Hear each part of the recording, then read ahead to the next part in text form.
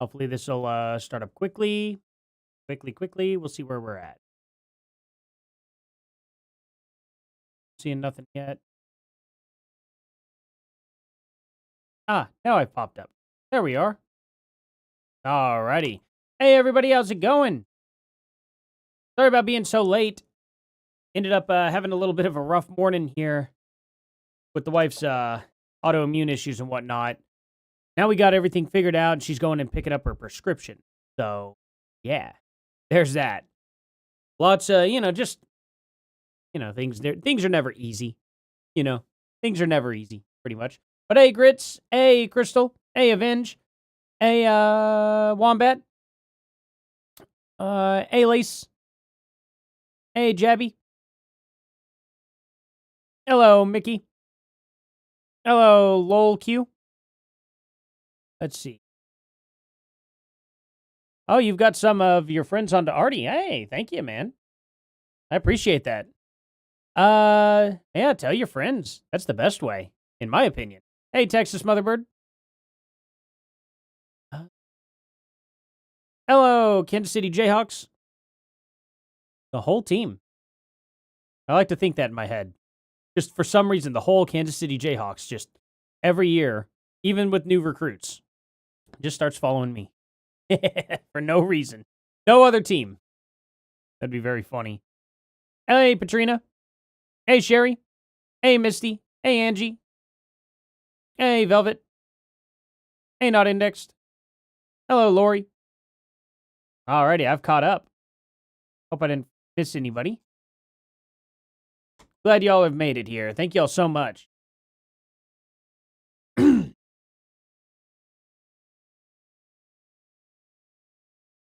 Absolutely. Well, it's her propanolol for the most part. It doesn't really control her autoimmune issues. The prescription actually controls her POTS. So pulling, whenever the blood pulls up and doesn't want to return as much, and a little bit of the heart issues, which get completely resolved whenever she's not in a flare at all. It's a symptom, not a cause. So it just kind of controls that symptom. And if it happens, she's pretty much got that whole POTS issue under control now. So all these people that come out and they're like, get POTS and they give up, no reason to actually. Just all you gotta do is drink a lot of water and a lot of salt, and then possibly get maybe a light beta blocker or something like that from a doctor. Just ask them; they'll give you the info on that. But and I mean a lot of water, a lot of water. If you increase your blood flow and drink like 100 ounces of water, I think it is a day, the blood will circulate all the way to the top. You increase your blood flow. Then you don't have pot symptoms anymore. It's actually a pretty simple fix. And also lots of salt. Like at least 1,000 milligrams of salt a day, I think it is. And, yeah. It's, they make tablets. You don't have to eat many of them at all. They have salt tablets if you can't salt that much. But always eat salty foods and take your salt tablets. Boom. Gets rid of all the symptoms. It's kind of wild. But sometimes, you need a little bit to calm the heart down. So there's that too. But it's not much. It's like, I think propanolol is like it's technically used as an anxiety medication as well. It's not a very, very heavy drug per se. But it does actually mess with your heart. So, take it with caution. But a lot of people are prescribed that just for anxiety. But long story short, they sent it to the wrong place. And it's like, we've been here for how long? Like, they just end up messing up sometimes. And so I just had to spend some time on the phone, you know what I mean? Which is always fun. That's always a lot of fun to spend your day on the phone. Oh, man, I can't stand... phone calls aren't the worst, but, man, I cannot stand being on the phone for levels of time for that. The lengths of time for that. Good Lord, I can't even speak today. I can't stand being on my phone for a decent length of time. It bothers me. It's like, I don't know. I guess I'm just more old school. I like my computer right in front of my face. I can see everything. It's just easier that way. Phone, you have to touch everything with your hands, and you misclick a lot. For the mouse, it's not that bad, at least to me. Hey, I appreciate that, Texas Motherbird. Thank you. I try. It's wet outside like crazy. The mosquitoes are horrific, and my mosquito traps don't even work now because water's just getting replenished everywhere. So mosquitoes have no reason to seek out my traps, which means that they're literally everywhere and biting. It sucks. Anyway, let's see. So what's Candace Owens got on the record today? Let's check her out real quick. Just kind of get a little touch up on base here.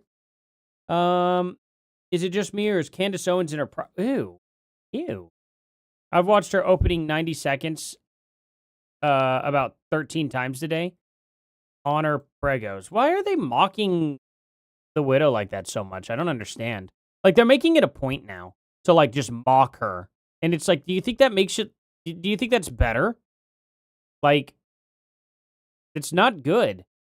They could just simply come out and be like, we're not mocking her, we're just asking questions or something like that. But instead, they've leaned into the mocking.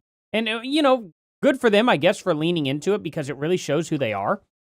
And they decided to make the worst possible move. It's going to make them look the worst. I don't know. You don't see us doing that to Candace. It's kind of crazy. Love your live shows. It keeps me entertained while I'm on break. Well, I'm glad to hear that. Thank you. I appreciate it. Yeah, it's just... Man, that is just cringe. Let's see. 22 hours ago. Okay, we got nothing. Got a whole lot of nothing right now. So we'll watch a couple things. We'll go over some stuff. I think we should watch the Tucker Carlson. Tucker Carlson. What did he do just recently? I know he was on Alex Jones, but where did he do the whole Ottoman Empire wasn't bad? Which one was that? Christian Zionism, how it corrupted American Christianity. Is this it? Which episode is that? Because, I mean, that's pretty wild, right? It's a pretty wild claim to make. That the Ottoman Empire were the good guys. ESUA forgot the grafted into Rome and Greece and Japheth and lost his... What? 430 years in Egypt, subtract 70 years of peace with Joseph. Okay, what?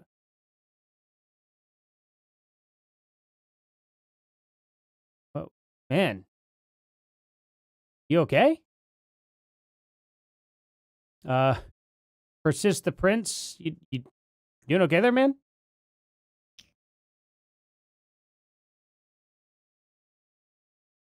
Talking about here. Let's try not to spam though, okay?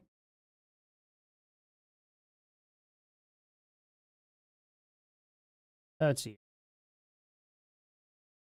Wrong. Okay. Who the real Israel is? What do you mean, man?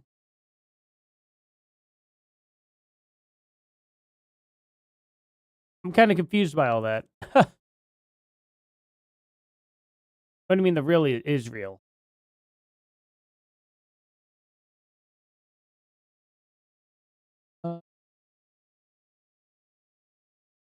Michael Jackson, Jordan. What are you talking about, man? Name one converted Israel from overseas in the last 72 years. I don't know how you got Michael Jackson into this. Wow.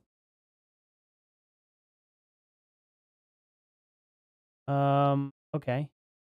Okay, yeah, hey, don't start repeating yourself, man.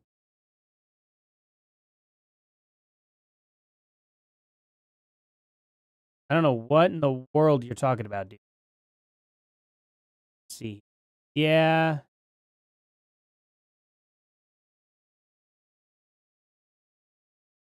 Anyway, what does any of that have to do with Michael Jackson?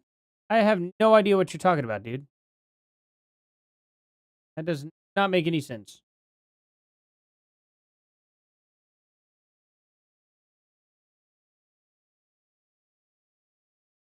Alrighty. Well, anyway.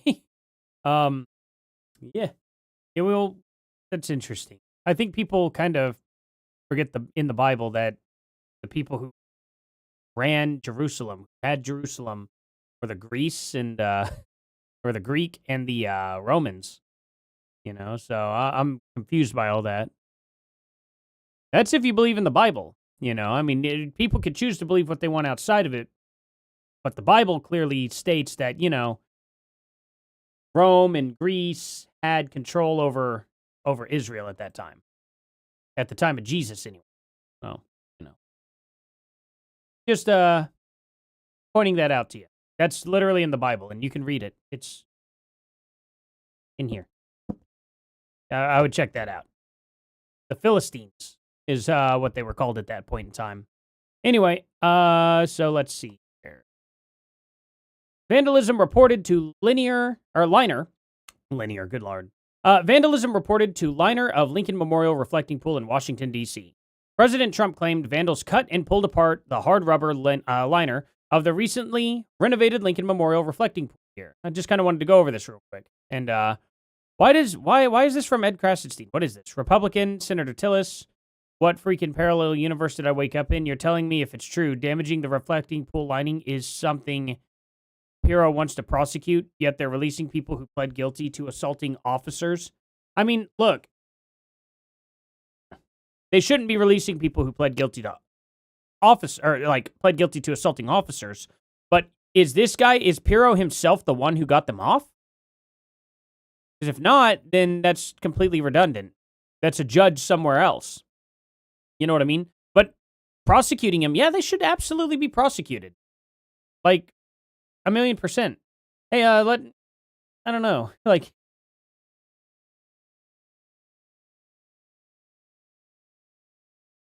will you stop spamming that same thing, man? I'm gonna have to turn your comments off, dude. Like, you don't have to keep this isn't a protest in here, man. Like, tone it down, buddy. There's no reason to be like this. Anyway, let's hear what this guy has to say. Freaking parallel universe that I just wake up in. You're telling me, even if it proves to be true, that damaging a lining in the reflecting pool is something that Pirro wants to prosecute to the full extent of the law? If it's, I mean, who cares? Like, why do you care that they're prosecuting them at all? They shouldn't be damaging anything in public. Would you be fine with them cutting up like stone monuments? Would you be fine with them spray painting on it? I think it should go punished. People shouldn't be doing that. People shouldn't be dumping chemicals into the water. People shouldn't be trying to sabotage anything, especially that Americans are paying for. I think that's theft. I think vandalism is not an okay crime. It's not something that I'm just like, oh, you kids, oh, well, it'll go away eventually. No, that's not how it works. Somebody's got to fix that. It keeps costing us money. This guy's dumb. Why is that such an issue? Well, I just don't understand that. Liberals are going to hate this. The reflecting pool is looking like the ocean this morning. Deep blue, crystal clear, and absolutely stunning. Let's take a look. The reflecting pool is looking magnificent this morning. Like, why is this guy British? You're going to say it looks crap when it looks crap. Man, we can't even get an American to direct the video here on, no offense to him or anything like that, but come on, we're in America here. Get a non-British accent. Got to cut it out. Yeah, it looks great. Absolutely. Did a very good job with it. Very good job. And liberals hate it. I don't understand why. I just don't understand why they can't allow something to be nice and let people enjoy it. Like, people want to come by here and have something really pretty to look at. They want to sit down, have a picnic, enjoy their time by this pool, and look at some of the craziest monuments that our people have ever built. Like, historical monuments. It's pretty neat. You know, sometimes we want to go back and look at how the country's founded. Man, liberals just absolutely want it to look disgusting. They don't want people to know. They don't want people to know their history. They want to change history. They want to make sure that everybody thinks history is evil.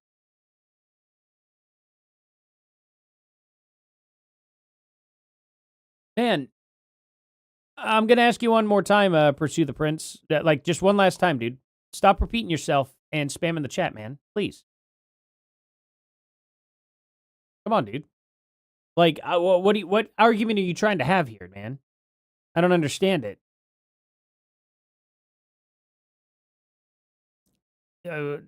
No, I don't think anybody's even talking about what you're talking about, are they? Let's see. Let's see. Red, blue, Crips, Bloods, or Republicans, Democrat. What do you mean? Oh, you think that they're... Wait, you don't think that a Democratic Party and stuff like that is Bloods and Crips, do you? Like, pretty sure Crips... Well, none of them will vote. But if they were to vote, they would... Both sides of the Bloods and the Crips would still vote Democrat. So I don't understand that comparison. That's funny, though. That's very funny. That is a very funny analogy. Let's see here. This is hard rubber surface, no paint before vandals cut it apart. Dang. Yep, that's interesting. Okay, anyway, I need to find this Tucker Carlson thing. Let's see. Here we go. Link me the episode where Tucker Carlson is an empire. Make sure I get the right one. I have a feeling it's this, but I have no idea.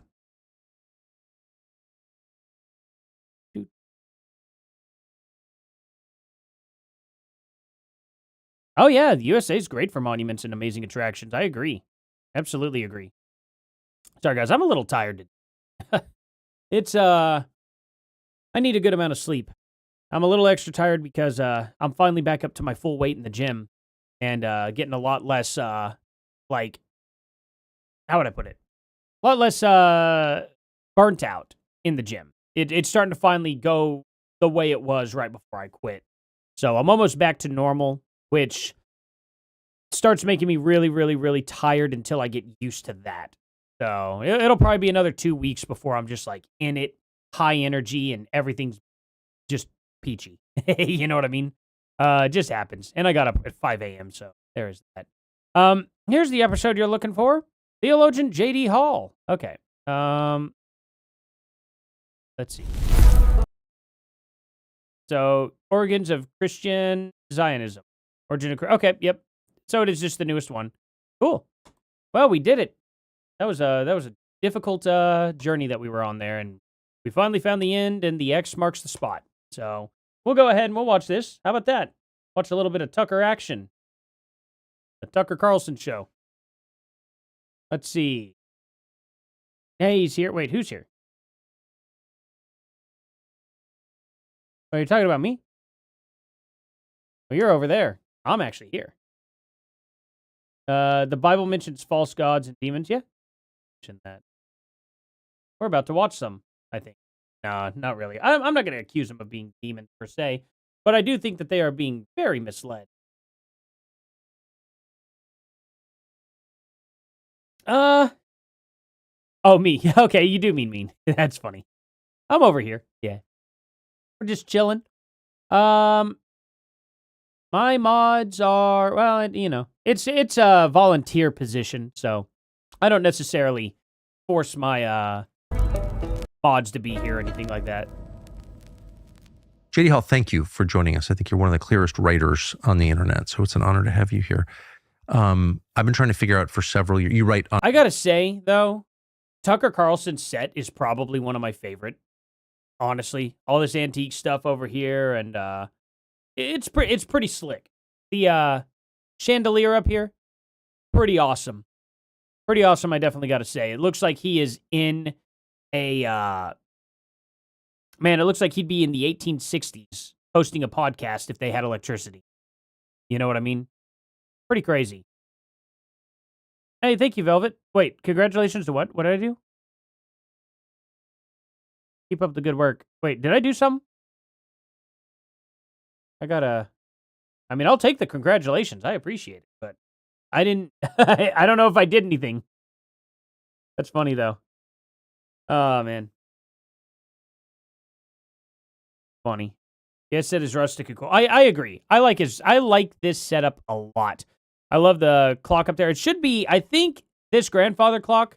I understand why he has the grandfather clock. Most people probably don't. It's not a grandfather clock, but it's like a miniature grandfather clock, right?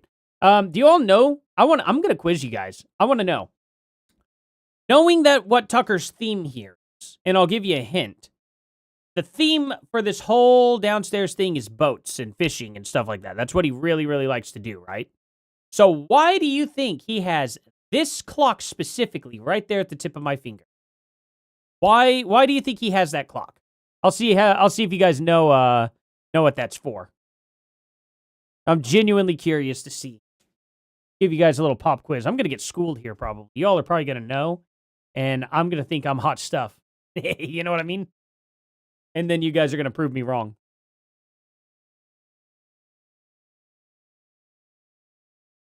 Oh, okay.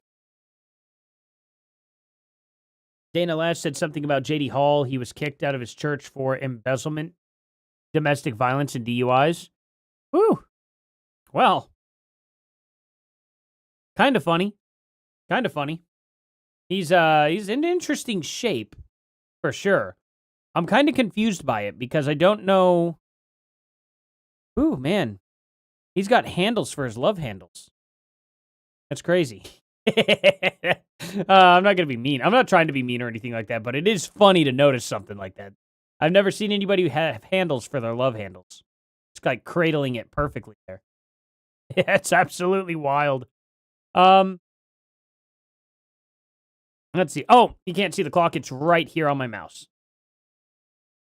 Right here. So why do you think he would have this specific clock if the theme of his entire background is like boats and stuff like that?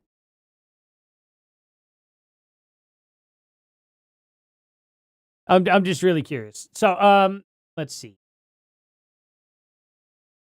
No. It's not that kind of clock there, mister. It's actually really simple. So, these clocks, and including grandfather clocks, the reason why it has that pendulum is because regular clocks wouldn't work on boats. The shifting and the side to side and all the wave motions throw the time off quite a bit. So they installed this swing here, I guess you could call it, the pendulum.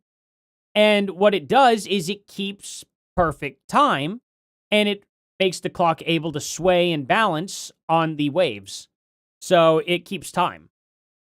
They were literally invented for ships. Pretty crazy, right? Oh, congratulations on you doing good work in the gym. I appreciate it. I'm getting right back into it, and I am not going to miss another day. That's for sure. I am, once I get locked in, it's pretty easy. My schedule changed last year badly, though. It was a complete flip on schedule, so I missed going to the gym a lot. Way too much. And started gaining weight again. And I had to get a rhythm to my schedule, especially, it's still really hard. Still really, really hard. I just accepted that I'm going to have to lose some sleep. That's what's going to happen. I'm going to have to lose some sleep. And you know what? It's fine. At the end of the day, I can afford to lose sleep 3 days out of the week. And, it'll be fine. 6 hours? Plenty. It's plenty. It'll all be good. Anyway, therapy just ended. What is this? Well, this is definitely not going to be therapy. I'm going to put myself right in the middle. I'm sure they'll switch the camera angle. Kind of wish they would just keep one static camera angle, though. Honestly, I don't know. Theology on Substack. Yep. And other places. And very clearly, I just want to say, clarity being the goal of expository writing. You achieve that. Right. Few do.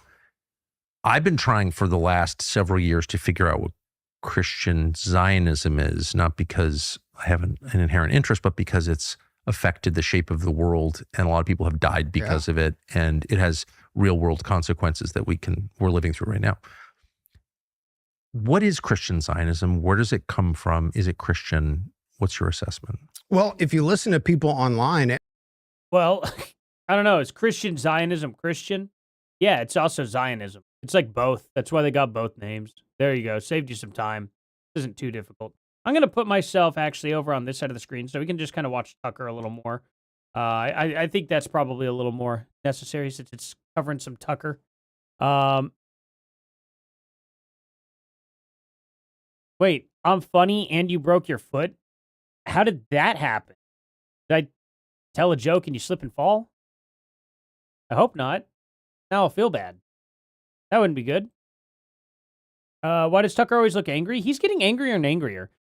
I think he's finding out being bought and paid for comes at a price. Every Christian is a Zionist, just naturally, right? Yes. So the proponents of it will tell you that it is the de facto position on Israel, and it always has been for Christians, to believe in the establishment and support and protection of a Jewish ethno-state Yes. in Palestine. Christian Zionism. You mean the Philistines?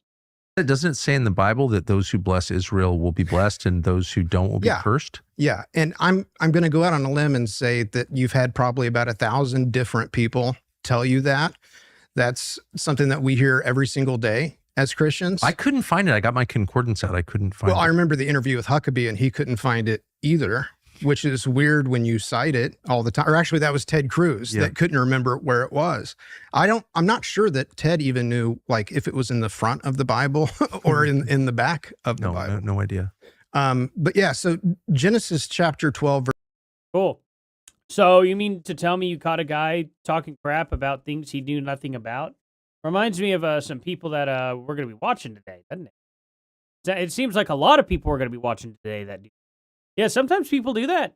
Sometimes people say things that they think are in the Bible that aren't in the Bible, which is why I try to not do that. It's pretty simple.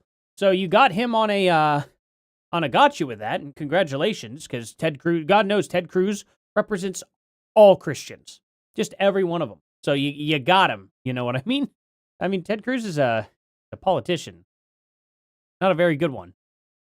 Been around for a long time. He's, I don't know, not very I'm not against what he's doing right now, but during Trump's first term, he wasn't exactly that great. He was just mild. Before Trump's first term, he was not good at all. So he was very neocon. I don't know. Take what you will with that. Maybe he's changed. But at the end of the day, I still don't think he represents every single Christian. Crystal Brown for $10. Thank you. Already I am a member because your content is top-notch, unbiased truth. Keep up the amazing common sense. Hey, I appreciate that. Thank you very much, Crystal. That's very nice of you. Thank you. In Palestine, sir, that's Israel. Yeah, exactly. Yeah, it's funny. But they're leaving out the whole history of the Philistines, and that's why it was called Palestine. For the Philistines. You know, the Greeks. The Greeks that invaded and took over. That's why it was named that. It's crazy. I don't know if there are any Greek people living in Palestine. Verse 3 says, I will bless those that bless thee and curse those that curse thee. And from that, and I'm simplifying it, but from that comes this more philosophical notion than theological, that we as Christians have a duty-bound obligation to protect and to defend and also to help establish a nation for the Jewish people in Palestine. And it hasn't always been Palestine, you know. So when political Zionism first developed, they had posited Morocco and Galveston, Texas, Ohio, Siberia, different places. Galveston, Texas? Yeah. There was a substantial number of Jews there, and they thought this could be sort of the safe space for, you know, Judaism. I mean, shoot, yeah. Why would it not be a safe place? In Texas? Probably the safest place to practice any religion you want. They get to defend themselves and practice their religion. Yeah, it's a pretty good deal. I understand why they do that. Worldwide, which made sense because, you know, the United States has always been a pretty hospitable place. Yeah. There you go. Wasn't very hard to deduce that, wasn't it? Hey, Mex Chica, thank you so much for joining as a troll. So we got a Mex Chica troll. I don't know if that came out right. Guess we'll find out. For Jews. But anyways, so far as it concerns Christian Zionism, that is tied to a theology called dispensationalism. Dispensationalism is a theology invented by John Nelson Darby. What does the word mean, dispensationalism? Well, the term refers to different dispensations of time. What does dispensationalism mean? It means different dispensationals. That was an amazing explanation right there. That was very funny. I hope it goes that way, but I mean, why did you use the word to describe the word there? That's never a good idea. That's never good. By which God operates differently and deals or interacts with man differently depending upon what dispensation of time it's in. Huh. So Okay, so can you like talk about dispensation? I'll do it myself. Dang it.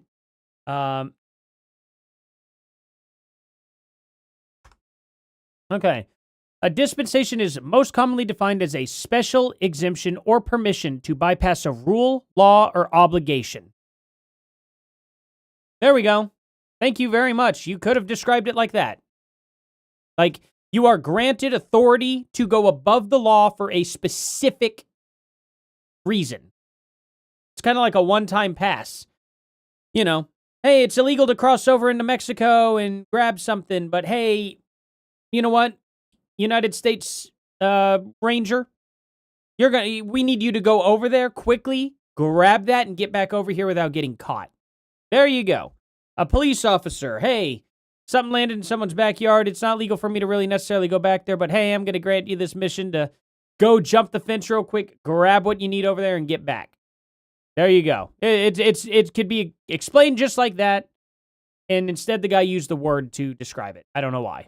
dispensationalism is juxtaposed against covenant theology. And those are your two basic viewpoints of Christians. Grab whatever's back there, whatever they're after. I don't know. Could be a doghouse, could be a chicken bone, could be a officer who decided to play chicken and throw his taser over the fence and be like, okay, who's going to break the law now? You know, I don't know, something stupid. I'm just saying, you get essentially special permission to break a law that you normally wouldn't be allowed to break, but you only get to do it for a very, very, very temporary time. Yeah, kind of like a hall pass. Yeah, I'd put it like that. Get out of jail free card.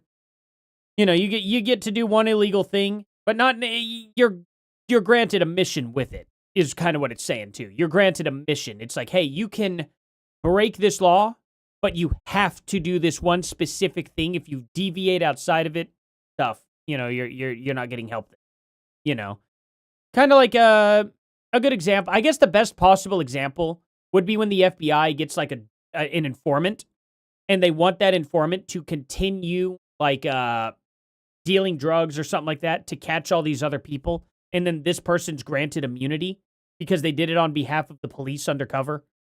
See what I'm saying? So he got to break the law still. He got to continue dealing drugs, but he was doing it for the police to catch other people who are part of a much bigger story. You know, a much bigger crime, a much bigger, how would I put it? Operation, I think would be a good way. Throughout the history of Christianity. And for the most part... Oh, he called it heretical, but he didn't know what it meant? Yeah, no, God can give you the ability to essentially break his rules temporarily if he says so. I mean, who's going to stop him? Who's going to stop him from doing that? So, I don't know. I wouldn't call it heretical. It just depends on, you know, what's asked of you. If you actually end up having that experience. If you don't, then it would probably be heretical, you know? So, biblical dispensationalism would be essentially God granting you the ability to violate a law for a specific purpose. You know what I mean? Like, hey, you don't have to follow this commandment because I want this set of events to take place. You know what I mean?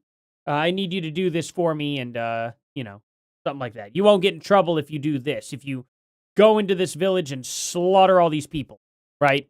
Probably pretty Old Testament-y biblical, right? You know what I mean? Need you to go take out all these evil people for me. You're the chosen guy, right? Although a lot of people, I guess, kind of probably think that they are and try to do that and, you know, end up getting taken to prison. I'm sure there's a lot of schizos out there like that thought they talked to God and God told them to slaughter all these people. You know, but biblical... Yeah, it's a distinct period of time in which God administers his plan for humanity, derived from the Greek word, good Lord, that's not even close, oikonomia, meaning stewardship or management of a household. The term refers to how God reveals his will, tests humans' obedience, and responds to human failure. So I guess it's kind of like whenever he had, was it, who did, well,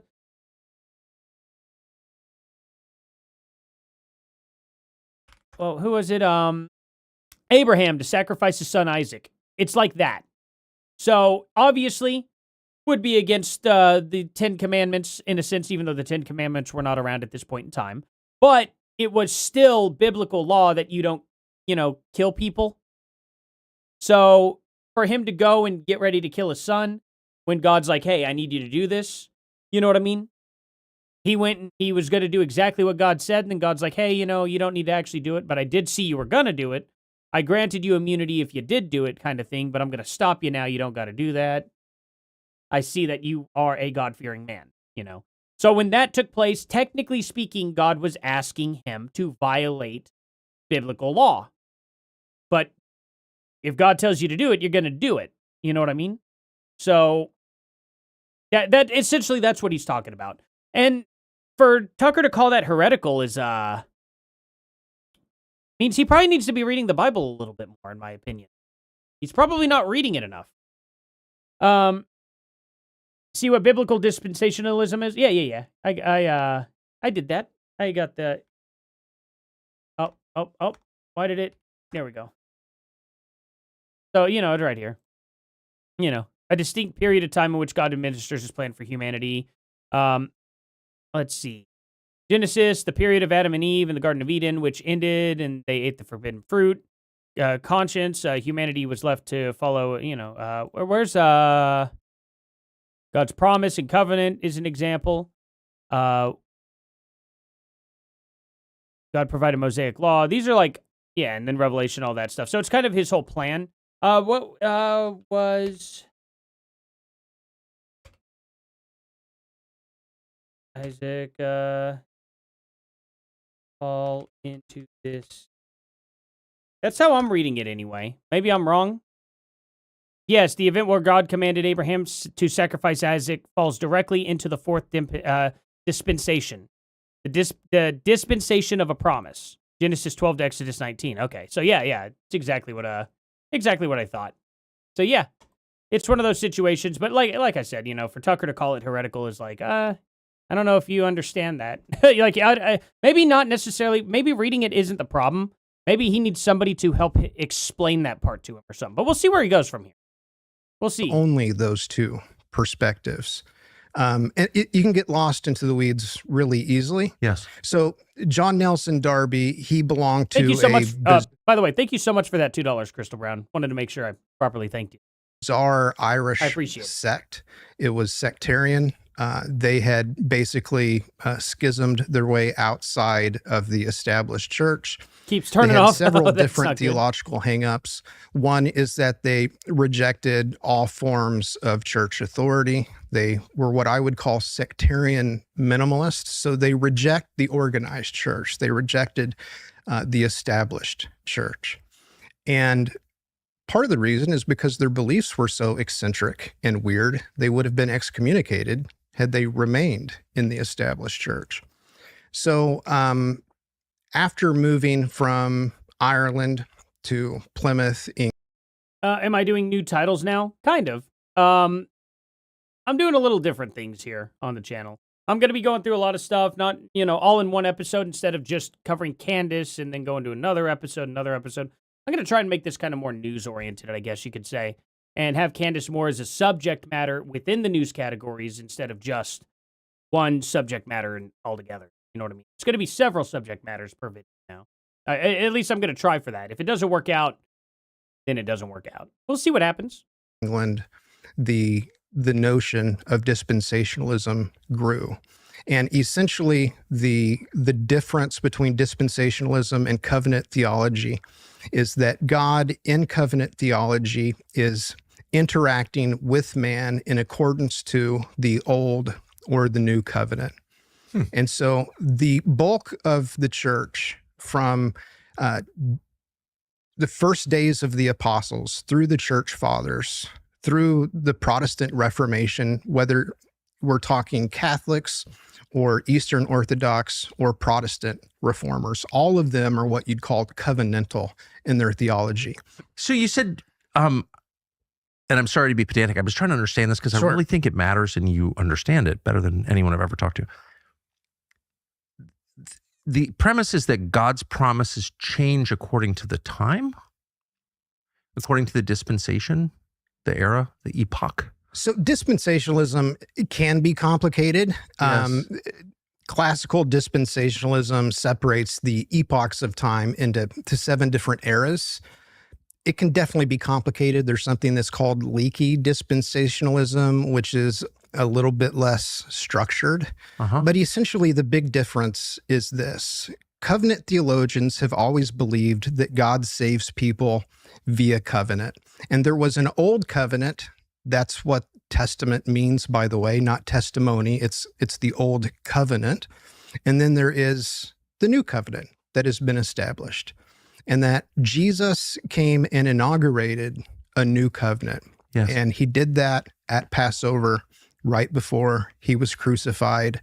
The Last Supper, which was the last Passover supper, the last authentic Passover supper, was also the first Lord's Supper. It's the first communion or Eucharist. Yes. And Jesus says, this is my new covenant, or this is the new covenant in my blood that's poured out for many.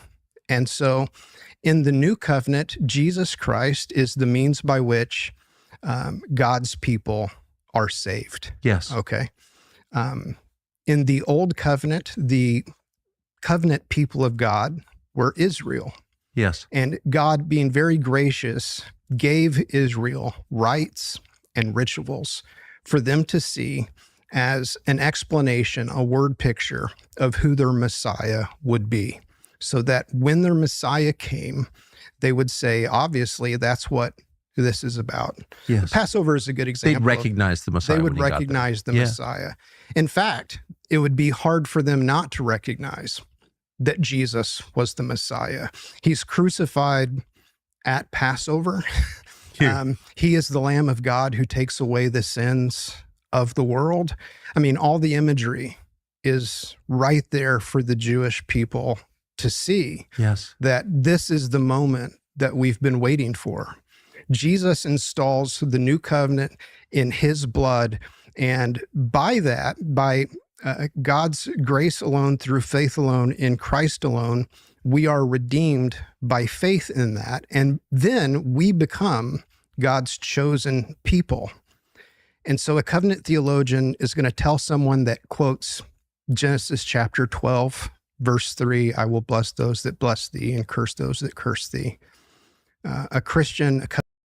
I wish this is going to be very draggy. It seems like this whole dispensationalism. They're just explaining it. I don't know if I want to watch this whole thing or not on this part. I could skip to what is Jesus Christ's role. I was hoping he'd get to this roundabout point to see like kind of what's going on. It seemed like to me, which he's probably not, but it just feels like he's going into like this thing of like, because the Jews weren't able to tell at that time, that's why they don't believe in Jesus or something like that. I don't know. I hope he gets to that point quick. Covenant theologian is going to quote to you Galatians chapter 3, which is a book of the New Testament in which the Apostle Paul is writing to the church in Galatia, and he tells them that if you have faith in Jesus, you are God's children. You're actually, he says, you are the children of Abraham. It says it twice. So by faith, we're adopted into God's covenant people. And then at the very end of Galatians chapter 3, not only does it tell us that we are the children of Abraham, those who believe, but also we are the heirs of the promises. And so, in fact, in Galatians chapter 3, verse 7, the Apostle Paul very clearly explains that promise is not for the Jews. It never was for the Jews. The picture was, or rather, the mission of God was much bigger than And that's that. clear in the Old Testament, isn't it? Right. It's Old Testament, and God is preaching. Okay. So, in other words, he's saying that the Jews will not go to heaven. Okay. Let's just for a minute even say that that's true. So does that mean that we should be enemies with them? Is that what he's trying to say? Like, what? Why? Even if that were true, and it's like, okay, we're gonna go up and all that. Why not still have a cordial life with them? Like, I don't understand what premise he's trying to get here. So this just seems like some Jew hate for literally no reason. No reason at all. You could believe that in the Bible if you want. But why are we coming out and like being like, okay, this needs to be known to everybody. They're not going to heaven. And it's like, I mean, did it even matter if people knew that or not? I don't know if that's information that would prevent people from going to heaven. So it's like just pointless anyway. Now, obviously, I don't buy into this, but I'm saying, okay, let's realistically put it out there. If this were really the truth, why would people need to know this anyway? Like, what would this serve?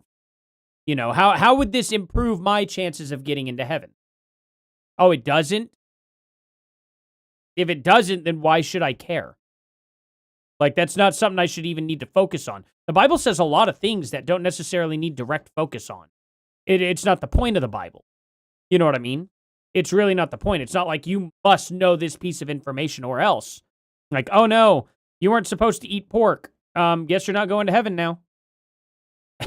Yeah, no, that's not the point of the Bible. Through the rites and rituals of the Old Testament, the gospel, before Jesus came. Yes. All right. So that they could understand concepts like grace and judgment and forgiveness and repentance, because it was never about the sacrifice of bulls and goats. It's not as though that bloodshed ever took away sin. It gave them a picture of the bloodshed that Jesus Christ would one day give for us, so that they could believe in what we call types and shadows, putting their faith in the rituals that would one day be lived out in reality through the life and ministry of Jesus Christ. And the greatest, the great mystery of the gospel, Paul calls it, is that Jesus was not just a Jewish Messiah. He was a global Messiah. He was everyone's Messiah. And that by faith, we become the children of Abraham. And by faith, we receive Abraham's promises.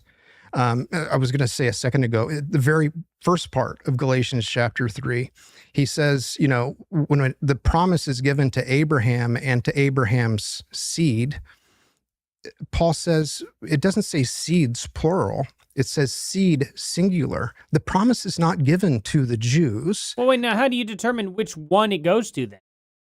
Like, that's kind of interesting. It doesn't say to his seeds. No, his seed would also be plural. Like, that's insane to say. Like, they're not talking about one dude.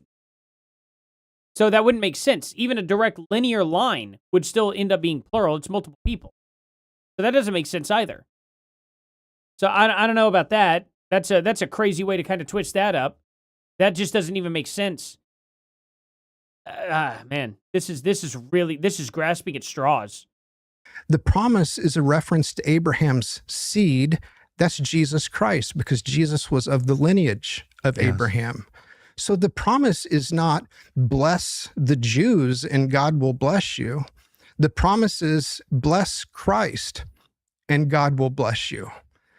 Furthermore, not only is that promise just for Christ, but by the end of the chapter in Galatians 3, the Apostle Paul says, you are the heirs of the promise, meaning that promise is extended to us. And so the irony is you have these so-called Christian Zionists who believe that we have to bless Jews in order for God to bless us, and they're actually giving away their own inheritance.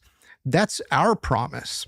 I'm a child of Abraham. If you're a Christian, you're a child of Abraham. We receive the heir, or rather, we receive the promises of Abraham because we inherit them by the virtue of. Yes, we know this, though. Like, we're not foolish people who are like, oh, well, only Israel's the chosen people, right? Like, that's them. They are the absolute, like, chosen ones. Well, if they were, how are they any more chosen than us? You know what I mean? I don't know. That's kind of a wild thing to say. Do people actually believe that that's what others believe? Like, Christians are the chosen people. They're supposed to be the chosen. You know what I mean? where we follow Christ. It's kind of the whole point. I don't think anybody's disputing this. Are people disputing that? I don't know. It's interesting. It's a weird way to go about it. All right. But what's your point? What is your point about all this, though? That's what I want to know. Like, I could really use, like, your point. Of adoption in Jesus Christ. That's what Christians have historically believed. And there are other supporting texts. You got Romans chapter 9, where the Apostle Paul says that Jews who do not believe in Jesus are not children of Abraham. You've got Romans chapter 11 that paints the picture of the tree of faith, in which unbelieving Jews are branches on this tree that have been cut off and severed from both Abraham and God, and in their place are grafted in believing Gentiles. And so we, are brought into the family of Abraham and in covenant with God by virtue of faith. And so when someone like Mike Huckabee or Ted Cruz or any other politician or preacher preaches a message that, if you want God to bless you, you need to do X, Y, or Z for the Jews, they're handing away or handing out Christian promises. Those are for us. We have. That's not what thare doing. That's not what they're doing at all. They're not like, oh, let's just give Israel everything. No, that's not even happening like that. What are you talking about? Like, if it is happening, it's happening under our nose and illegally. But that's not what he said whenever he was bringing up that passage. That's not what he was saying at all. He's just saying, it was biblical to bless the Jews, that you're required to bless the Jews for the most part. Like, okay, I give them my blessing. Wow. What makes you think that means we're giving them an arm and a leg? Like, unless it was happening illegally. That just doesn't make much sense. Anyway, we're going to move on to this, what is Jesus Christ's role? I guess. I don't know why we need to go over that, but I think, if anything, we know his role. I think everybody kind of knows it. So this is going to be redundant in my opinion, but maybe he's going to say something really dumb. Prophecy. What's Jesus's role in dispensationalist theology? Well, Jesus' role in dispensational theology is, so it depends to whom. So John Nelson Darby, the inventor of dispensationalism, referred to the church, the Christian church, as a parenthesis. That God's main plan is Israel, but because they've been naughty and disobedient, the church comes in and we're a parenthesis. So instead of being like the bride of Christ, the church is more like a summer fling, that this is where the rapture comes in, that eventually. Okay. I guess that's what I wouldn't have used that to describe it. That's an interesting choice of words. Very biblical. Alrighty. God will rapture us, take us out. We're gone completely. And then Israel can resume its role as the big picture. It's a very Jewish way of looking at the scripture, where Jews and Judaism and Jewish people is always at the center of the scripture, as opposed to Jesus being at the center of the scripture. So eschatologically, in terms of the end times, there are different ways that. How many Jews are reading the Bible regularly and reading about Jesus? What are they? I'm kind of confused by that. I don't know if they read that. Do they read that? Do they normally crack open the Holy Bible and read the New Testament? I guess that's an interesting take. Christians have looked at it throughout history. There's amillennialism, and I'm not going to bother explaining these. That Jesus used for him completely, and then Israel can resume its role as the big picture. It's a very Jewish way of looking at the scripture, where Jews and Judaism and Jewish people is always at the center of the scripture, as opposed to Jesus being at the center of the scripture. So eschatologically, in terms of the end times, there are different ways that Christians have looked at it throughout history. There's amillennialism, and I'm not going to bother explaining these, but postmillennialism, premillennialism, historic premillennialism, that is. They all agree, though, that God only has one chosen people, and that's those who believe in Jesus, whether they're Yep. Jewish, There you go. whether they're Gentile, it doesn't matter. We're all the children of God if we believe. Sure is. Dispensationalism is different from all of those different ways that Christians can view the end times, because dispensationalism is saying, well, really, God's main love is the Jewish people. And for a time, in a so-called church age, in this dispensation of time, the church is here. But one day we're going to be sucked out of here. We're going to beam up to heaven. And then Israel will come back and form the center of the show. And so from my perspective and the perspective of historic Christianity, it's not only an insult to the church to act like we're some kind of summer fling for Jesus and that, it's really about Israel. I think it's also disrespectful to Christ because he didn't come to be like a tribal deity of some desert war cult. Okay, so what he's saying is it's just disrespectful of Christ to think this way. And that's just an opinion. Like, I don't know if that's the case or not. I maybe he's right, or maybe he's just dead wrong. But I mean, at the end of the day, this is very much like, I don't know, not. It's kind of silly, so we're gonna skip that part. That's really, really silly. It's such a. Why even speculate on that? It's not even important. It's not knowing that's not gonna make you live better by the Bible or not. Who killed Jesus? Okay, now they're going to get into like the Roman. Did the Romans kill Jesus or was it the Jews? Interesting that people ask the question sometimes, like, who killed Jesus? And it's a big debate online. Every couple weeks, a new fight breaks out on X. I mean, I can already tell by the way this guy is. He's definitely going to say the Jews killed Jesus. 1,000,000%. He's going to say that. But we'll see what he says.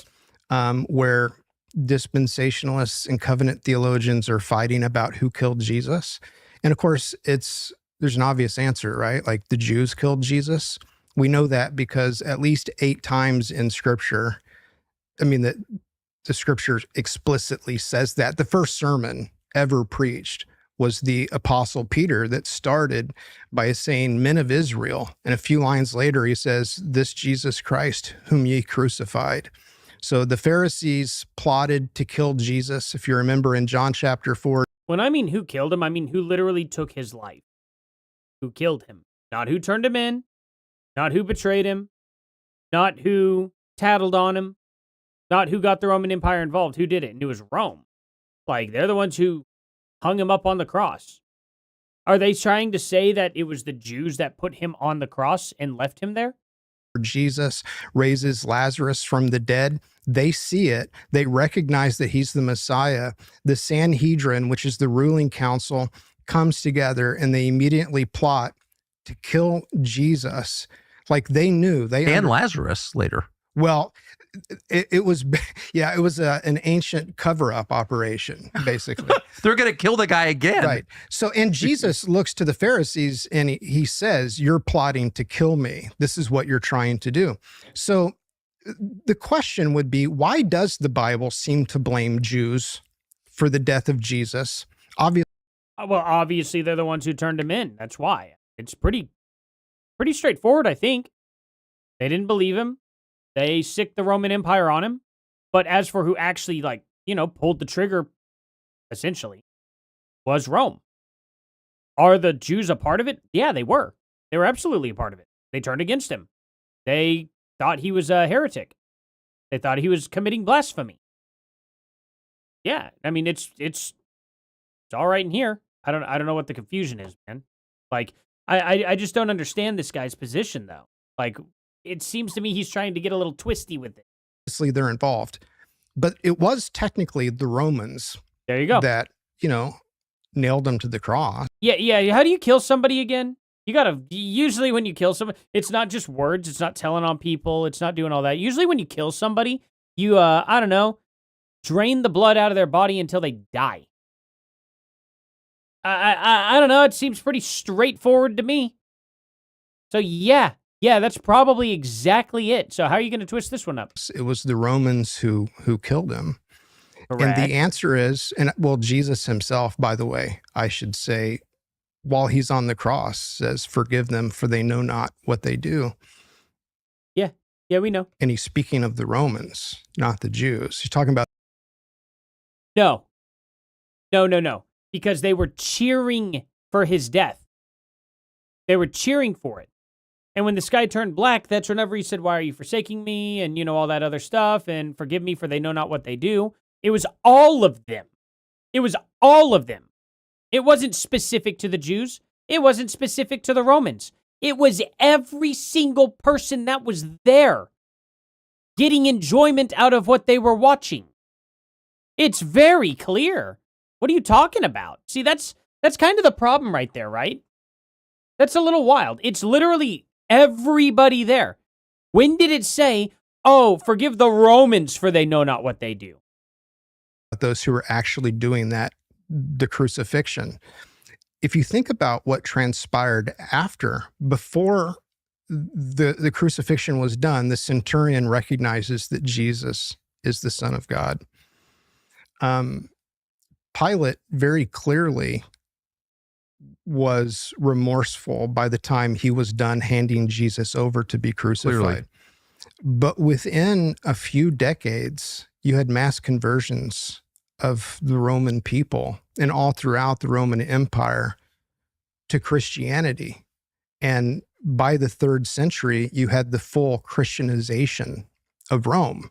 That doesn't mean that every Roman on earth was therefore a Christian by the virtue of being born in a Christian empire. Okay, so what, they had to convert in order for him to say, "Forgive them, for they know not what they done"? That means that only the people that converted?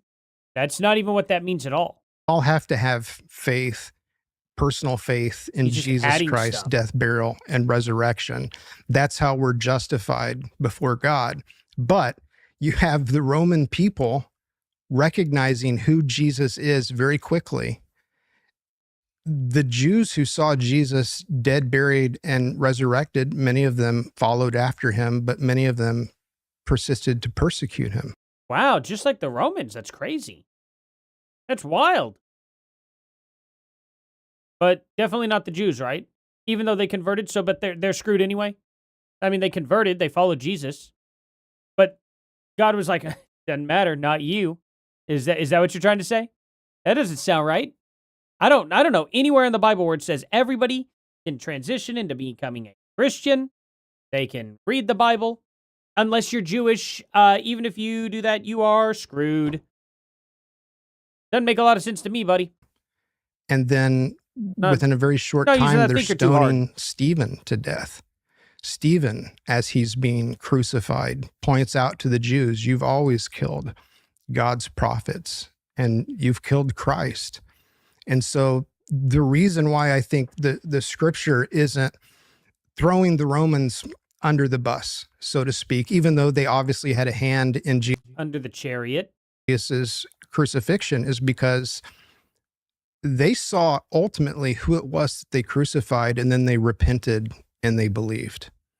And A few of them had to ride the short chariot. Gonna put that out there. Jewish people, those who did not convert and follow Christ, ended up having to make a new religion in 70 AD when the Romans destroyed the temple.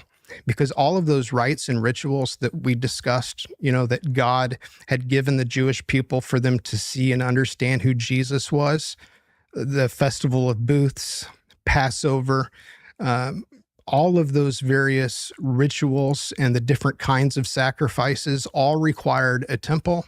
Yes. And it required an altar. It required blood. It required a priesthood to make that sacrifice. Those no longer existed after 70 AD. And so over the course of hundreds of years, the sect of the Pharisees that grew into modern Judaism had to essentially invent a Judaism that is not what you see in the pages of the Old Testament. They renamed some feasts, right? Like they still call it Passover, but it's not. It doesn't resemble the Passover of the Old Testament. It's a completely new, disparate religion. And that's why you have a desire among Christians throughout the last 2,000 years praying for the salvation of the Jewish people. To be very clear, the Christian or covenantal theologian message is not that Jews are totally cut off from God and that they cannot be saved and that God hates them or anything like that. But it's That's what it sounded like, I don't know, 31 minutes ago. that congratulations, you're ethnically Jewish. That's great. God doesn't care. Like every other group of people on the face of the planet, you need to repent of your sins and believe the gospel. That's the Christian message. John Nelson Darby comes along, and the message towards the Jewish people begins to change and begins to evolve. And suddenly it's, instead of you need to repent of your sins and believe the gospel, it's you're special. You're special to God. God's going to bless you regardless of whether or not you have faith in Jesus, just because you're Jewish. And, that's partiality. The scripture actually forbids that type of partiality. It's unfortunate that Christians believe that's historic Christianity, because it isn't. Christians ought to be safe in. It actually is historic Christianity because the New Testament did not exist yet. That's all they had to go off of. What do you mean? How could that not be historic Christianity? Like, it is. Like, unless you're talking about Christianity literally, like, not just historically, but Christianity literally started after Jesus, which it did. But I'm talking about, like, in a sense, like, essentially nothing else mattered before that at all. And I don't know if that's the case. I think the Old Testament probably is somewhat important, I would think. I don't know. And it could be. I mean, he might be onto something, but it doesn't directly say that in the Bible. So it's like, it's just a theory, But to live so hard by a theory that you can't confirm, that's a little silly, isn't it? I would think that's a little silly.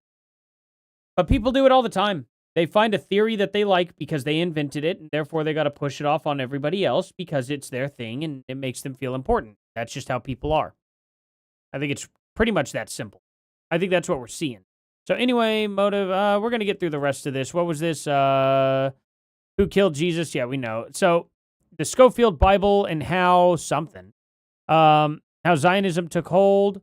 Israelis' prosecution of the state. Actually, you know what? It's way easier to read from here. Okay. The Schofield Bible and how dispensationalism was used for political gain. I don't care. How Zionism took hold in the West. That could be something that we see their opinions on. How does the secular state fit? How does the secular state of Israel fit into this theology? Israel's persecution of Christians. What is the Muslim view of Jesus? Israel's propaganda campaign on Christians. Israel's evil AI targeting programs. Is modern Judaism the Jewish religion of the Old Testament?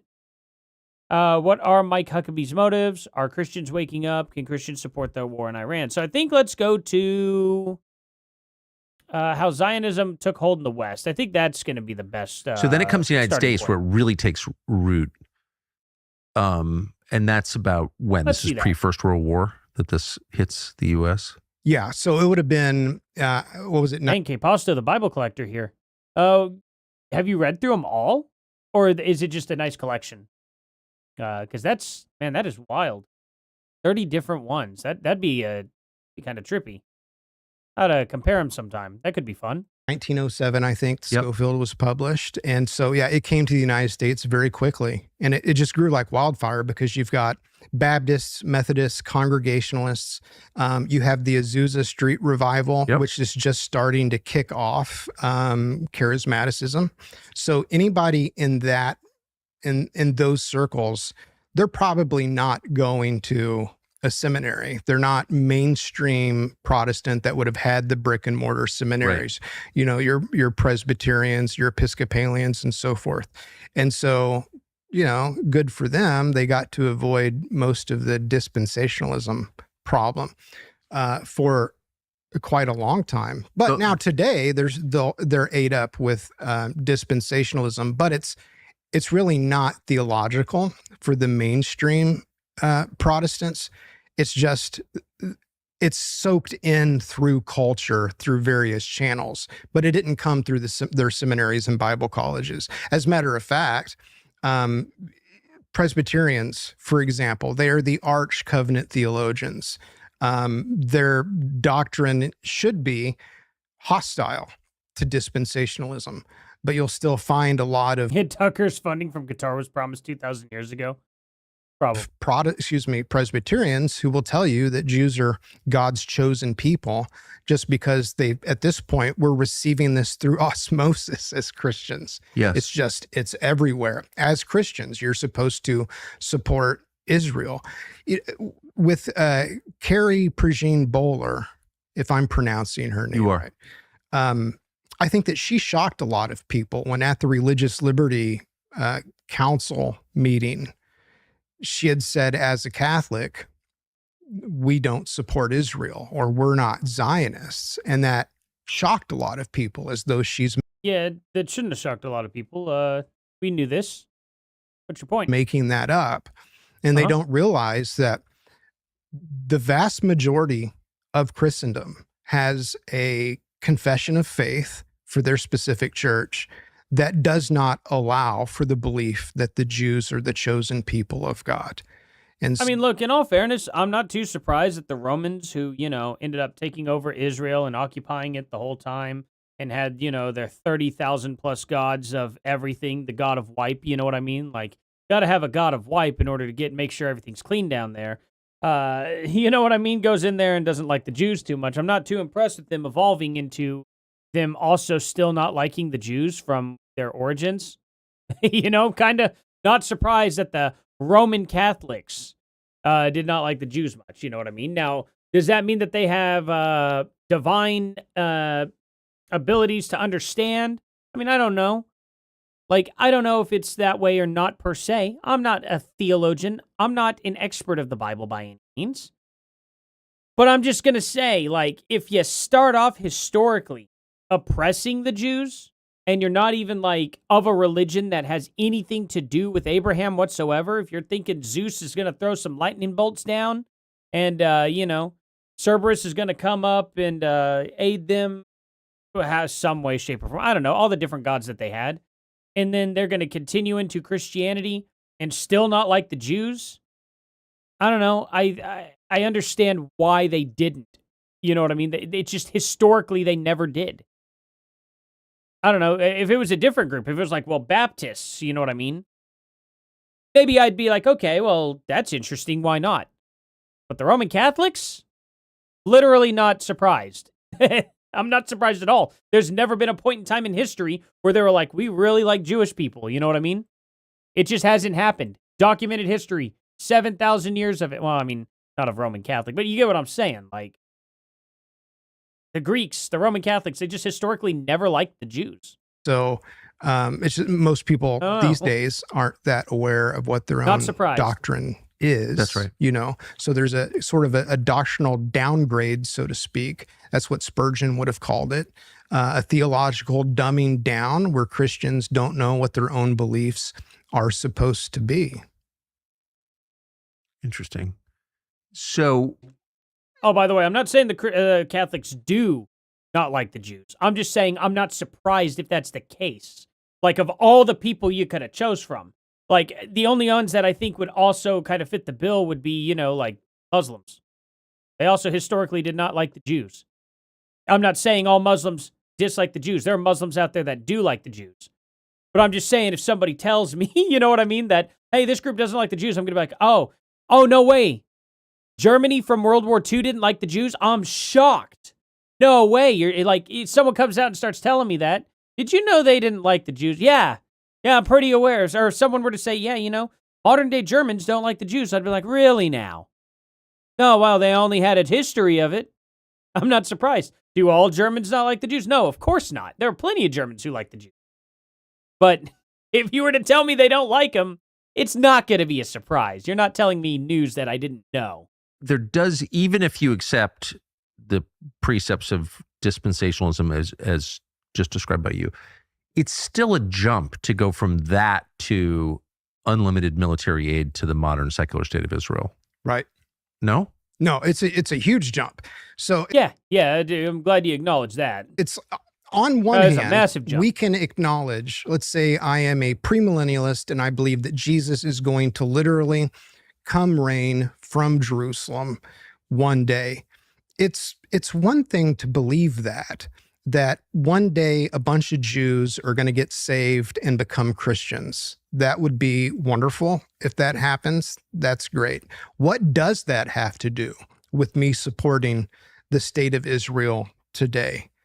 God may one day save the Jews. Great. Hope he does. I don't know. You don't even really have to think of it that much biblically. Like, they're a good ally. They're our strongest ally in the Middle East by far. You could think of it from a strategic point of view, just from the United States. Not everything has to go through the lens of the Bible. Most things should. You should live your life probably looking through that lens. But it doesn't mean it has to be. Like, I can argue against baby termination without ever once having to bring up the Bible at all. And I can make a really good argument against it. You know, just in general, knowing that, hey, life starts as a cell. These are a clump of cells, therefore it is life. It's very, very easy. Very easy.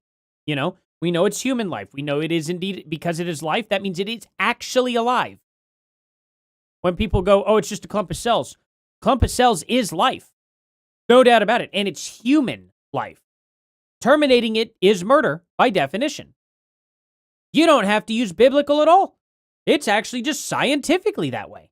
And the left really hates those arguments. They really, really, really hate those arguments because you're arguing on their terms and they're losing. Using their own logic, they still lose. And it's fun to do that. So I don't know. It's kind of a waste of time, in my opinion, looking at this biblically or not. Right now, I think it's actually in our interest for the Middle East for us to have a really strong ally there. If they end up not being a good ally later on, well, that's later on. We'll cross that bridge when we get there, or we'll burn that bridge when we get there. Right now, I don't think they're the worst. Do I think Israel needs to listen to the United States right now? Yes.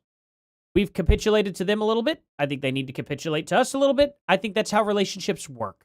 When you have a relationship with someone, you give in a little bit and you take a little. It's how it works. It works like that on a world, national, international level. It works on that with your own best friend. All the way down to the smallest thing. Oh, it works like that with your dog. Give a little, take a little. You know? Sometimes your dog really wants to do something, and if you don't give it to him, they ain't going to be a good dog to you. You know what I mean? I don't know. I think it's kind of simple when you really break it down. And I don't think they've done anything to really screw us over. Maybe I'm wrong. But from what I've seen, it doesn't look crazy. As the promises are in the Bible that he will, so I believe that that will happen one day. But that does not imply that I therefore have to become part of a protectorate to protect a kingdom of Jews whose king is not welcome. And for me, that's the offensive part as a Christian, being told that I have to support the Israeli state. Like, I support Jesus. Jesus is not welcome in the Israeli state. Well, that's not true. They allow Christians to go up there and pray all the time. They don't treat us poorly. They're not executing us. They're not throwing us in prison. They're not kicking us out of their country. Now, in times of war, things become off limits. Even Jews aren't allowed to go to certain places during time of war. And especially Christians would not be either. So I don't understand that logic.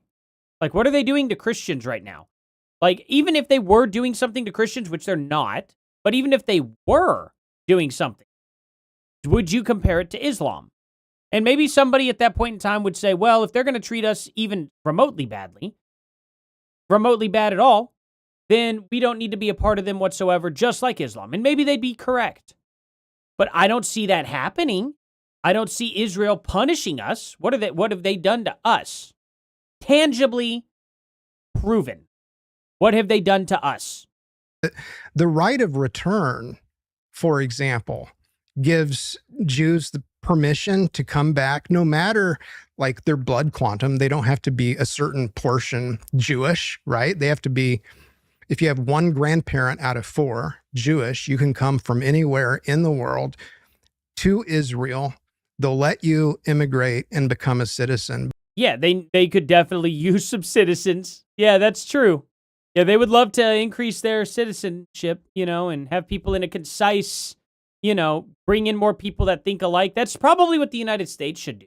See, we should be allowing a lot of people who are very much pro-United States immigrate to this country, and we should be kicking people out who are anti-United States.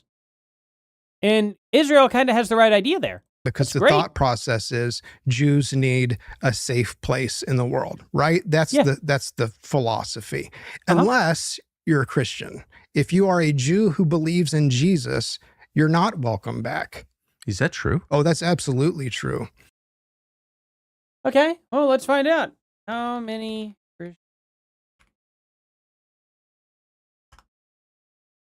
There's approximately 185,000 Christians that live in Israel, making up about 1.9% of the country's total population. The Christian community in Israel is diverse and includes several key demographics. Okay, cool.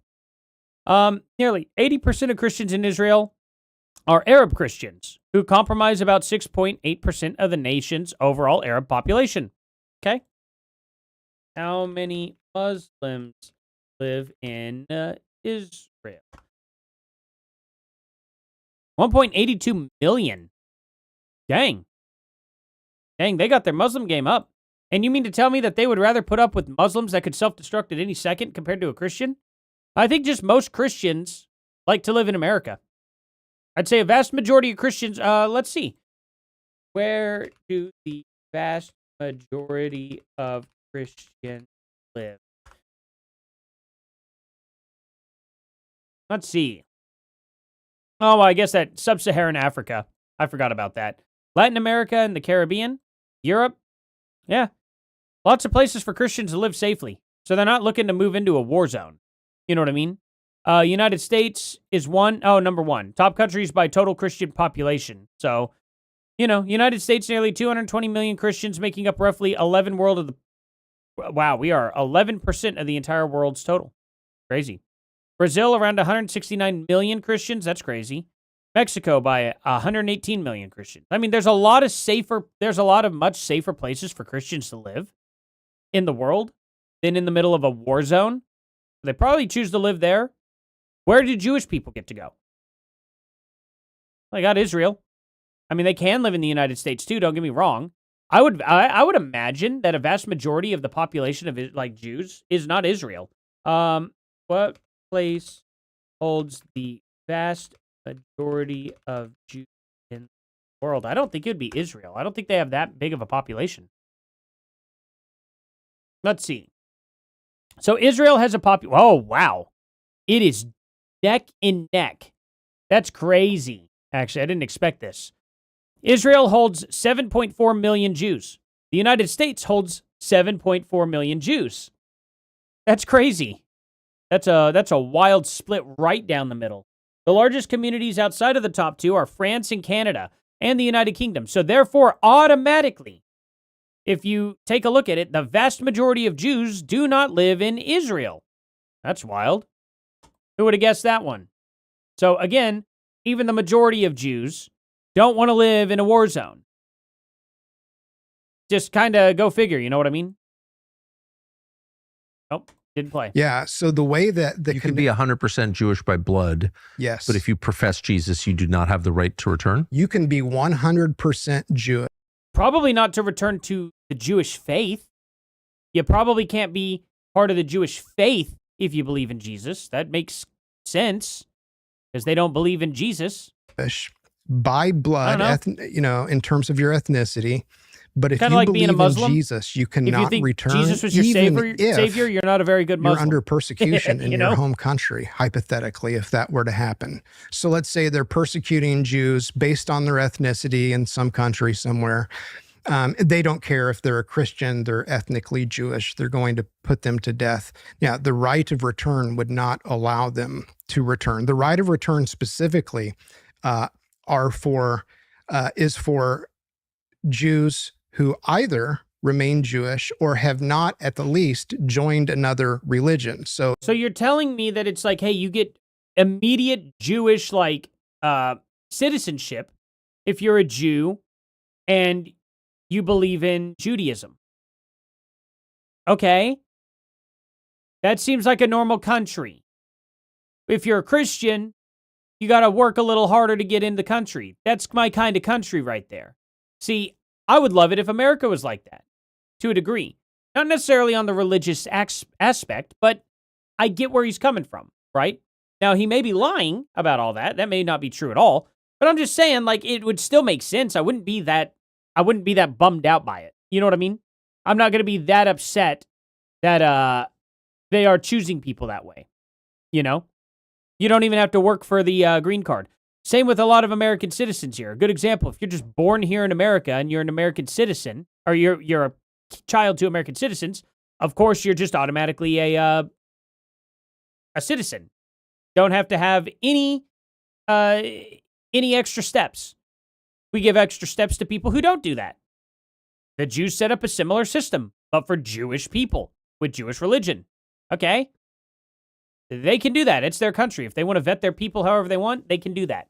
That doesn't mean Christian people can't be there and they can never come back and they're not allowed to be in Israel. That seems to be a total misrepresentation of what you're trying to describe. Because Christians do live there.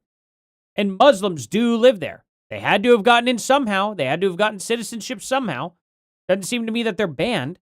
It just doesn't make much sense, you know? Mama Owlbear, he's lying. Yeah, I believe he probably. He has to be, because the numbers don't make sense. Like, there are Muslim people and Christian people living there, so. But he's just misrepresenting it, in my opinion. If it does exist, and it's like, oh, instant citizenship if you're a Jew with Jewish religion, that makes sense. That's not a problem. I don't understand why that would be a problem at all. That just seems fine to me. I don't care that they do that. Whether he's lying or not, I don't see a problem with it. I don't know. If you are an atheist Jew, they don't classify that as a religion, so you can come back. If you are an agnostic Jew, you can come back to Israel. Wait, if so you're a Christian, What? Okay, I'm going to need proof of that. That's stretch. That's a huge stretch. I don't believe that. I really don't believe that at all. Jew, you cannot. So you can affirmatively out loud reject the Torah and the Talmud and all religious expression of Judaism. I don't believe in Judaism. Absolutely. I think it's absurd. You can be a non-practicing Jew with the right of return. You can be I want to see a source on this. I want to see evidence. He could be telling the truth, but I don't believe it. Like, they're just like, oh, this is it, you know? anti-practicing Let's Jew, see. like atheist, Let literally me atheist. ask the AI. Well, you can be a Satanist as long as that is not organized Satanism.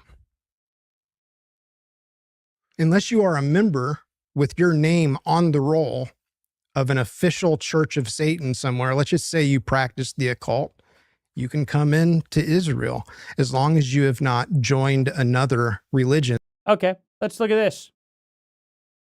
Under Israeli law, you generally cannot immigrate under the law of return if you were born Jewish and voluntarily converted to another religion, such as Christianity.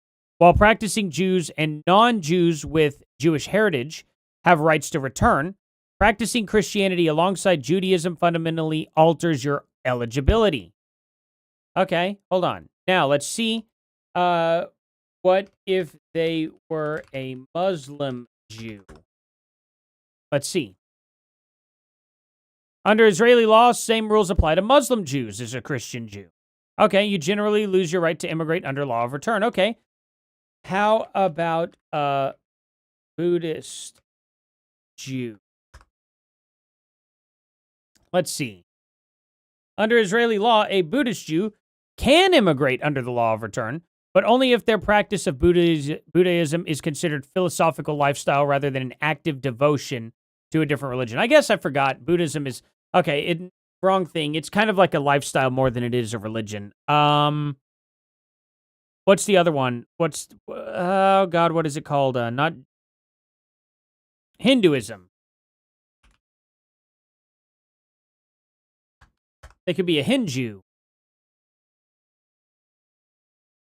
Under the, it's disqualified. Okay, so they this is not anything. Okay, wait, how about this? How about atheism? Dang it. Atheism. Under Israeli law, an atheist Jew is fully allowed to immigrate to Israel and receive automatic citizenship under law of return. Israel, okay. So you can, okay, so he's right about the atheist Jew and the regular Jew. And I think probably, wait. What about agnostic Jew? I guess that means the same thing, kind of. Okay, so here's what it probably is then. They see these people as blank slates that they can convert, if I had to guess. Why are and agnostic allowed? Let's see. Primarily as a nationality and not an ethnicity, not just a religion. The law is designed to provide Jewish refuge for the Jewish people as a collective group. Okay. Well, that is a little contradictory, even though they're different religions, but I'm guessing it's probably because they're like, hey, we want people to live by the same traditions, Jewish traditions. And just because you don't necessarily believe in God doesn't mean that you don't follow those Jewish traditions. Maybe that's the case. I don't know. I have no idea why. But obviously, they do already need to prove your lineage. I wish I could, to be honest. There's a whole side of my family I know nothing about. Actually, a vast majority of my family I don't know anything about. I mainly know the Native American side. That's really about it. Yeah. Unfortunately. So, there is that. Hey, buddy, what?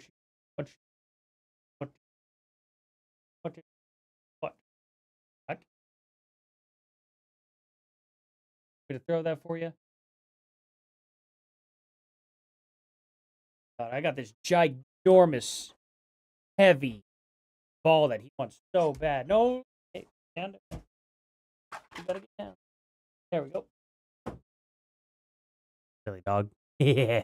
Anyway, so like, but why if they convert to other?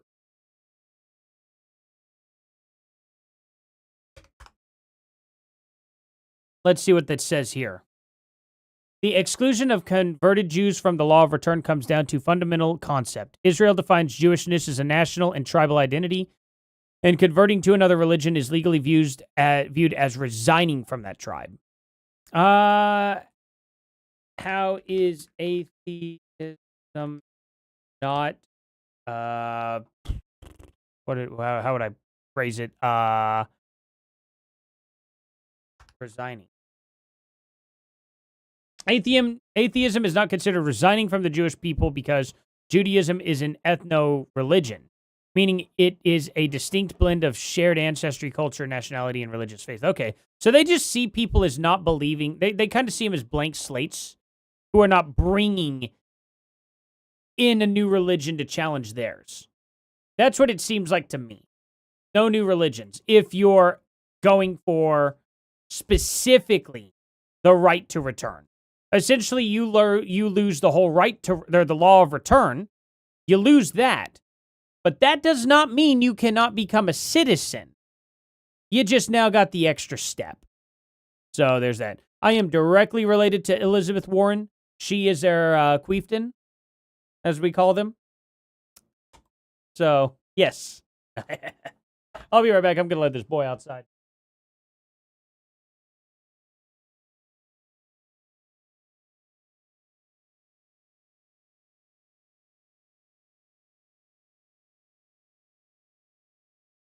Alrighty.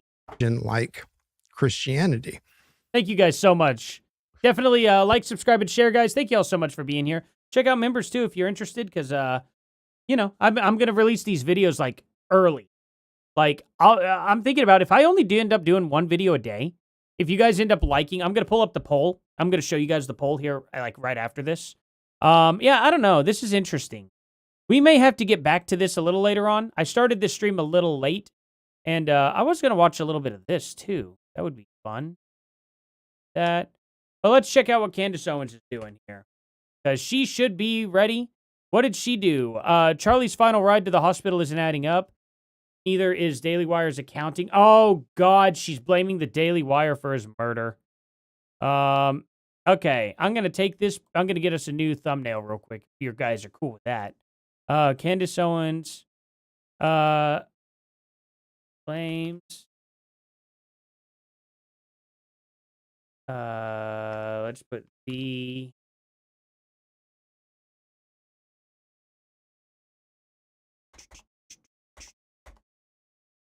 Uh,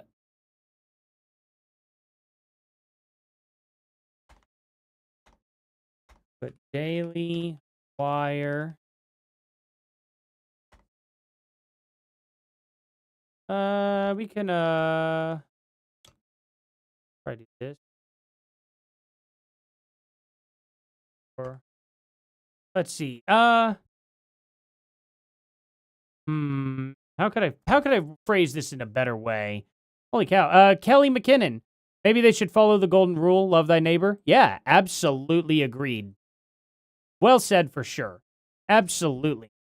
So, thank you all so much. Thank you, Kelly. I genuinely appreciate that 20. You guys are amazing. Let's see. Blames the Daily Wire for how am I going to do this? How do I make this so much easier? Let's see. Candace Owens claim, maybe I should put claims Daily Wire involved. Yeah, there we go. Claims the Daily Wire. Let's see.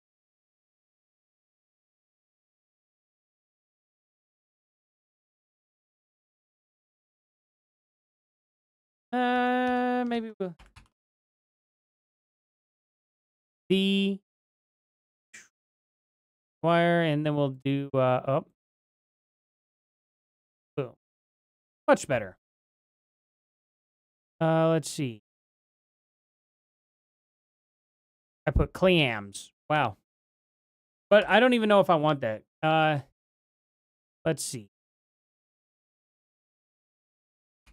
Maybe I should just put Candace Owens accuses the Daily Wire. That's probably a little better. And then I can actually just do this, this and that.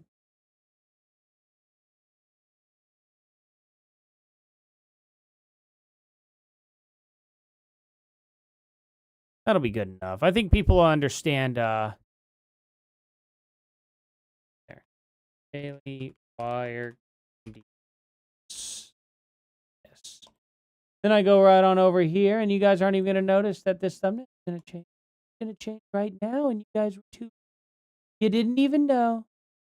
Oh, crap. Wait, how do I save it? No, you guys are going to know. This isn't good. Invalid token. I don't know what that means. Oh, now it's just back to evening news. That's awesome. What the heck is that? Okay.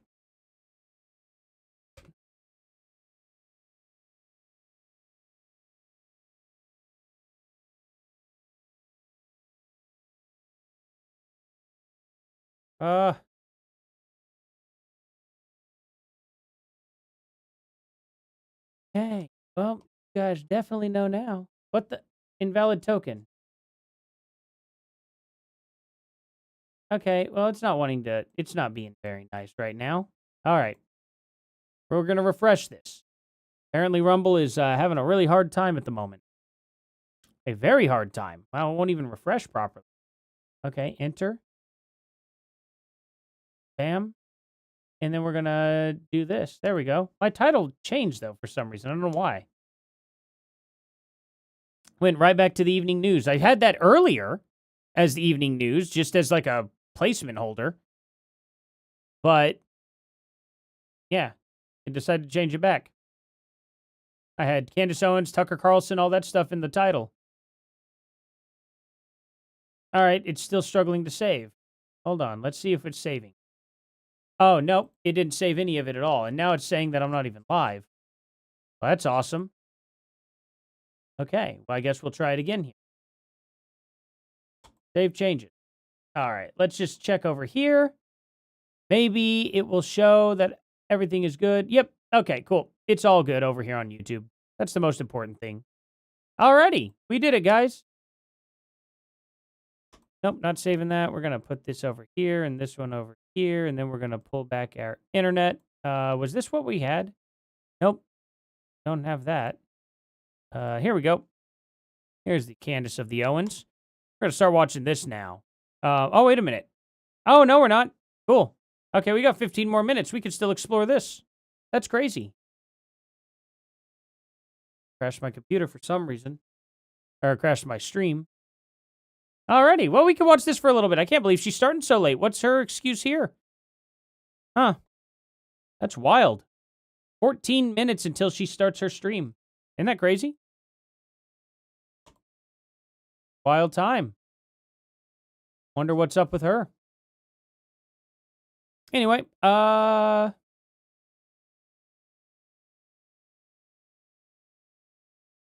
right. So we got Israel's persecution of Christ. We got that. What is the Muslim view? Oh, let's see the Muslim view here. I want to get his take on this. Let's see him defend the Ottoman Empire. I'm going to use the restroom real quick too. So I'll be right back.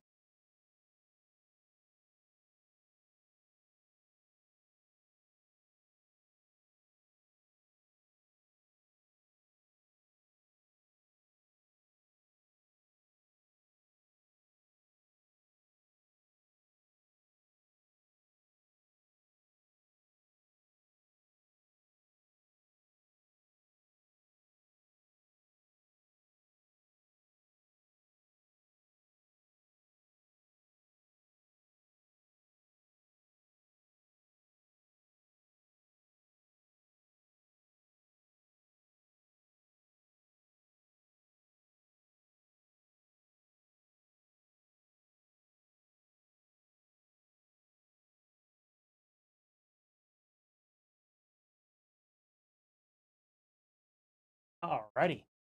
Let's get this on. And their Muslim rulers didn't do that during the Ottoman period. Okay, so Okay, And wait, there must back up. that Israel has been a state. They're the ones that are facing the pressure that it's very hard to get Christians in America to care about at all. And their Muslim rulers didn't do that during the Ottoman period. Okay, so the answer is no.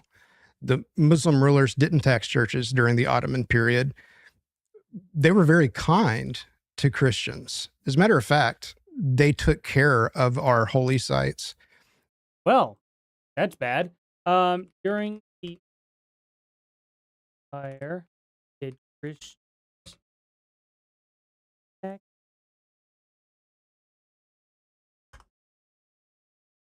Yes, Christians in the Ottoman Empire had to pay taxes under the empire's Islamic law and millet system. Non-Muslims were classified as dhimmi, as in protected people. So, just like the mafia, they were protected people, so they had to pay a tax to keep those people protected. While they were granted freedom of religion and protected within their own legal communities, they paid special taxes. That guy just said they didn't. He just came out and flat out lied. That's pretty crazy, isn't it? That's absolutely insane. Like, what's he thinking? That's absolutely crazy to me anyway. So, good job, I guess. Good job just lying straight through your teeth. That doesn't help anybody. They had rebuilt, Islamic authorities rebuilt the Church of the Sepulchre 3 different times over the centuries.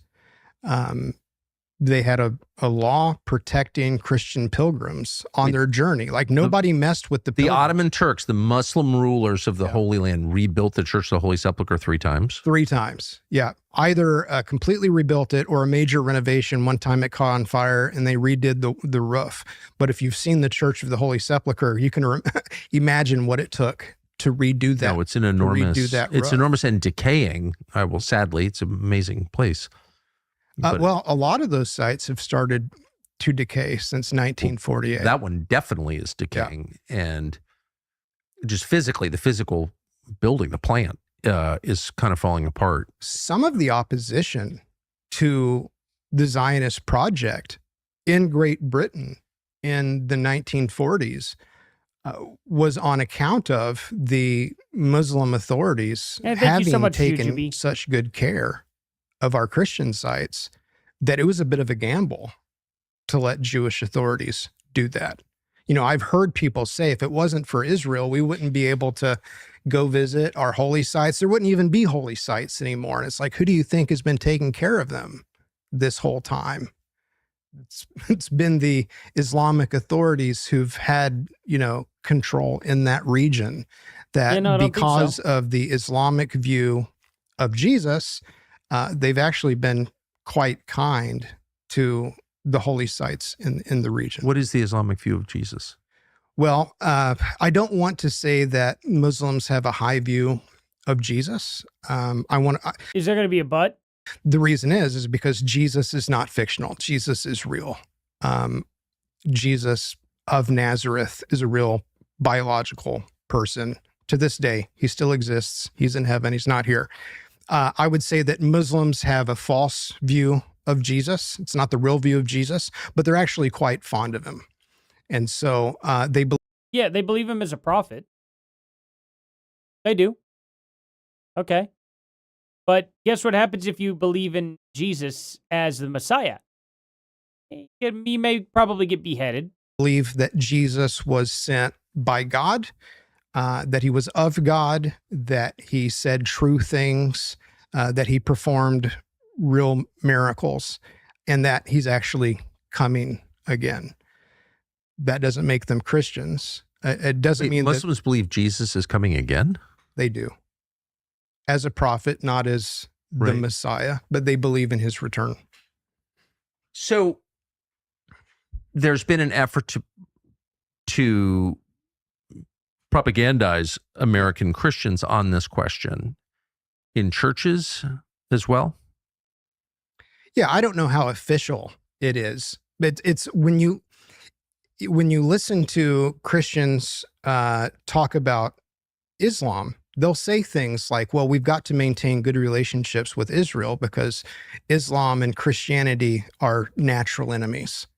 Well, Yeah. I'm not saying that we're not. I'm not saying that Islam and Christianity have ever had any kind of partnership, but honestly, it's rabbinic Judaism and Christianity that historically has been at odds.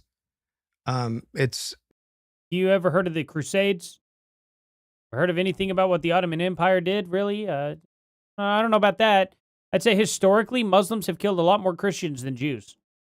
the idea that Christians and Jews have gotten along this whole time and that we have to band together to protect ourselves against the Muslims is a very recent notion. Oh, well, what took place in between? Was it the Muslims trying to conquer all the land and killing those, the infidel? Yeah, have you ever heard of the infidel? I think you need to be introduced to the infidel. Maybe read a little bit about that. Patrina for $5. Appreciate you a lot, Artie. Keep up what you're doing. Thank you so much for that. Thank you. This wasn't something that was ever posited like before the 20th Nick Mattel century. That debated part is Myron brand Gaines last new. night? Really? And it comes from, the Jewish we'll have to talking watch points that you see on the television and the news constantly. So it's a political construct that's Yeah. been accepted as a theological reality by American Christians. I would say that's the case. There's so much crossover between what is political and what is theological when it comes to Israel that sometimes it's really hard to determine what is theological propaganda and what is. I mean, I guess I could kind of understand theologically even theologically. Yes, technically, theologically, Jews have done more to Christians than Muslims have.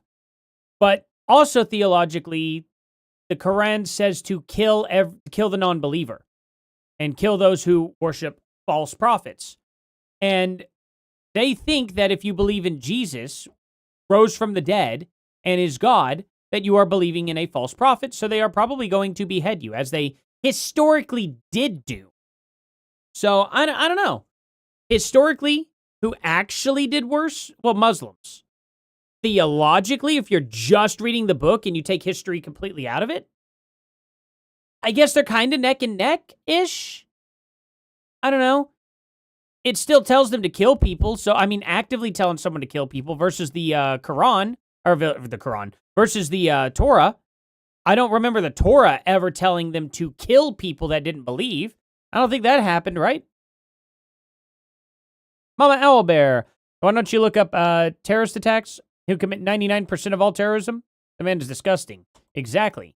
Actually, it's probably more like 97% now that leftists are really starting to make a dent in it. You know what I'm saying? I think that percentage is going down the more the left gets involved with all this. Yeah, this is pretty silly. Pretty silly. Let's see. Are we here? We got 5 minutes left. Tomorrow, how about we do, because I'm going to probably start again at 3 o'clock, and we'll just go for an extra long live stream. I'm going to try and do longer live streams and only one video a day and just see how that works. Time for experimenting right now, I think. I think right now is a good time to experiment. But at the end of the day, I think shoot, I kind of lost my train of thought with the whole changing up the format of the videos. But yeah, no, right. At the end of the day, though, I think I think leftists are making a dent in it. You know? Thank you so much for that 5. I really appreciate that, Mama Owl Bear. You're awesome. Let's see here. Yeah, we'll watch a little bit more of this. Propaganda. We'll watch that's what I was saying. Tomorrow, earlier in the stream, because I'm going to try and get to a couple more videos and stuff like that into the live stream instead of just doing Candace Owens. So I figure maybe we'll watch the Myron Gaines debate. That'll be kind of cool. Thank you for telling me about that, Savs. Yeah, we'll have to look for that tomorrow. Because when it's being done to us, the people doing it, for them, it's all political propaganda. They're not trying to change our religion when they tell us this stuff as Christians. They just want us to have a different political perspective. They have to come at it from the angle of theology. Yes. Right? And so that's the sad thing about dispensationalism is it, at the heart of it, there are people who really believe this. For sure. Darby believed it. I think Schofield believed it. Christians today, they believe it. They're very committed to it. But it's being promoted and propagated by people who don't believe it at all. And who don't care one way or the other. No, but they find it very helpful, for their purposes. So one of those interested parties is the actual government of Israel. Yep. What is the government of Israel doing to convince American Christians that supporting the secular state of Israel is their religious duty? Like, what does that propaganda campaign look like? So I believe it's $729 million is what the Knesset set aside to fund the project through the Israeli Ministry of Foreign Affairs. $729 million through their public diplomacy unit is what they call it. $729 million. That was budgeted for the year 2026. Okay. They have a part of that, $729 million for public diplomacy called Project 545, which is a $145 million budget set aside to affect or manipulate AI and search engine results, primarily for Americans. Just to give you an idea of how much that is, at the height of the Soviet Union, their budget was $3.5 million for what they called their active measures. I mean, in all fairness, during the Soviet Union, that amount of money probably is worth about the same amount. 3.5 million, and not to mention they didn't have technology the way that we have it now. So there was no surveillance that you could get through the internet and AI and all that stuff. You didn't have the option to dump that much money. You know what I mean? So I don't know. How much is let's say height of the Soviet Union was 1980. What year was the best year for the Soviet? Let's see, 1957 actually. Wait, peak of economic size. Okay, let's go with that because that'll be dollar value pound for pound right there. 1970. So, what would $3.5 million be from 1972 to? Let's do that. That'd be about $30 million today, just going off of direct inflation. So $30 million. So $700 million is quite a bit more, but that's only inflation. They'd be putting the equivalent of $30 million just directly into their active measures without internet. There was no internet back then. They would have had to have done everything, like, as far out as they possibly could. You know what I mean? They'd have to be trying to fly not drones, but aircraft over the United States, which would get shot down. So that wasn't really an option for them. So their option to spend was limited. They may have had way more money than that to spend, but there wasn't much point in doing that because $30 million would get everything they needed done. You know? If they had AI back then, maybe they would have gotten closer to $700 million. It's not really comparing apples to apples. Like, that's like, I don't know, shooting off Javelin missiles. Let's put it this way, right? Very expensive. If they didn't have Javelin missiles back in the day, well, I doubt that same weapon or that weaponry, like, I don't know, firing bullets wasn't that expensive, any more expensive back then than it is today. But we have a new technology. We're going to fire off more, better, badder missiles. They're going to be a lot more expensive because it takes a lot more to craft than the old school missiles that they were shooting off in the 1970s. So they wouldn't have spent as much money anyway. We had simpler technology, which meant simpler builds, which meant it cost less money. So again, not comparing apples to apples. Measures was Soviet propaganda, $3.5 million. But that had to cover essentially 5 continents because the Soviet Union was everywhere, right? Yes. It was a bipolar world, had to cover most of the world. Well, yeah, and they did have a lot more of the world under their control. Therefore, it would have been a lot less expensive to mobilize stuff. They wouldn't have had to gone through other countries. So yeah, there's a lot of roadblocks. And that it was through that program that they, did their Comintern exercises and For sure. infiltrating communist propaganda into education and religion and all these different avenues where it could affect Americans and also people from all over the world. So $3.5 million is what the Soviets spent at the height of it for their active measures. The public diplomacy unit under the Israeli Ministry of Foreign Affairs is a quarter of that, right? It's about a quarter of that, but that's all spent on the United States. They're not spending that from, on other nations on different continents and different countries that can't benefit them politically. Israel just has to have the United States. Well, yeah, that would make sense. Why would they want to spend money in a country and not get a return? I don't know. That sounds like smart banking. You know what I mean? I don't know. It's kind of silly to be like, well, they only do it here. Yeah, probably because we're the only ones that are real allies with them. Everywhere else kind of isn't that great. But they are doing it to France. They are doing it, over the UK and stuff like that. And I don't know. I think every country tries. China definitely tries all the time. You know how much money they spend to influence our elections? It's quite a bit more. Quite a bit more than what Israel is spending at the moment. Oh, still waiting for Candace there, huh? Interesting. Quite a bit more than, what Israel's spending to have AI searches go in their favor. I think every candidate does it too. Every single politician in the world absolutely spends money to influence people to their side throughout the entire world. I'm not surprised. Oh, Israel's doing it. Yeah, well, guess what? So's the UK. So's France. So's Germany. So's Russia. So is North Korea, as limited as they are at it. So's South Korea. So's Japan. Every one of them. Every single one of them. So why is this unique to Jews? Just out of curiosity, why is this unique to Israel? Every single country in the world does it. We do it too. United States, we're really bad at it. We're one of the most prominent people who try to influence other elections all around the world more than probably any other country because we're better at it than them. Right? We just are. We're America. We're the best.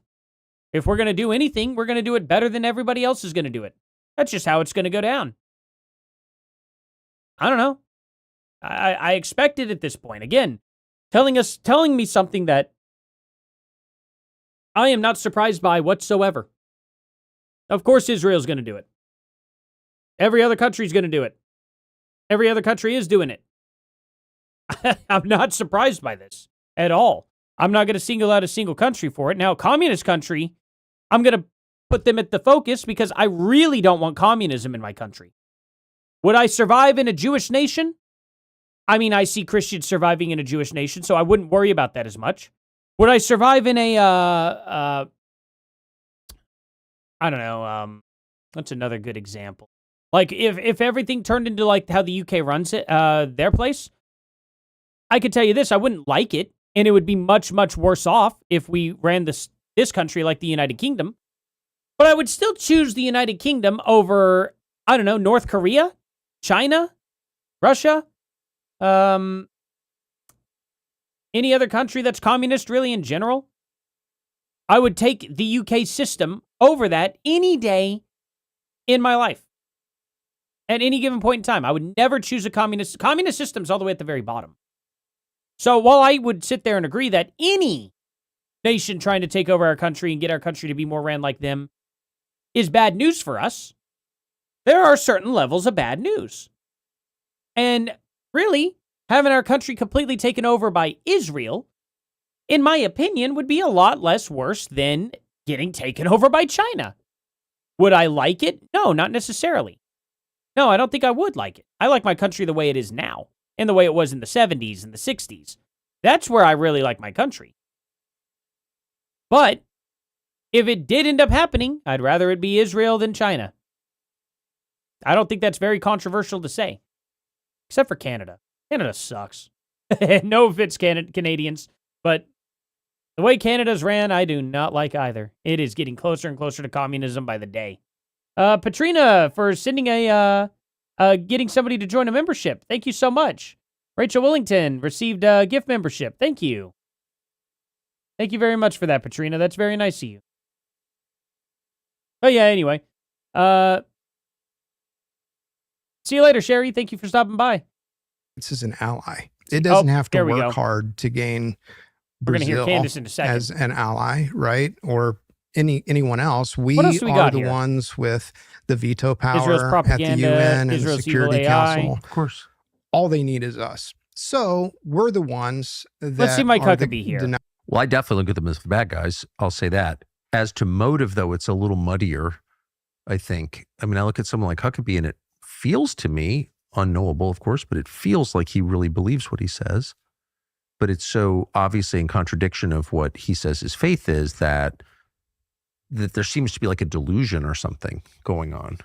Huckabee's a weird one because, he's a Baptist. Most Baptists are dispensationalist.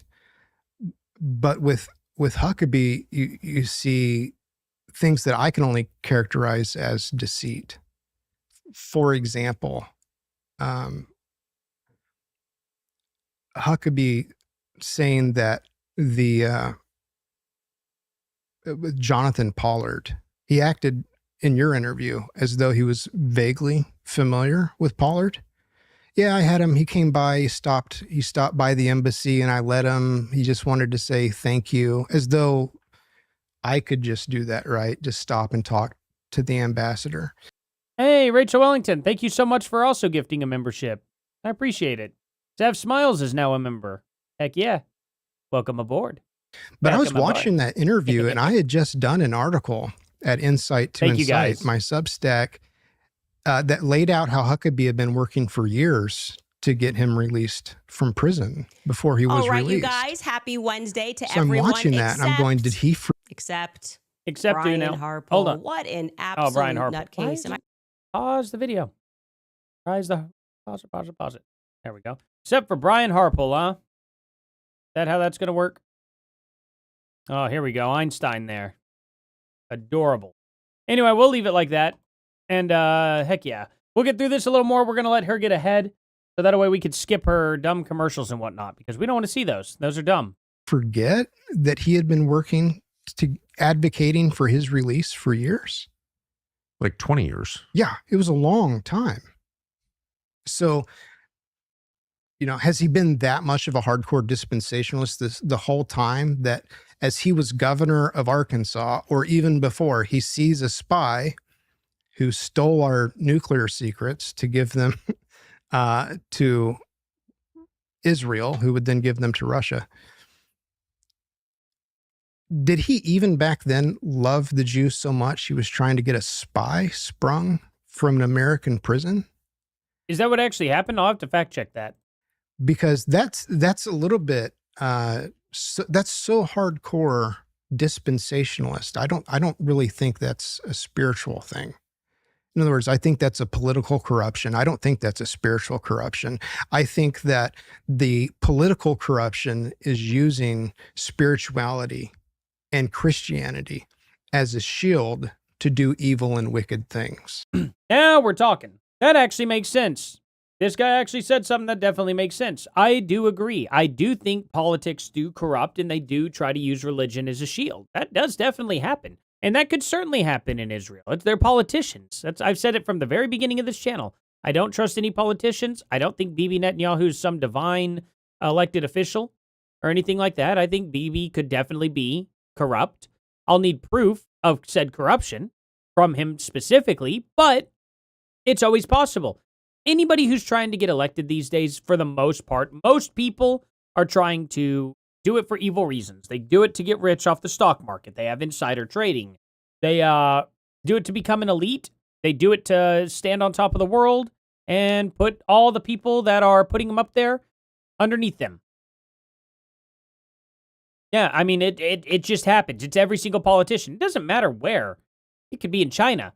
It could be in Russia. It could be in every single country. It's what 99% of all politicians do.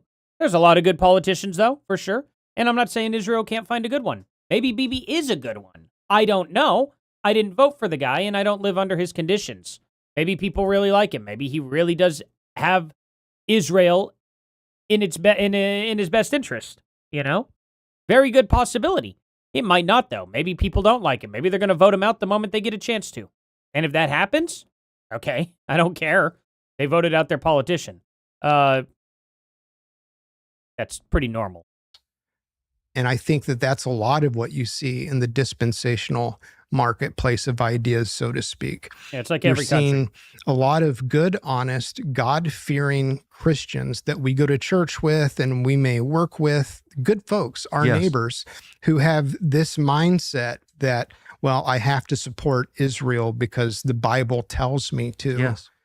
But the people at the top that are spreading that message, the Mike Huckabees of the world, they do know better than that. They know better.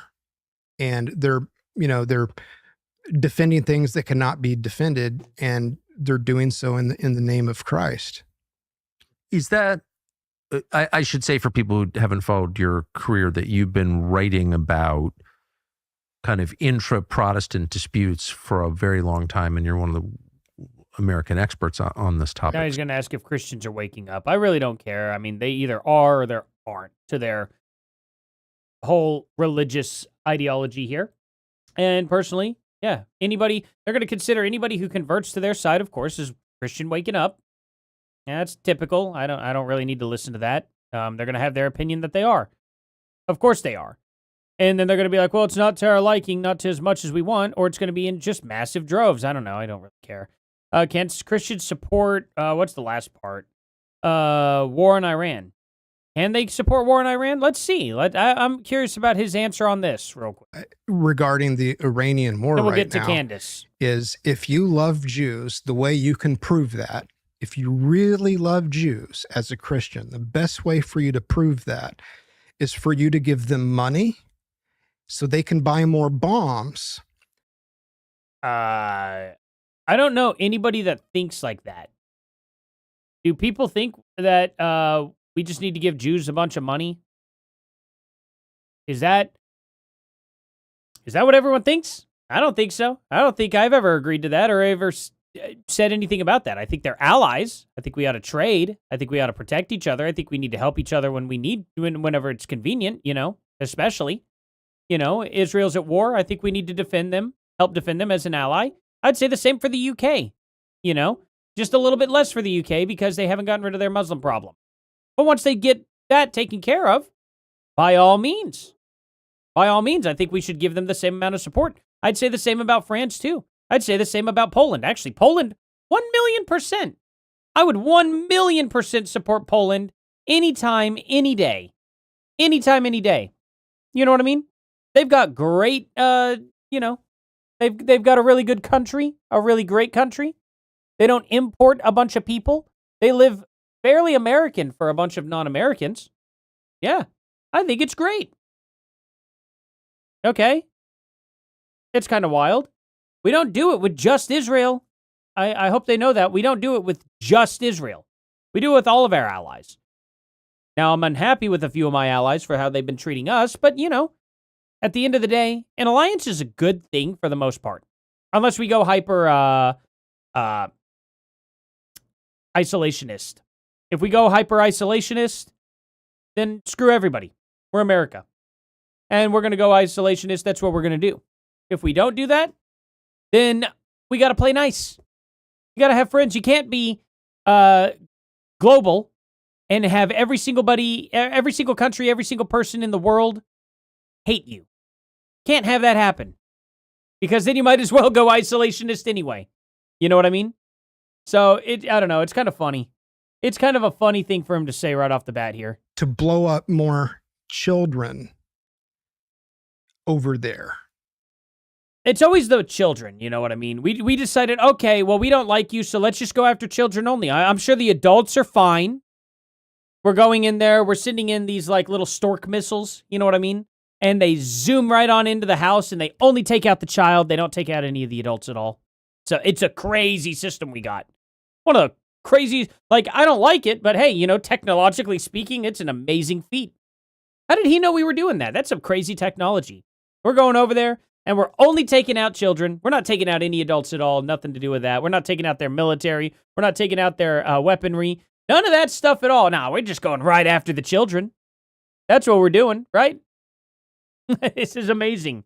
You know how dumb it sounds when people are like, oh, we're just going over there and bombing children. It's so profoundly stupid. Ninja for the 10 says, this fake pastor is friends with Joel Webbin. Another fake pastor who believes in the white race superiority. He's a wolf in sheep's clothing. Christians need to read their Bible. I got the vibe from this dude that may be what he is about for the most part. He definitely has those vibes. Find it to be funny, to be honest, but it's really a shame. Really a shame that people think that way. But I can make fun of them and have a good time with that at least. Thank you so much for that 10, Ninja. I really appreciate that. Yeah, I don't know. Yeah, child seeking, exactly. They're programmed just to take them out only. It's the craziest claim. The craziest claim, to be honest. Whether it's Lebanon or Gaza or in Iran.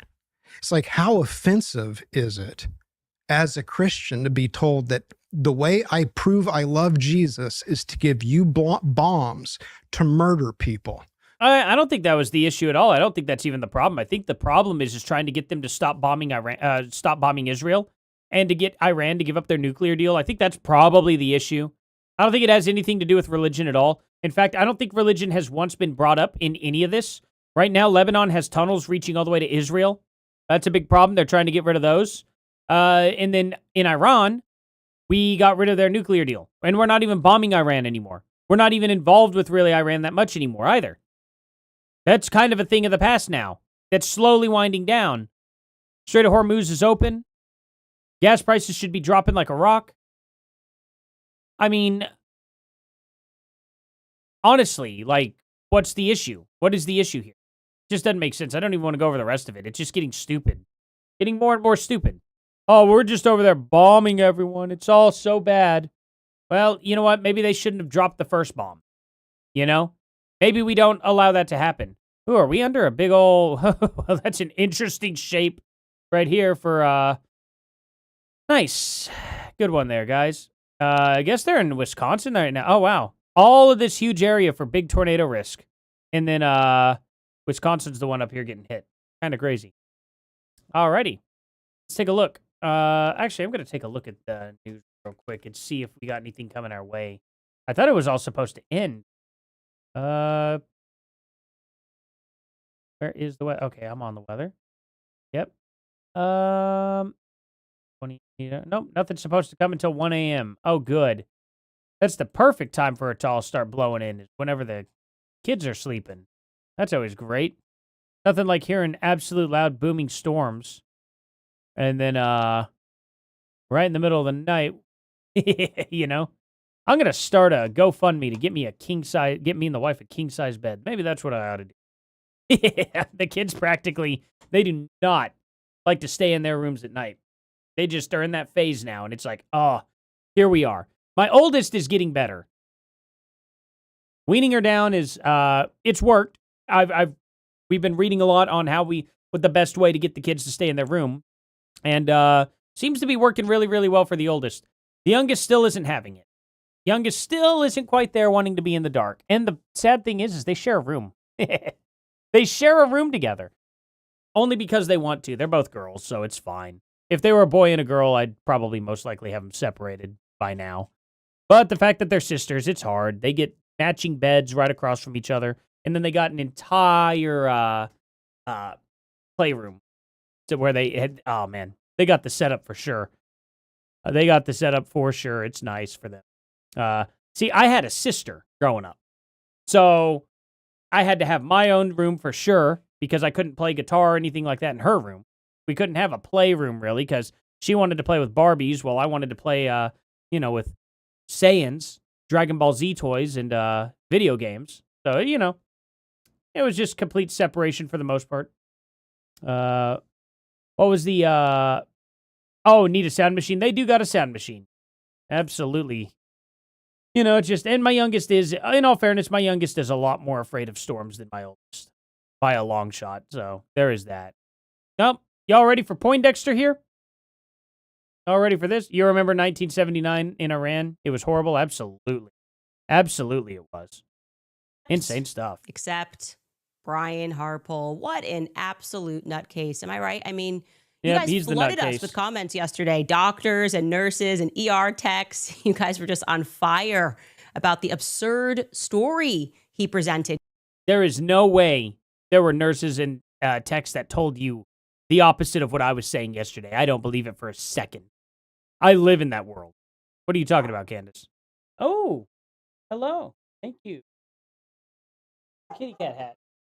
Where'd you get the kitty cat hat? Yeah.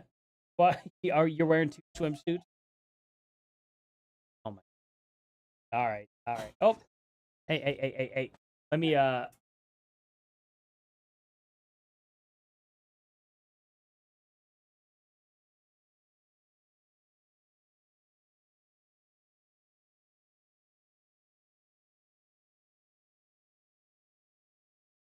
Alrighty. I got a big old thing of spaghetti. Heck yeah. Ooh, good timing too. Because I'll have something to do while we watch Candace here. Candace? Alrighty. Dang more Candace? Yeah, unfortunately.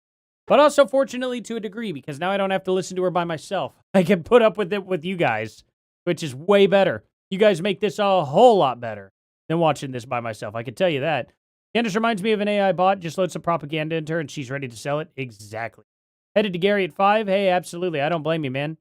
We'll throw Gary's stream up here at the end here. Let's get through some Candace Owens, guys, and I'll try to have minimal pauses through it so we can digest it. Wherein he led the OR team. He took a gurney, pushed He didn't Charlie do into that. a vacant room, jumped on Yeah, crash carts are everywhere in the ER, Candace. top of Everywhere. him, apparently found some scissors and cut his T-shirt off from his body. He didn't say what when he in did the that, though. fantasy series are we even talking about? Not even in the fictional world of Grey's Anatomy, because they want it to be realistic. I think Brian is a liar. Yeah, you have to use TV shows in order to piece together your worldview here. I use my wife, who is a nurse and goes to the ER constantly in the hospital she works at. So, yeah. Video earlier was rough. You didn't like the format so much? Liar, pants on fire. And feel free, Brian, to add that statement to your lawsuit against me. The story that you described did not happen in an Oh, can you prove it, Candace? Can you prove it didn't happen, please? Prove it. emergency room. Now, I want to especially appreciate those of you who pointed out the additional absurdity of him claiming that he jumped on top of Charlie to cut the shirt off, because I mean, it was figure of speech, Candace. Do you think he actually jumped on him, like shoes and all? Like he was jumping up and down on his torso while he was sitting there cutting the shirt too? How literal do you want to take it? Because you've only taken it partially literal. When he said he jumped on top of Charlie, I expect fully he was absolutely just fully on top of Charlie then. Chest to chest, right there, right? Oh, no, you don't want to take it that literal, so you're going to take it just halfway literal? Where's the stopping point for you? You obviously didn't find out that that was hyperbolic. In other words, he was saying he moved fast. This isn't complicated. Why, sir? Are you 3 feet tall, Brian Harpole? Why would any adult-sized man ever need to physically jump atop a gurney to cut a t-shirt off? He jumped up on top and started going to work, Candace. Come on. You think he was standing on top of Charlie Kirk's head. Candace, you idiot. Like, are you miniature, Brian Harpole? Wow. Are you not taller than a bed? Oh my God, you think she's that's so what dumb. Surgeons are doing? Yeah, Paramedics? the surgeon, literally on- the surgeon, whenever he was removing the fragments, was sticking his foot right on Charlie's head and just ripping him out too. Whenever he, I'm sure one of them were saying something along the lines of, yeah, I really had to rip this one out because it was so embedded or something. Yeah, I'm sure that when they meant rip it out, they meant literally like rip every single piece of him apart to get it out, right? Why do you take things so literal up to a point where you think you're making a point, but you weren't actually there, so you don't know what he was talking about? It's so unbelievably easy to see he was being hyperbolic. He jumped up on top of Charlie and cut the shirt. He didn't physically climb up on top of Mount Charlie here and then plant a flag and start getting to work, Candace. Come on. Let's stay in reality. Do you have to embellish every single detail to your audience?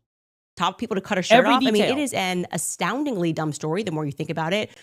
So the question is, why did he tell it? That's what we're going to explore today.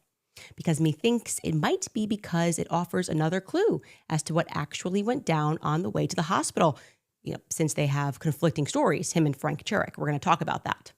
And speaking of miniature, Ben Shapiro's Daily Wire is still crashing and burning financially. Semaphore released an article, and it looks like since they can't find a private equity firm dumb enough to invest in them, they are going to attempt a Hail Mary pass. They think you guys, the people back at home, are dumb enough to invest. Technically speaking, I don't think Jews believe in Hail Marys, right? Is that a thing? Let's take that literal, Candace. You like that one? Invest in them by buying shares. They're going to go for an IPO, putting themselves on the stock market. Would you purchase stock in the Daily Wire? Are you an idiot like Brian Harpole? Let's find out. Welcome back to Candace. Why is she trying to openly damage them? They may be worth investing in, actually. They may restructure in such a way that it's an all-new media team. All new face. Who knows? They could start something really revolutionary. They got a lot of money.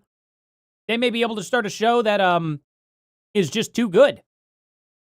Who knows, actually? I don't know if it would be good to invest in Daily Wire right now or not. It may be a total flop. May actually be a really smart idea. How are we supposed to know that? Not going to let that last note hit. Okay, and just in case, no copyright here, because I was a little early with it. Boy, oh boy, do I love you sleuths back home. Okay, I bet you do. They are your cash. I don't know of any. I don't know how to make sleuths funny. I have to tell you, crowdsourcing to solve Shekels? a globally Shekel consequential sleuths? I don't murder. This might be the first time it's ever been done in the history of the world, but it should not be the last time. Check out this email that we got yesterday in response to our show that we presented. What another sleuth actually happened to notice yesterday, that mysterious Sleuth white sounds so on the rude. black tempered glass shards that were shattered in the back of the SUV. That sleuth from yesterday pointed to the plausibility that Charlie's road mic was rigged to explode. They said, look, there's white on some of these pieces, Ken. Well, the guy obviously broke it the same way without needing an explosion, so that's really stupid. And as well, then we had someone send us an email and they started putting the pieces together. One crucial piece. They wrote, Dear Candace and team, I'm watching your show from earlier today. I'm in France, and I had to stop watching when you showed the shards after reading that email. I quickly spotted the USB logo on the shard at the 15-minute, 30-second mark. Cool. I believed 100% that was his microphone from the beginning. I said, yeah, definitely could be that. They could step on it, Candace. Could have got crushed underneath Charlie. Definitely could have broke when they loaded him up in the car. There's a reason why I said, yeah, it's absolutely possible that it's his road mic. Now, is there a proven explosion? I don't see any of the shards having scorch marks on it, any burn marks or anything like that, any deformation. They blew out. But wouldn't you expect to see a lot of the plastic melted at, I don't know, 4,000 degrees Fahrenheit, Candace? I would expect to see melted glass at that. Can glass melt? Let me see. What temperature does glass melt? Okay. Yeah, about 2,500 to 12 degrees. So, what's that explosion? Is it PENT? PEVT? T explosive? Is it PENT? I think it was PENT explosive, right? Melt glass.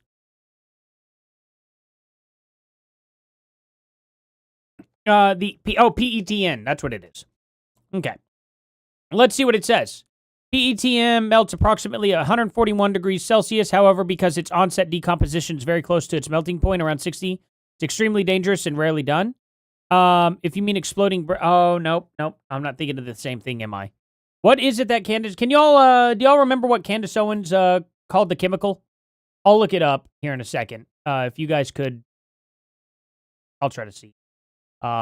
One to the left of the wait. screen, What? closer to you, and I wanted to check it. Please see below. All I did was screenshot your video and rotate the bit with the shard to line it up with a promo shot of the Rode mic. I think there's no room for doubt here. It's clearly the USB. Yeah, it is PETN. So they're saying it burns at 141 degrees Celsius. What? What?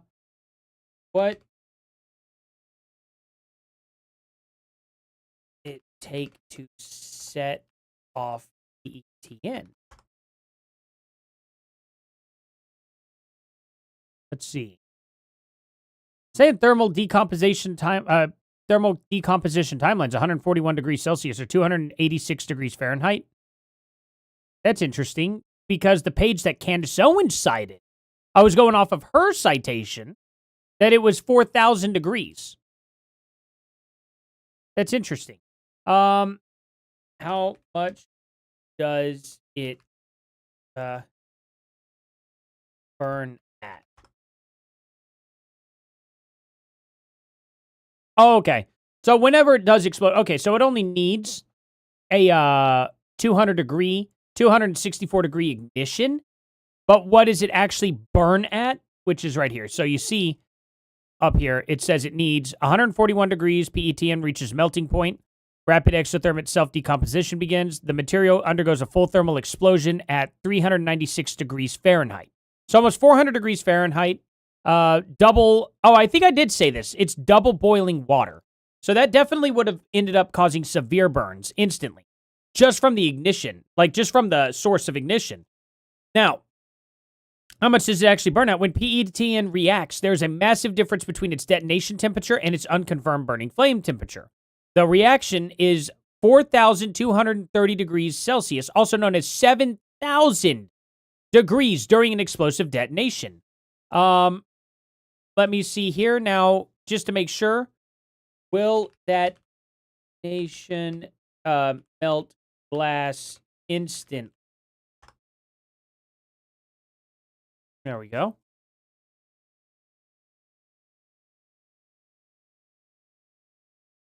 Let's see. Come on. It will not melt glass instantly. Instead, it will shatter, vaporize, or pulverize the glass mechanically long before any thermal melting can take place.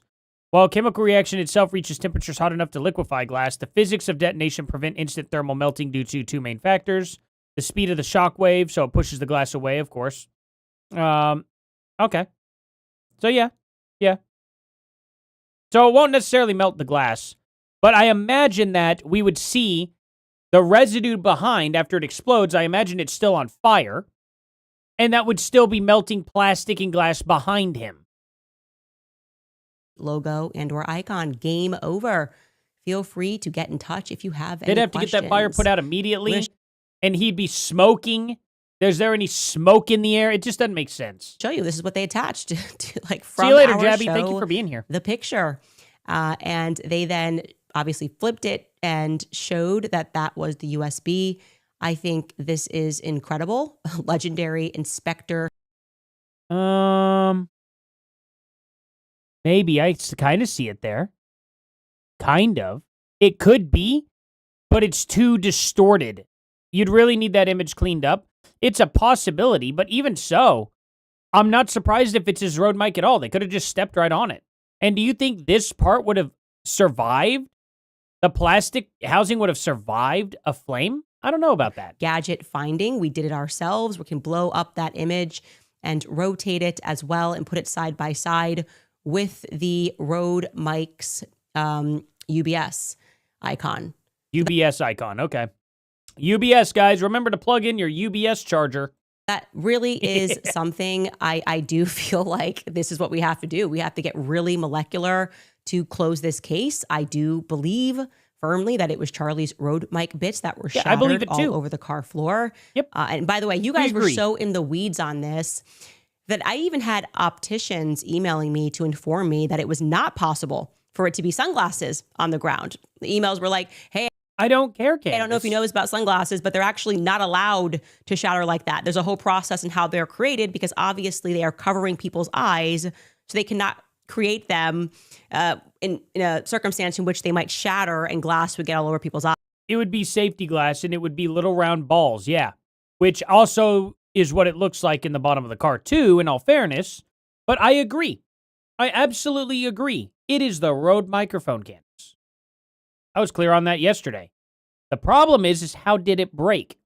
Do you know if it exploded or not? I find it funny that they carried him all the way to the car and no plastic comes off of him until he gets into the car? Why would that happen? It was an explosion. You'd think it would be enough for it to blow out everywhere, right? The explosion wasn't strong enough? Eyes, which is why, generally speaking, you know if you break your sunglasses, or if you break your glasses, they maybe crack, or the lens just pops out of the frame. And it was amazing. I'm learning so much. And she sent me step by step of the qualifications, what they have to pass, the inspections. I got to grab something real quick, guys. I'll be right back.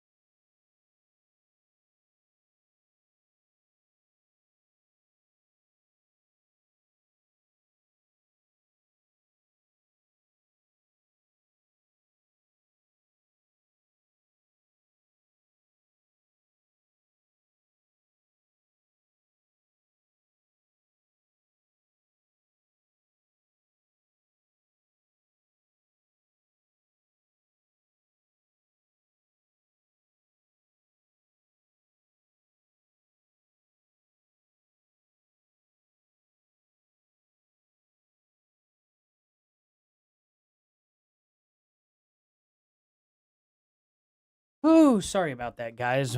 My kid ended up cutting her foot with a rock. Running across the backyard, did not have her shoes on, so I had to go down there and help out a little bit. She wanted to see Dada. So I'm terribly sorry about that, guys. Happens sometimes, you know. Kids, they run around, they be kids, and they hurt themselves. Just right across the yard, and I think I don't know if it was me hitting the rock with a lawnmower or something, but it was like half one of those garden rocks cut right in half.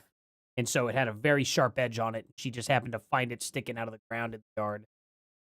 So I'm terribly sorry about that, guys. Let's get right back into it. They have to pass. Anyway, this brings us to Brian's Pinocchio movie, the emergency room edition. Because why exactly did Brian Harpole spin such an extraordinary tale? A tale that I can tell you has upset deeply people who work in emergency rooms all around the world. A frankly implausible story because outside of blatant corruption, incompetence, a flagrant violation of every known law and hospital policy on the books. Hey, Straight Talk. Hey, man. Yeah, we definitely do need to have a talk sometime. We should schedule something. Oh, Jujubee. Thank you so much for gifting a membership. And congrats to Carrie Lou, me, for receiving said membership. Heck yeah. You'll start getting my videos a little earlier in the day. Did I do something for you? Well, I guess we'll see, right? We can Thank you. assume Thank you Brian so much. Harpole is telling a porky pie, right? So let's at first re-listen to his extraordinary story because it is important and it requires our imagination. Take a listen. Extraordinary imagination? We get to the hospital. Actually, we make it to the hospital through the traffic. We've got full wound pack in. We get out and we carry in to the door. Well, once we make it into the door, we see a gurney on the left-hand side. We put him on a gurney and then I wheel him into a room. Hey, Billy, that's called community. And I'm here for it. Thank you, I man. start giving the patient information to the staff there. I end Now, we up need to getting get on something top scheduled of for him sure, and Straight Talk. cutting the shirt that 100%. he had on off, that white freedom shirt. And so I cut it off so they could get to him so that I didn't articulate this to them, but I wanted to get that stuff off so they could put a defibrillator on him. And so, and then started talking about pushing drugs. So, quick question. If he wasn't able to articulate it to him, but he was just cutting them in front of there, what, were they just stopping and waiting? No, it probably didn't happen that way, exactly the way you're picturing, Candace. He probably got the shirt off before getting into the ER. More than likely. He ended up backtracking on a detail. And so I was back That and forth happens. with them on drugs and defibrillator. And so then, once you get that shirt cut off and moved out of the way, there's enough of medical professionals in there. And so I just want to get out of their way. And so got out of their way and walked out of the room and stood outside the room and held guard on the outside door of the room so nobody else could come in there. Yeah, I'm going to start doing that when I go to the ER. I'm not going to wait in line. I'm going to grab gurneys. I'm going to start telling them what kind of drugs to give them and guard the doors. He never said that he ever once told them what kind of drugs to give them, ever. Sounded like to me he was getting info on what kind of drugs they were going to give him. He wasn't telling them what drugs to give him. What are you talking about? He never said that. So we have to ask ourselves, what is Brian Harpole trying to answer for here with his story, right? He's actually admitting something. Common sense, every fib that is told is only told because you're trying to cover up a truth or explain a truth that might not make sense, right? So what Brian What do you mean? A truth doesn't make sense? Since when?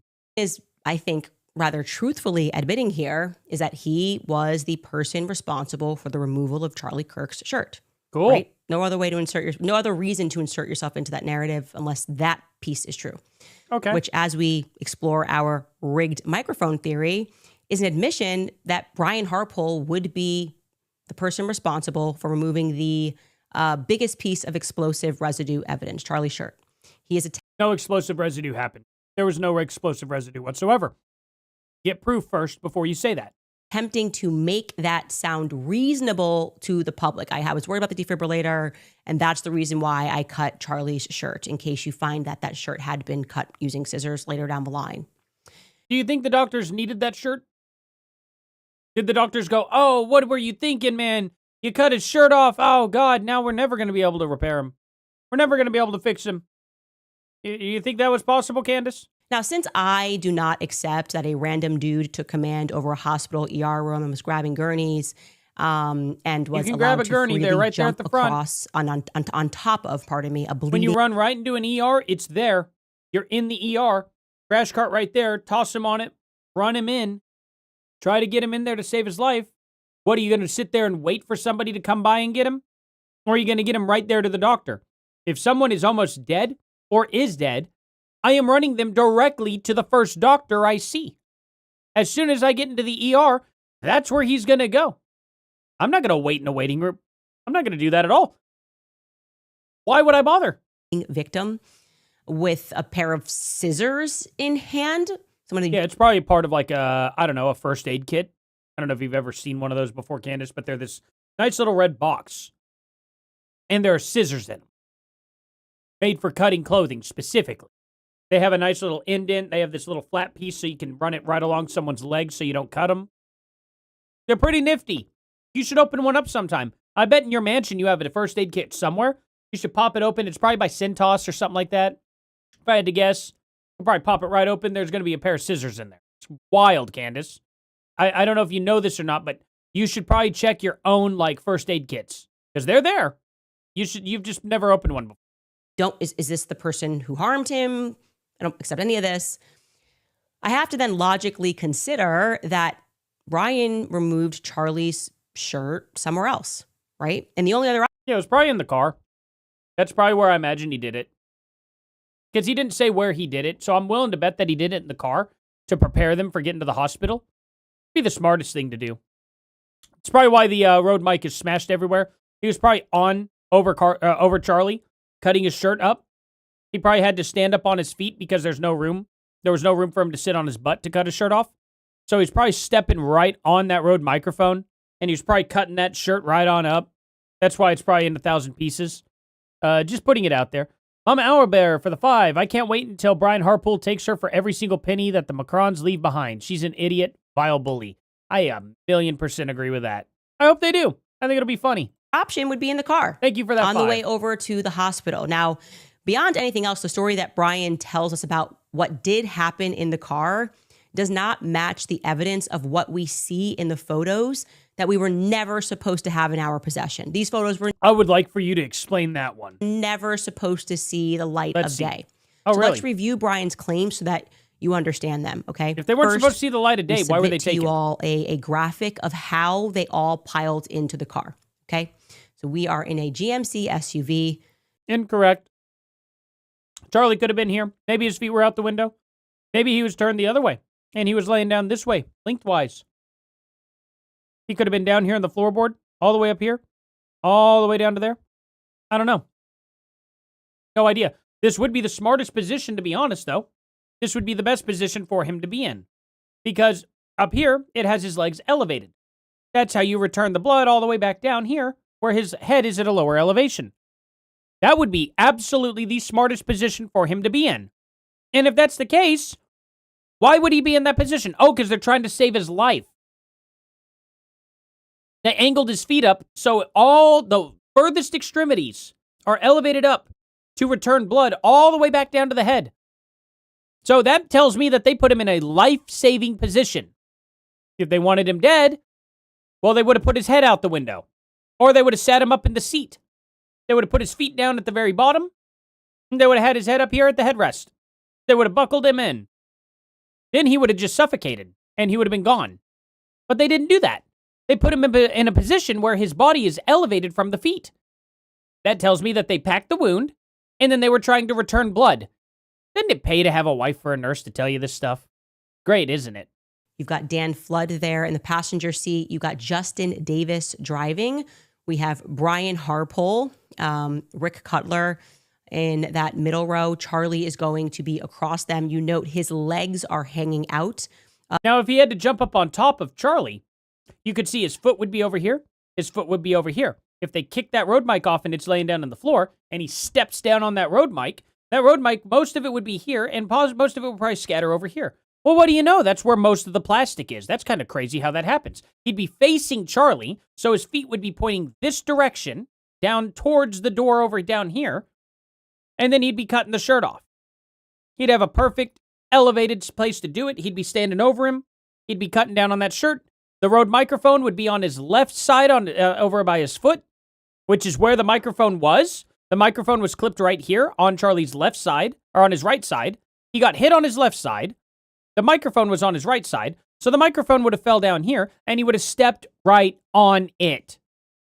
There you go, Candace. Not very hard to understand, is it? Of the door. We're going to discuss that in a second. And in the back seat to himself is Frank Turek. So here are the facts based off of Brian Harpole's testimony. You know, they have different testimonies, but Brian Harpole's testimony regarding that short journey to the hospital. The hospital was about 8 minutes away. If you look that up just on Google Maps, that's if you're doing the speed limit. But they were not doing the speed limit. Brian makes it clear that they were going 6. Speed limit's not going to matter if they have to stop at red lights and stop signs, other things like that. It would have been very difficult. And you don't want to just blow through an intersection and have someone come up and hit you. If you're going to run through that intersection, you're going to slowly creep on through it, have your brights on, you're going to wave at people and be like, you know, you're going to be doing crazy things. It's going to take some time still. It's not like they cut it down by going 60 miles an hour throughout the whole city. They have tight turns that they need to go around. It doesn't work like that, Candace. 60, 80, 100 miles per an hour. That's what he says. We're going 60, 80, 100 miles per an hour, weaving through the streets. Yeah, they never hit 100. So what we can reasonably not unless they got on the highway is that there was no traffic on their way to the hospital. You can't hit those speeds if there is traffic. And so they probably arrived faster than the 8-minute Google Maps it's possible. estimation. We can safely assume that means that they shaved off a couple of minutes, approximately, let's say, a 6-minute ride. Yeah, I agree. That's exactly the number I was going to say. It's probably about a 6-minute drive. Okay, cool. I think that's fair, right? Yeah, that's fair. It's also important to note that Brian claims that they did not close the car door, which was behind him as he was working on Charlie, where he was sitting, right? He says it was because Charlie's legs were too long and they just needed to quickly get out of there. If you go back and watch footage of them pulling out, you can indeed see that the door is ajar. So let's assume that's true. Cool.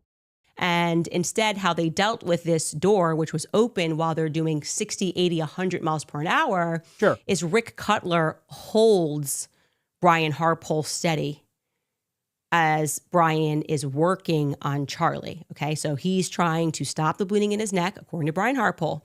And Rick Cutler is basically, he's entrusting his life to Rick Cutler. Take a listen to Brian's own words on this. The problem is we're going down the road and Charlie's so tall that his left leg is down in the door and the door won't close. And so I'm on my knees with the door open with my butt hanging out of the side and I'm on my knees doing the medical. And Justin's driving, you know, we're going 60, 80, 100. And Rick has me. Again, hyperbole, 60, 80, 100. He's saying, I don't know, but we were going fast. Very easy to understand that, Candace. Across the kit in my shirt so that I can use both hands to do the medical on. And so you don't fall out of the car. So I don't fall out. And I just look at him and I don't need to say, you got me. He's got me. I know he's got me. Rick's a brother. He's got the tattoo. And so I was like, he's got me. And so I'm just working medical. And Frank's praying out loud. Rick's praying out loud. Okay, so if you're imagining that, we're going to try to do like a really sloppy AI to present that to you. But if you're thinking, by the way, hey, Frank's in the back seat, he's not doing anything, could he maybe just kind of lean over and close the door? Well, you heard him. Frank, according to Brian, was simply praying in the back seat. He's on his knees on the ground. We've got Rick Cutler reaching over to him. And he then claims that during this time, while Rick is holding him, Rick is busy, Frank's praying, you got those other two in the front, he's going to put 36 feet of dressing around Charlie's neck. 36 feet. I want you to hear him say that. That's a remarkable amount. It's not that crazy. That's not that crazy. 36 feet? What? It's like that thick? 36 feet? That's not that crazy at all, Candace. Like, look at a tape measure. a good example. Would you believe that this right here is a solid, I think 12 feet? Look at how small that is. 12 feet. Imagine this being packed into someone's neck. All of a sudden, it's not so crazy, is it? Like, how long is this thing? I think it's a little over 12 feet, right? I don't know. Let's see. You know, it could be about this thick. You know, just, it's crazy how that works. This is 10 feet. 10 feet of tape. And if you could imagine this thin of material, but not metal, instead cotton, which is even easier to fold. Yeah.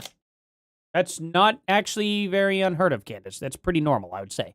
For an arterial bleed, yeah, I'd say that's probably about right. But it was in his neck, not around his neck. Very short drive. He's working, like he says, quickly. Take a listen. I've got to stop that bleeding. That's my primary thing. And so where he had a pulse then, it's unknown. I want you to keep this in mind. Candace Owens has ran out of content so much that she's now digging back up old content from November that we already went over. The body's an amazing thing that can do things even when it's technically, destroyed. And so my concern is bleed control.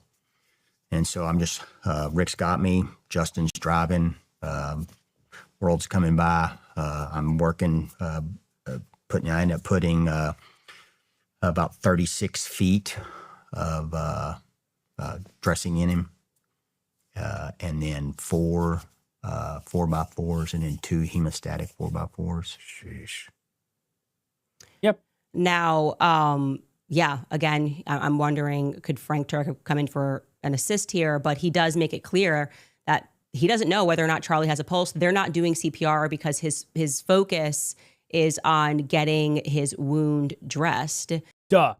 See, it would be very dumb to do CPR if the wound's not dressed, because then you're trying to pump his heart.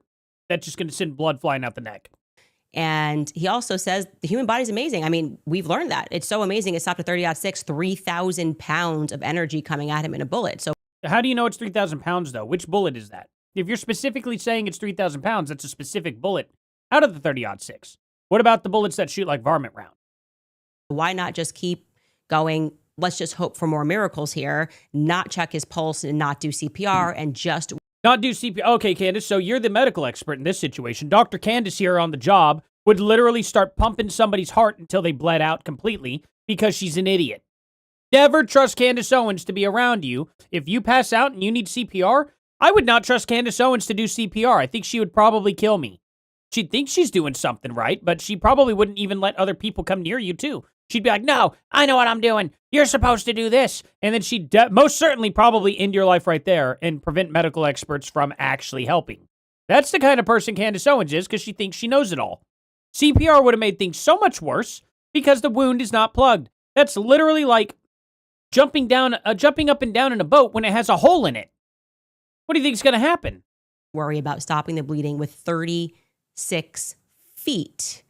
36 feet of dressing. And he repeats that story to Paramount Not So Tactical in a separate interview. Take a listen. Cool.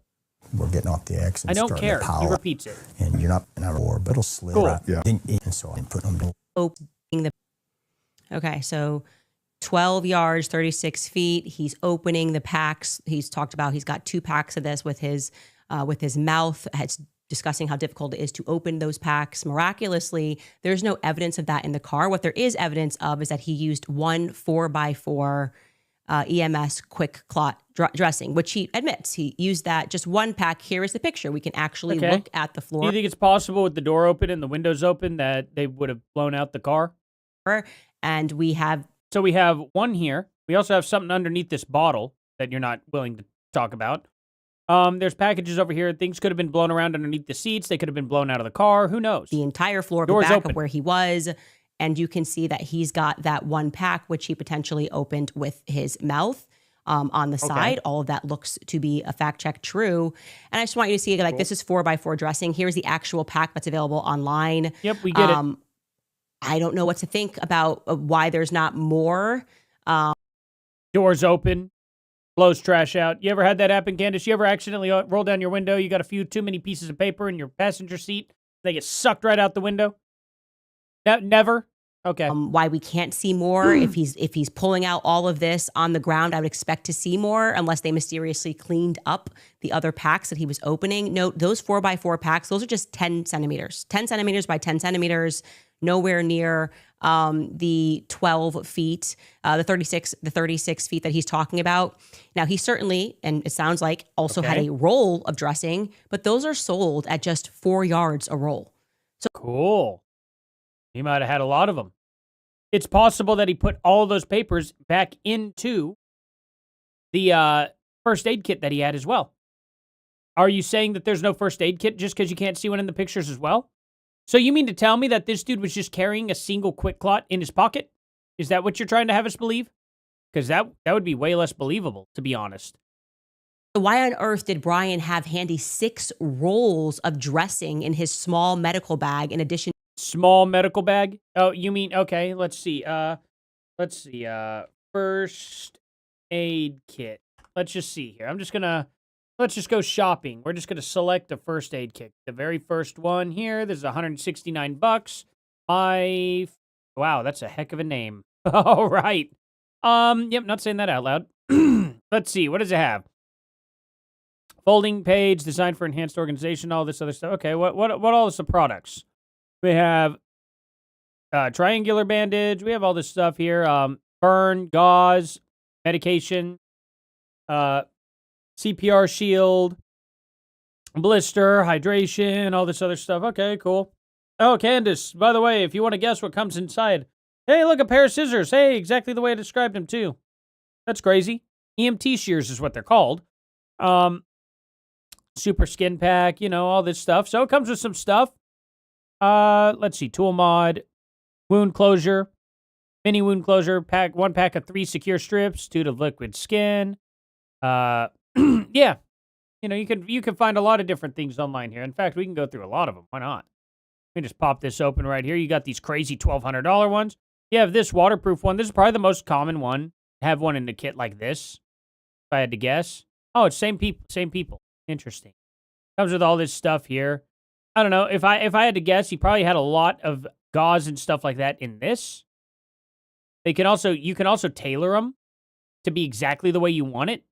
Here's one from Walmart, $27 if you wanted to go cheap. Look at all this gauze. Oh, why is all this gauze here? Oh my goodness. 1, 2, 3, 4, 5, 6, 7, 8, 9 things of gauze just right there. Wow.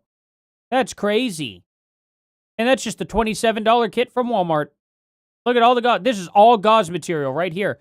Band-Aids, 2 sterile gauze pads right up there. Band-Aids. Look at this, bandage right there. 4 of them. You got this bandage one. You got this bandage one. You got this bandage one. I mean, look at all that. 7.5 centimeters. Look at all that. That's with the $27 one that you get right from Walmart. Wow, that's crazy, Candace. You really make things so hard. Why do I always have to fact check you like this? Do you not know what comes in a first aid kit? Did you know it's gauze and bandages and things to generally do first aid on someone with? That's crazy, Candace. You're an idiot.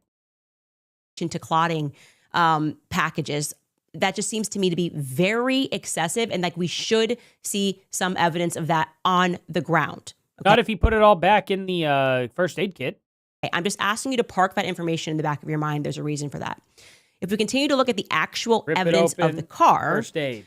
We then have to ask ourselves, what could account for Frank Turek's first aid backpack? It has to be a lie. According to Brian Harple, it's a lie.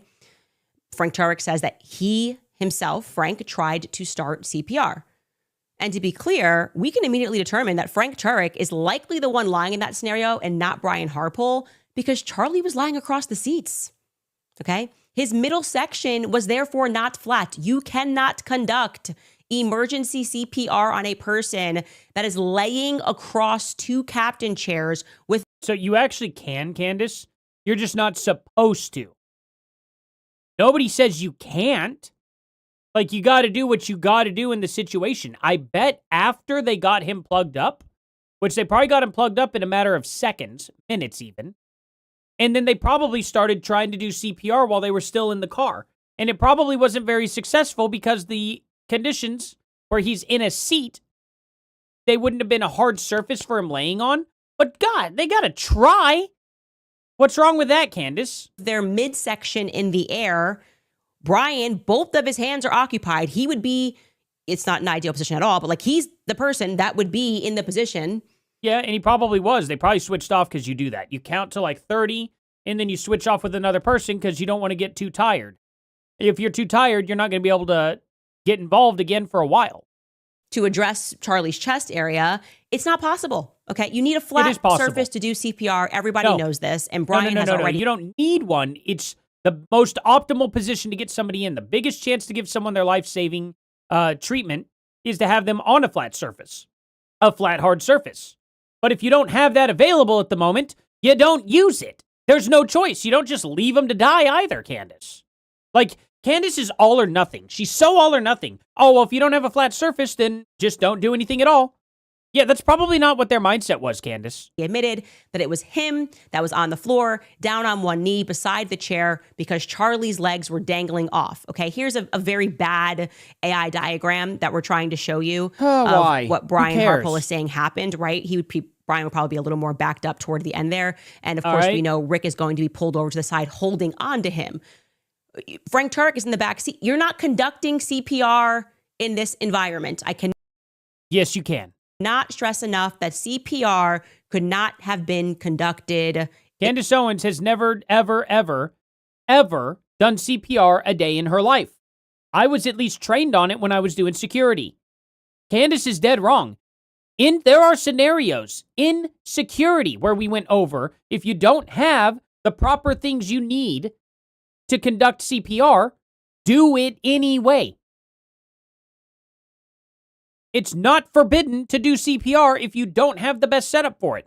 It's getting to the best position possible. Not give up if you don't have every single condition met. In that car, that's ridiculous. Brian is telling the truth twice when he says that. He focused on the bleeding, he says. Yes, so why is there this disconnect? Why not just simply say, if you're Frank Turek, yeah, I was just praying in the back. No idea. I'm going to tell you what I think. I'm going to tell you why I think, similar to what I said before, well, you don't when think. You are telling a little bit of a porky pie, the rule is it's because you're trying to introduce a truth. Right. Like whenever you magically forgot Erica Kirk was anti-Israel. Sure, Candace. Doesn't really make sense.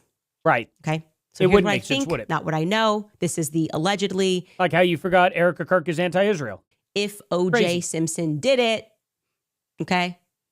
Not fact. My opinion, allegedly. I suspect that the CPR story, which cannot be true, and which Brian Harpole says is not true, was necessary because Frank needed an excuse for why he changed into hospital scrubs when he got to the hospital. When you go into an ER, you don't want to contaminate anything in the ER. The ER is open. There are many, many, many patients that are not visible, but there's only a curtain separating you between you and another patient. So generally, if you're going to go back there, you have to gown up. How you gown up? Paper scrubs over your blowers, paper scrubs over the top, hairnet. There you go. Safety glasses too. It's very common. It's not that difficult. You can be in the ER. You can be in the operating room. You got to be gowned up. Anyway, Brittany Bevel for the $5. If it's Captain Sharia Frank could have been between the chairs, it's not considered outside the realm of possibility. Absolutely. Absolutely. So you're saying, if it's captain chairs, I see. You're saying if it was captain chairs, Frank could have been between the chairs. Yeah, absolutely he could have. But Candace won't acknowledge that. She will not acknowledge that whatsoever. Thank you so much for that 5, by the way. That's very nice of you. Thank you, guys. Remember, Frank did not help carry Charlie into the back of the car. He did not run over to Charlie when Charlie got hit. He never traverses over Charlie's body or near the men that were holding him to get into the car. Do not forget, Frank climbed into the SUV from the trunk. He didn't even have to go through, he climbed in through the trunk cleanly. Let's watch Frank get into the car, courtesy of Terrell Farnsworth. Take a look at this. Who's your shots on? Watch that trunk. There's Frank. He's going to get in that way. Nope, Rick's going to be busy. He gets in, runs around, and opens the trunk and gets into the car. Clean. Cool. Fresh, white polo shirt. So Frank did not touch Charlie after Charlie got hit. Frank never said when he touched Charlie. Frank never mentioned exactly when he did that. He could have done it only in the car. Maybe he did it maybe he helped unload Charlie onto a gurney, onto a crash cart. I don't know. You weren't there. I wasn't there. What do you mean he didn't? He did not help transport Charlie into the SUV, and he entered clean through the trunk, meaning Cool. there shouldn't be any blood spill on Frank Turek, okay? All right. That's great. He had to willfully hop over from the trunk to even get into the back seat in the first place. Yeah, we understand how someone would get into the seats, Candace. We're not stupid. He obviously got into the seat through the trunk. We saw that. We're going over that. Why are we repeating ourselves? The back seat should have been clean, according to the story Yes, that he was Brian clean. is telling. Oh my So God. given those facts and given Brian's testimony that Frank just prayed while they worked, how did he get so much blood on him? He certainly should not have had a significant amount of blood, which required him to change his clothes into surgical scrubs at the hospital. You don't change your clothes, Candace. He never said he changed his clothes. You pull them over. They're paper scrubs. You pull them up from the bottom over your clothes. You put them over the top. Have you never been in the ER before? What are you talking about? Why do you not look this stuff up? Like, term gown up in hospital. Okay. Let's just see. A hospital gown is a standard loose-fitting garment patients wear during hospital stays or medical procedures. It's typically open in the back with ties in the neck and waist, specifically designed to give doctors and nurses easy access to the body. Well, okay, gown up for nurses in hospital. Let's see this. When a nurse gowns up in a hospital, they are donning personal protective equipment, PPE. This process is known as donning, requires specific sequence to prevent the spread of infections, starting with hand hygiene and ending with gloves. Okay? So they put on gloves, they secure the gown, overlap the back of the gown to cover your clothing, and fasten the ties securely at the neck and the waist. Goes over your clothes, Candace. You do this so that way your unsterile clothing doesn't get on anything. It has a protective barrier over it. Do you not understand why they do this? It wasn't just for Charlie Kirk. It was for everybody else in the ER as well. You don't want airborne particles coming off of you and making a situation less sterile. So you gown up. You put everything on while you're in the ER. It doesn't just protect Charlie, it protects everybody else that has any kind of wound in the ER from getting an infection. Now, is it absolutely necessary? Maybe, maybe not, but it is a procedure that all hospitals follow. You don't want to go to a hospital that is not gowning up because you're probably going to die there. You're probably going to get an infection that you can't get rid of. It's very easy. Like, again, I could just look this stuff up for you, Candace. You have a huge misunderstanding as to what they are saying because you do not live in Normalville. You live in Richville. You don't understand how hospitals work. You don't understand how ERs work. You don't have to deal with things like that, Candace. When you broke your leg, I guarantee you did not get wheeled into the general population of an ER. You probably went immediately and saw some sort of orthopedic specialist or something like that. Orthopedic, right? Is it orthopedic? Diagnosing, treating injuries. Let's see. Joint and bone trauma. It's just bones in general. It was probably an orthopedic specialist. What doctor specific helps with broken feet? Let's do feet here. A podiatrist. So she probably went to a podiatrist then. That's foot and ankle. So one way or the other, pretty simple to understand that she would have went to a nice, very expensive place, private family doctor, something along those lines, and got her foot reset and put into a cast. She did not go into a general population emergency room. I would almost guarantee it 1,000,000 times over. So she has no idea what it's like. How did he get so much blood on him? He needed a story, in my opinion. Oh, so he I just tried to splashed start Charlie's blood all CPR. over him. Okay. We tried to do CPR. That's why I was touching Charlie. By the way, I want to be clear. There's no such thing as we when it comes to the physical touch of CPR. Okay. He might not have done it, and he might not have meant we like that. He might have went we as a whole started CPR while he was in the car or something like that. Maybe he didn't. Maybe he was getting out of the way, but he considered himself we because he's part of the team. Person conducts the There you CPR. go. Another person might help count, breathe into the mouth. But delivering chest impressions is not a team sport. You can switch on and off. Brian says we didn't do that. He never said he didn't do that. He just didn't mention it. And the person, we don't even know if he had a pulse. That's what he said. Why would you conduct CPR if you're not, like, none of it makes any sense. And like I said, the person who would have been in the worst possible position to give compressions to Charlie's chest outside of the driver would be the man from the trunk, amidst 36 feet of gauze being unrolled and wrapped around somebody's neck. That's not how that worked, Candace. You sound so stupid. It was in his neck, Candace. Inside the neck. Not around the neck. You sound unbelievably stupid when you say things you don't know what you're talking about. This is the problem, Candace. How can anybody take you serious when you're acting like they're wrapping his neck up? That's not what they're doing. So what do our eyes tell us happened in this car? When we look at the shards. She's so dumb. When we listen to Frank's discrepancy, when we listen to Brian's discrepancy, they're implausible stories. One trying to suggest why he cut off the shirt, the other one trying to suggest why he had so much blood that he needed to change, okay? Let's consider this a critical thinking exercise again. I don't recall him ever saying he needed to change. We're theorizing here, not a fact, an opinion, okay? We used to be able to do this, to think critically from the evidence that we can see in our car.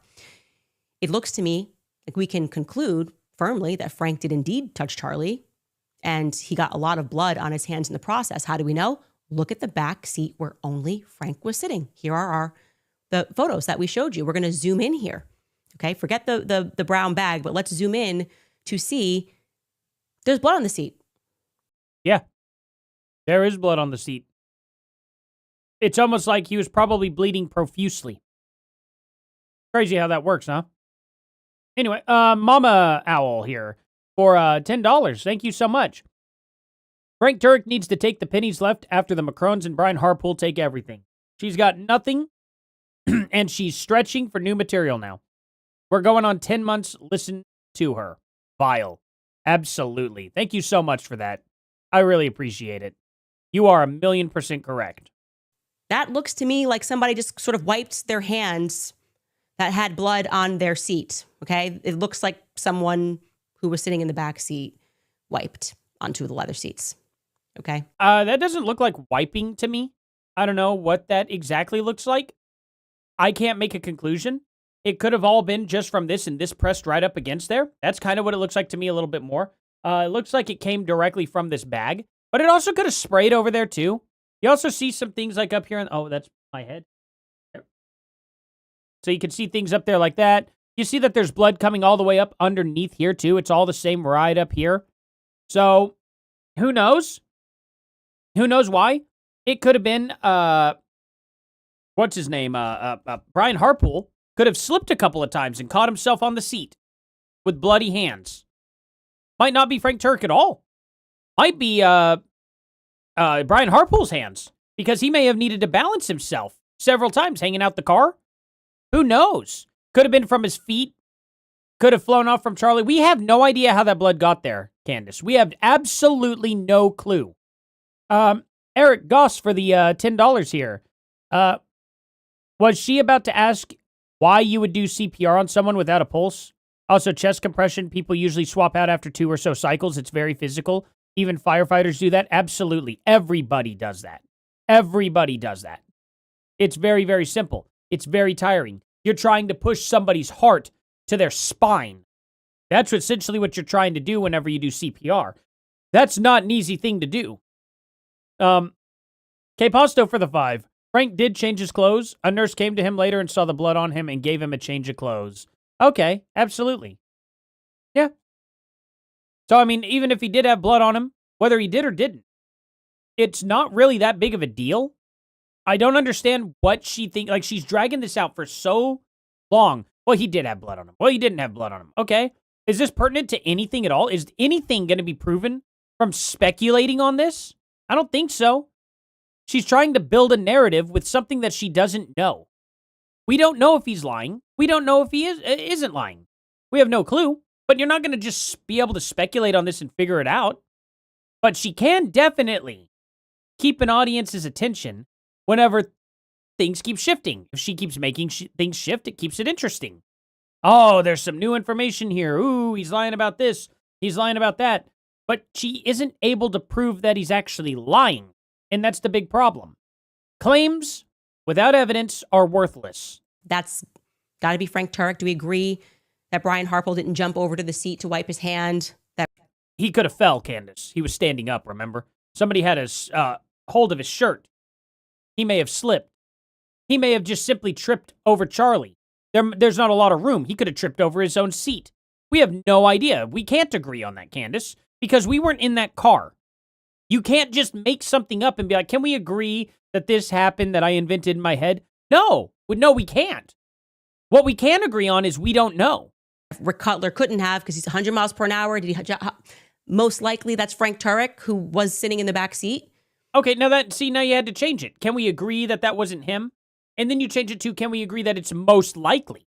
Okay, most likely, yeah, probably. It is probably most likely him, but I can't know that. Praying. And it also looks like they used that brown paper. And for all we know, he touched him right before the car even took off. He may have jumped over the seat. They may have been trying to get Charlie held, and maybe he was trying to hold Charlie still. Maybe he was trying to pull him up in a certain way. We have no idea, Candace. They might not have even spun out of that parking lot yet when Frank Turek touched him.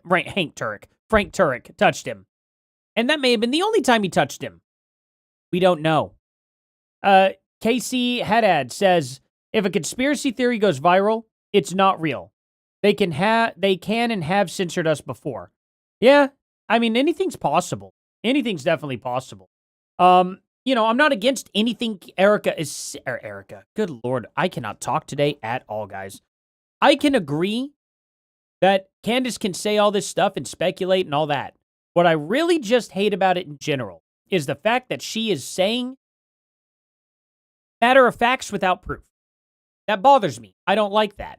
Looks like an Uber bag to wipe their hands onto the bag. That could have been Brian. Maybe they passed it back and forth. Who knows? Like I said, Frank was the only person in the back seat. So the natural question arises, now that we're removing the plausibility of CPR, for what reason did Frank touch Charlie to the point that he may have acquired a lot of blood on his hands? Could have just been holding him still. Who knows? Could have been spraying. And a lot of blood on his clothes. So here, again, is my theory, not a fact. That could make sense. I'm going to tell you a story. Oh, God. Just a tale. And if I did it. Here we go. Another story. All of them climbed into the car. The door was indeed left open, and so Rick Cutler's hands were indeed tied up, making sure that Brian did not fall out. Brian Harpole then whipped out his medical scissors, which are always pretty much safely in any medical bag. You're going to have a small set of scissors. You are correct. And no, they're not going to be these, Candace. No, they're not.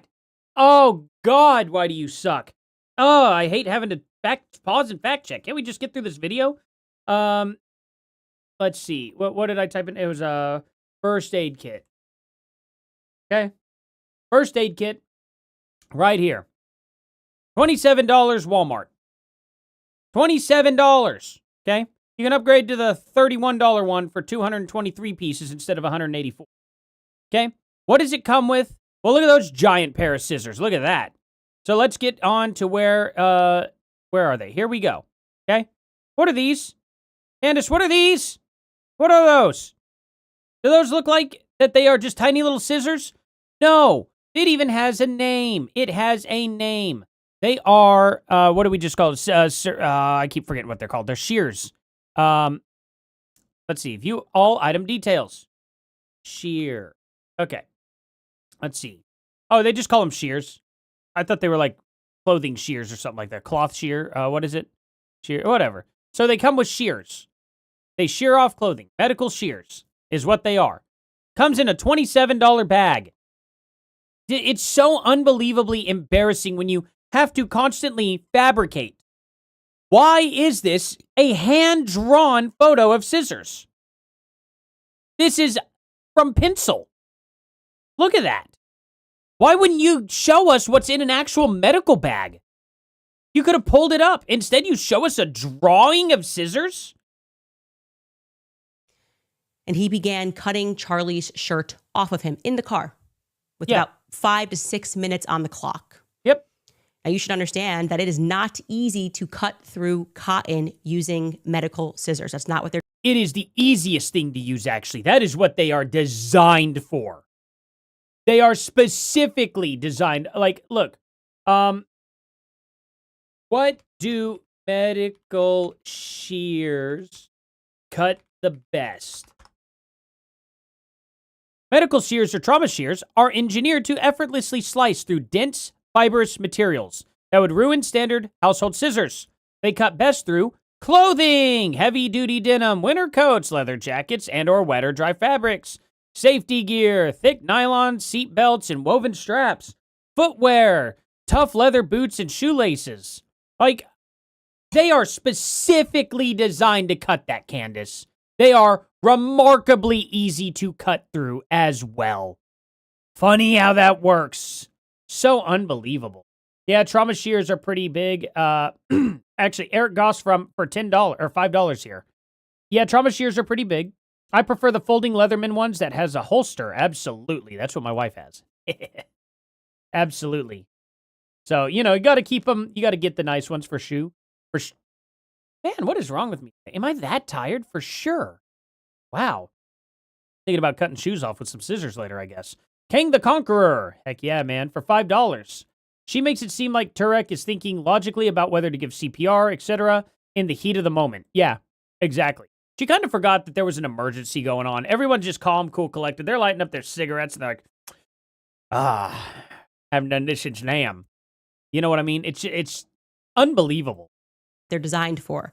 Thank you so much for that Rick $5, Cutler's guys. hands Thank you guys so much for those donations. tied up, holding Brian so that he wouldn't fall out of the car. Yep. Frank leaned over for the assist, okay? Any person who has ever worked with fabric knows you need the tension of someone pulling the shirt to cut through it quickly, right? That's going to be your easiest option is to try to cut through it and have someone pull to provide the tension so that it slices through.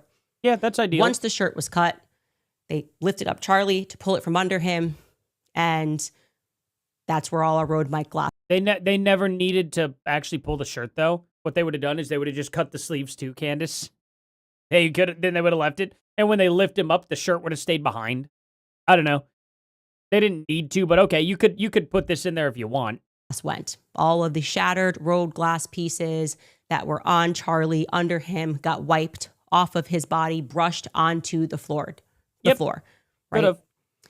Landed onto the ground. Now we're getting close to the hospital. Could have actually just landed on the ground. See how there's way smaller pieces over here?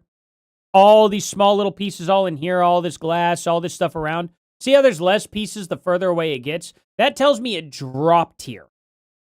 It dropped here and he stepped on it. That's what that tells me.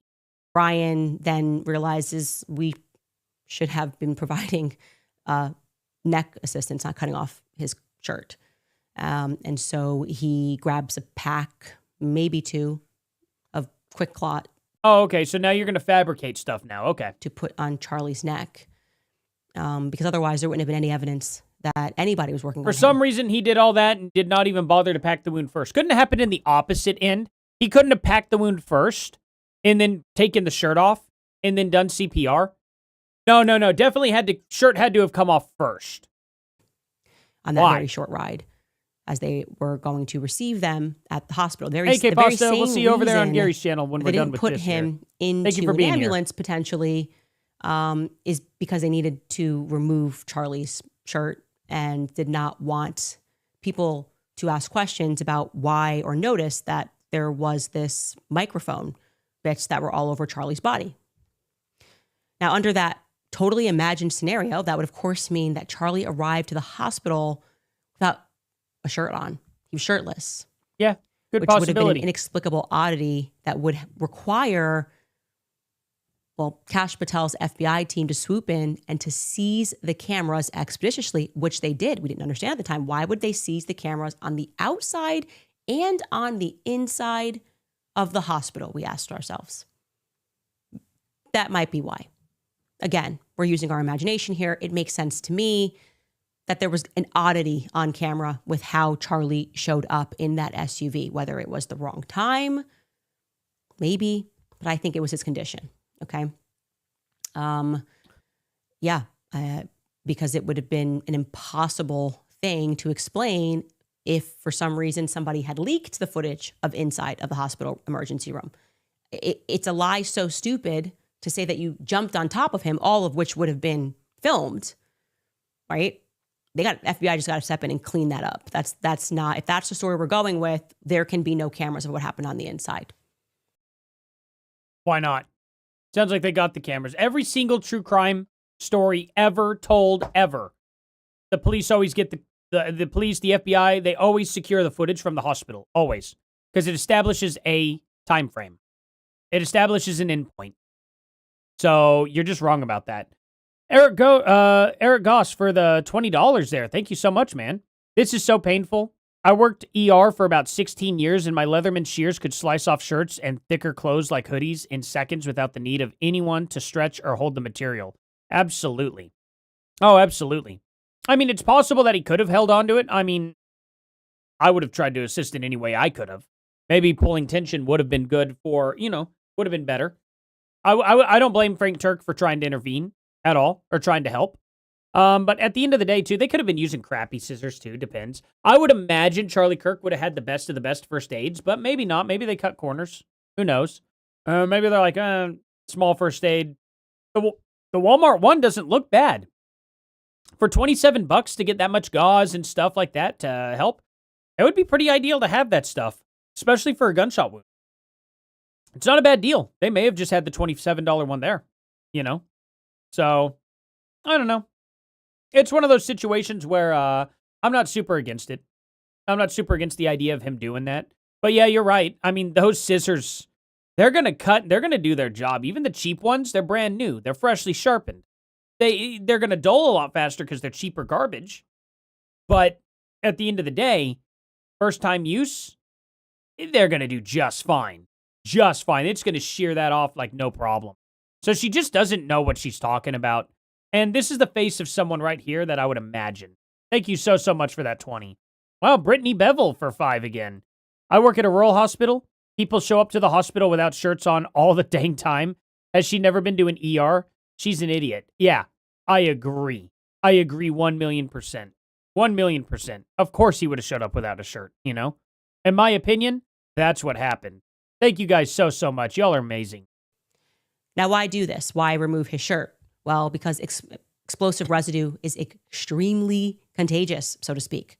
The microscopic particles are passed through even the most casual contact between two people, okay? It adheres to surfaces. Explosives are substances that have adhesive energy. If Charlie were, in fact, put burn marks in the shirt, but we don't see that. Killed by an explosive, everyone who came into contact with his body would have had to get rid of their clothing. No questions asked. They would have had to get, because they would have said that is explosive residue. A bomb dog would have smelled that in 3 seconds. Okay. Less than that. None of their clothing could have been tested, or they would have had traces of explosives. Everybody who was near him. Any proof?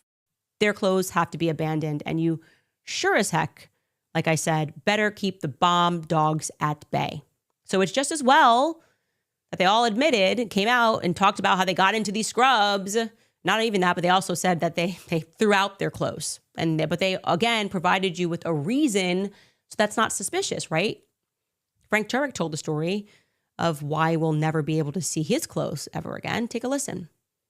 Okay. We got to the hospital somewhere around 12:30. He was shot right, like maybe 12:20. It took us like 10 minutes to get there, maybe 15. We had no... It's just an SUV. We had no lights. We're just screaming. Saw that. Yeah. We get there. Mikey had already sent a plane to get Erica. Right. And she got there, I want to say about 3 o'clock. Talked to the doctor. Went up and had private time with Charlie's body, you know. It's about 5:30. I'm about the only one in the emergency room area just standing there. I'm in scrubs because Your clothes. clothes were, yeah, I didn't want her to see any of that. No way. Well, I didn't see anything about him throwing his clothes out. What are you talking about? You promised that that's what happened. And you lied. You showed a clip and that didn't happen at all. So he just changed clothes. He might still have them. It may have been taken into evidence. Maybe the hospital threw them away. Maybe the hospital decided that they could have been donated to a child in need. I have no idea, Candace. How did you glean that his clothes magically disappeared, though, and that he threw them out? How did you glean that from there? Kang the Conqueror for $5 says, so Harpole exposed the details of this nefarious plan when he didn't have to? It would be more suspicious if all their stories lined up perfectly. Yeah, it would be. It would be more suspicious if every single one of them had an absolute, like every single detail down. That would be. Everybody has a little bit different of an experience, different thing that they saw, has a little bit of a different take on something. And usually they're pretty close in story. But if they were absolute exact word for word, well, you'd know that it's rehearsed. two loving pastors discussing that they did this because they didn't want Erica to see him like that. Yeah, they didn't want Erica to see them covered all in blood. Yeah, that makes sense. He admits elsewhere he threw his clothes away. In essence, every When did he say he threw his clothes away, though? crucial piece of evidence, which I might go missed some that? way of debunking the explosive theory, was destroyed, given away for the almighty widow. How could you question it? Of course, Jack Hibbs says, of course you got rid of your clothes. Why you wouldn't want Erica to see the blood on your clothes? Yes. He never said got rid of his clothes. Everything we're doing What? makes sense. Of course, she would want the cross. It's very convenient that everywhere there would be evidence of explosive residue got taken care of. Hey, let's It's also very convenient that you think there was explosive residue. repave it like Any tomorrow. proof of that? The entire scene, because They didn't pave the entire scene. They put pavers down. They're stones, Candace. You could lift those stones up today. she doesn't want to relive that. Terrell, when I spoke to him, he used the widow. That was his excuse. I said, hey, why'd you take these cameras down? I didn't want Erica to relive Charlie dying. That's not what he said. He said he got him down for the FBI. I said, Terrell, what do you mean? It's all over the internet. Why specifically the back When did he say that? Pull that video up for me. cameras? You know, I spoke to Erica and I didn't want her to relive Let's another see. angle of Charlie dying. It's all very convenient. The widow is the most convenient person in the story if it's a cleanup job. We don't know. No. We know. We'll be right back after the break. Okay, All let's right, see you guys, here. our great nation turns 250 this year. Yep, Two and a it half. sure does, and it's going to do it without you talking about it. We'll fast forward because you suck. Anyway, let's get to this.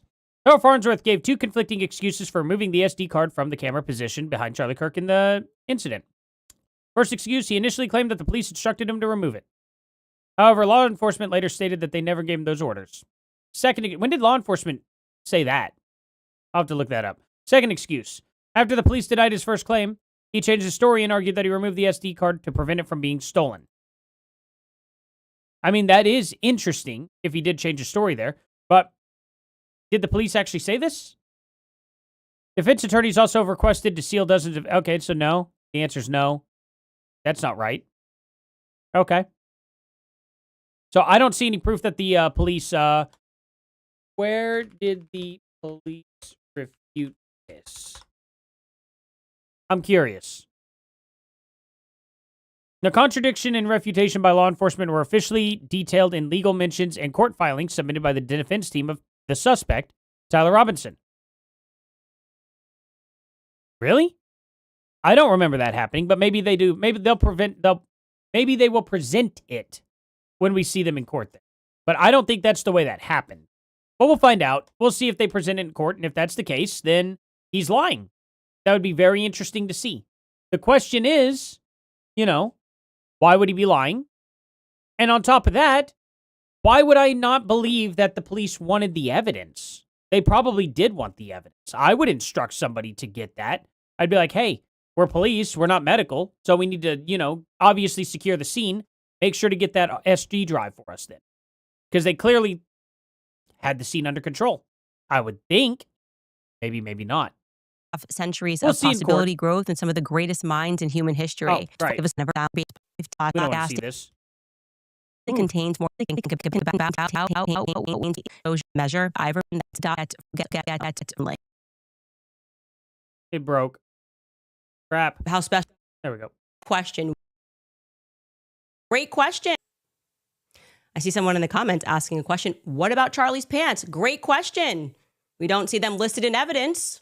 Well, we sure don't see them cut off, do we? We sure don't hear any stories about them removing those. That kind of puts your whole conspiracy theory on a damper, doesn't it? Kind of sucks for you, doesn't it, Candace? Maybe you should pay attention to that. Oh, good question. Well, we don't see it listed in evidence. Well, it's going to be presented in evidence probably later on. Well, I don't know if it'll be presented in evidence. Why would they need to? And here's Charlie Kirk's pants, where the 30-06 never touched. Why would it need to be in evidence? That's a great question. Where are Charlie's pants? We're going to probably hear a story about how special the pants were. I don't know. Maybe they're at another fundraiser. My best guess is they are in the garbage or they are with Erica. Just like noticing some themes of the story. They were either thrown out or they are with Erica.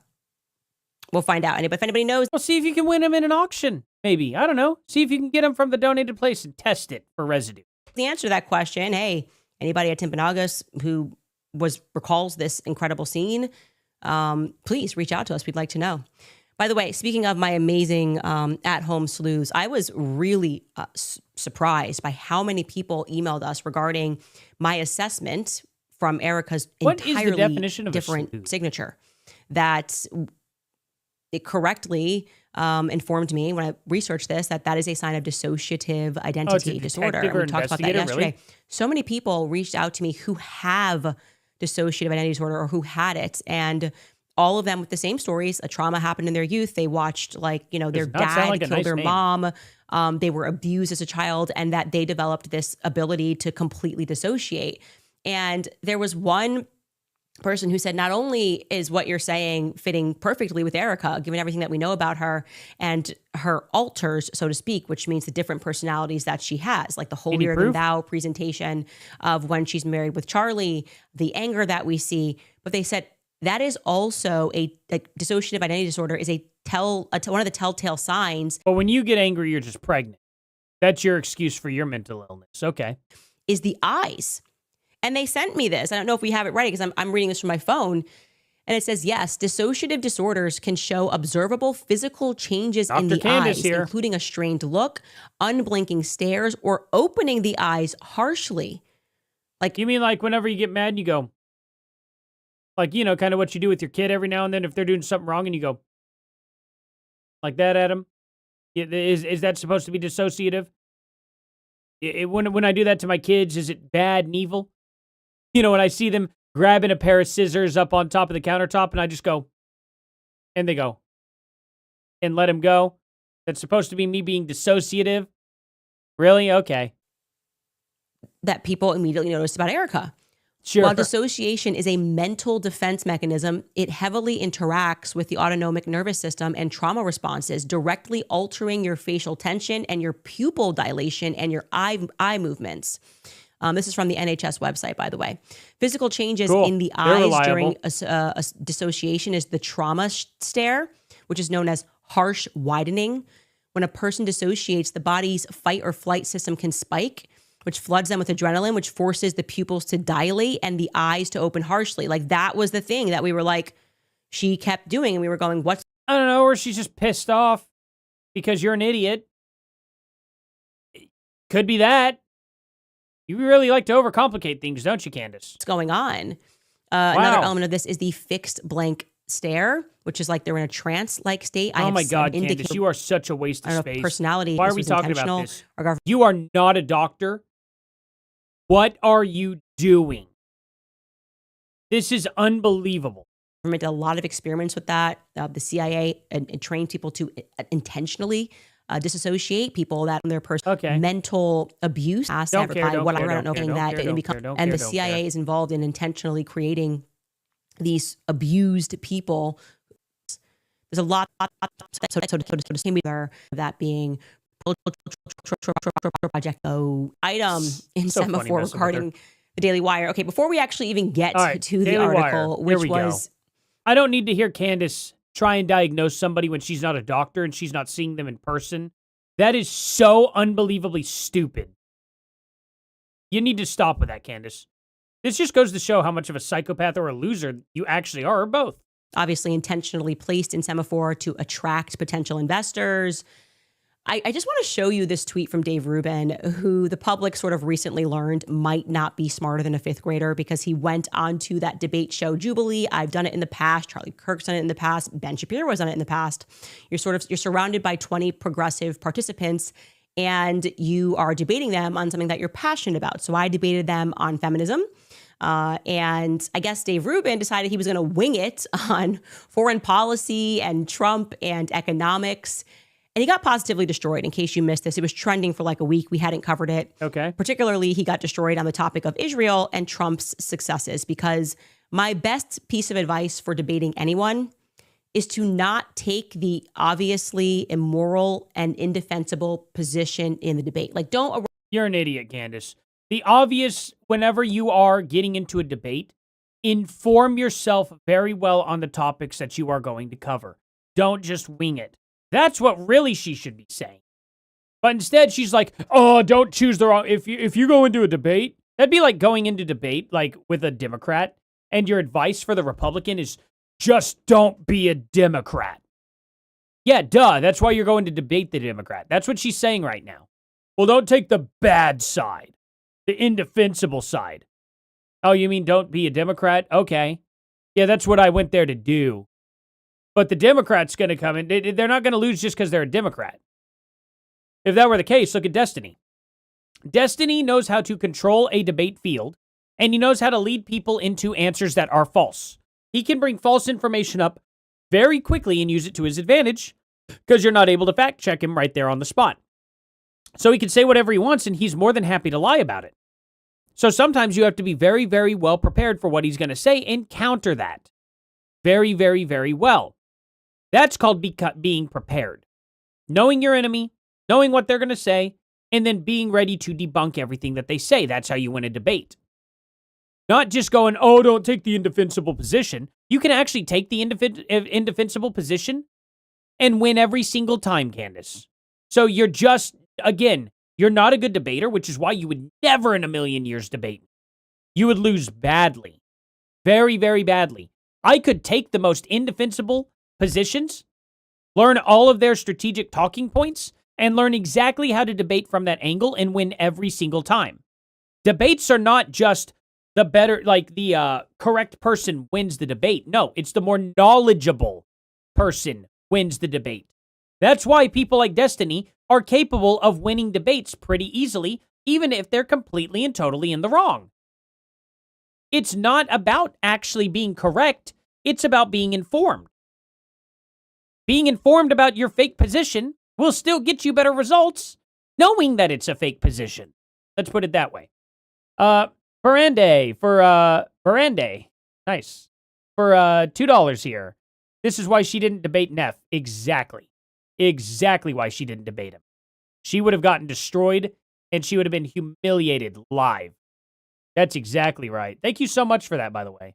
Arrive at a debate defending Israel's actions in Gaza. Don't arrive at a debate defending Trump's administration right now, right? Why not? I could destroy you. I would love to have a debate about Trump's administration right now. And my challenge for you would be mention anything except for the Epstein files and Iran. What else has he done wrong? Will it outweigh what I'm going to tell you what he's done right about foreign policy, about the border, about deportations, about bringing factories back to our country? Would it be about inflation? All these other things that I could mention, I would dog walk you, Candace. I would dog walk you. And then all you would have to say is, well, Iran. Yeah, well, Iran's over. You said it was going to be a forever war. It only lasted 4 months. What happened there? Strait of Hormuz is open. You got nothing to argue about on Iran, so it'd just be a dumb argument to bring up. So all you would have is the Epstein files, to which I would counter you with this. Name one other president who's ever released them. Oh, only Trump? Wow. Did Biden release them during his 4 years after he knew Epstein was ended? Yet Biden never did anything? Oh, okay. Great arguments, Candace. Really easy to get your only 2 talking points. Your only 2 talking points. You know what I mean? Crazy how that works. Funny. Both of them can be just taken right out from under you. Debating a Trump supporter right now would be the worst possible move for Candace Owens to make. Because she would just lose. She would lose badly. In the Iran war. So I'm going to give you an example of his inability to articulate outside of his tribalism of anything that's Israel, yay, yay, yay. He's unable to articulate to this person what Trump has done this time around to warrant any allegiance to him on the basis of his promises that he made to his voters. Take a listen. What is one main metric that Donald Trump has made better off since he got in office? Like an example would be GDP, unemployment, inflation, et cetera. Well, right now, first off, the big beautiful bill was just passed last year and it's kicking in now, right? It's kicking in now. What are they laughing at? That's not exactly inaccurate. Okay, so we're going to now see results of that, like even the tariffs. All right, so let's do tariffs. Are you for or against tariffs? Against the universal tariff. So what's the main metric that he made better off? What? What's the main metric that he made better off? GDP, unemployment, inflation? Do you have any idea? Yeah, inflation actually went down quite a bit. I don't know about GDP specifically, but I do know that through the tariffs, he is bringing back more factories. There are several more factories coming in, which is going to involve bringing up our GDP because we're going to have a much bigger workforce in the United States. Therefore, we're going to be putting out products. Therefore, we're going to be selling products to other countries, and we're going to be taking money. That's going to increase our GDP. Of course, that's going to happen. Dave Rubin isn't going to be able to answer this because he decided to wing it a little bit more than what he should have. He should have informed himself a little bit better, but we'll see. Let's give him the chance and see what he does. Listen. Yep, he's an idiot. Unfortunate for Dave Rubin there. But we knew this. Dave Rubin is very, very, very bad at debate. He couldn't even get the debate settled between Candace Owens and Blair White. If y'all remember that, all he could do was sit back and go, guys. And they just walked right all over him. And it's because it's easy to walk all over Dave Rubin. It's probably because he's a genuinely polite guy. And he doesn't inform himself super well on how to be able to handle a debate. It's unfortunate, but that doesn't necessarily mean that he's a bad guy or anything like that. He's just very, very, that's his weakness right there. Never debate Dave Rubin because, well, Dave Rubin will lose and look like a fool. He's not a very good debater. But that doesn't mean he's wrong. That doesn't mean he's wrong at all. He could spout off all the facts. A better debater is going to win, though. And winning a debate doesn't mean much. It really doesn't. It's just for clout. Listen. I don't think you do.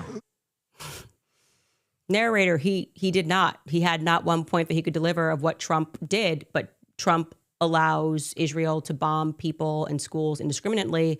Speaking. What do you mean he allows them to? He's telling them to stop. He's not allowing them to do anything also. We're not their boss.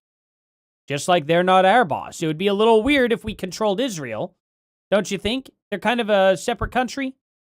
We probably shouldn't be doing that. Of which, here is another moment where he clearly has no idea what's going on in Gaza, but like he's a Zionist. So let's rah-rah. It's all fine. Take a listen. Trump made several campaign promises to his voters that he hasn't come through on, and yet we continue to hear you guys bootlick him all the time. Like what? And it's very frustrating the to me that topic you're not is the modern holding- left cares more about. Well, like what? She should qualify that. Name one thing that Trump has fallen behind on his promise of. Can you? I bet you can't. Ideology. Yeah, and I disagree with the claim. Yeah. I think that the modern right cares more about ideology. I mean, What let's is look that at ideology? okay, so Yeah. let's look at some of the things that Trump ran on, right? Yeah. He ran on an America First campaign, and then he bombs Venezuela. Then he doesn't end the war in Israel, even though Yes. he promised he was going to do that. What He do you mean? starts The a war conflict. is over. The war's over. No, it's What do you mean? very much There's no. a ceasefire. There's not one Israeli in Gaza. The hostages are home. There's a No, reconstruction that is that's beginning. absolutely not true. what That do is Well, it's true now. But you're right. It wasn't true at the point in time they filmed this. This was filmed like, what, a month ago? fundamentally false. Wait, you're saying they're hostages in Gaza right now, and the war is continuing? The right conflict has continued. Yes, there have continued to be bombs. And moving they're on. bombing Gaza right now. That's what you're telling me? Yes. Yeah, that's not. I mean, I know you get your news At the time of this, though, they weren't bombing Gaza. So I don't know what she's talking about, but they weren't. from That's not Grok, true. but like Not at that point in this time. is a fact that is continuing to happen.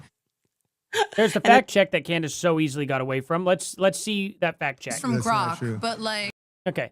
Israel and Hamas agreed to a ceasefire framework, but Israeli strikes and military operations in Gaza have continued amid disputes over Hamas disarmament and implementation of the deal. Israelis officials say further withdrawal depends on Hamas disarming, while critiques argue continued strikes undermine the ceasefire. The hostage issue was central to the deal. I think it ended at this time, though, actually.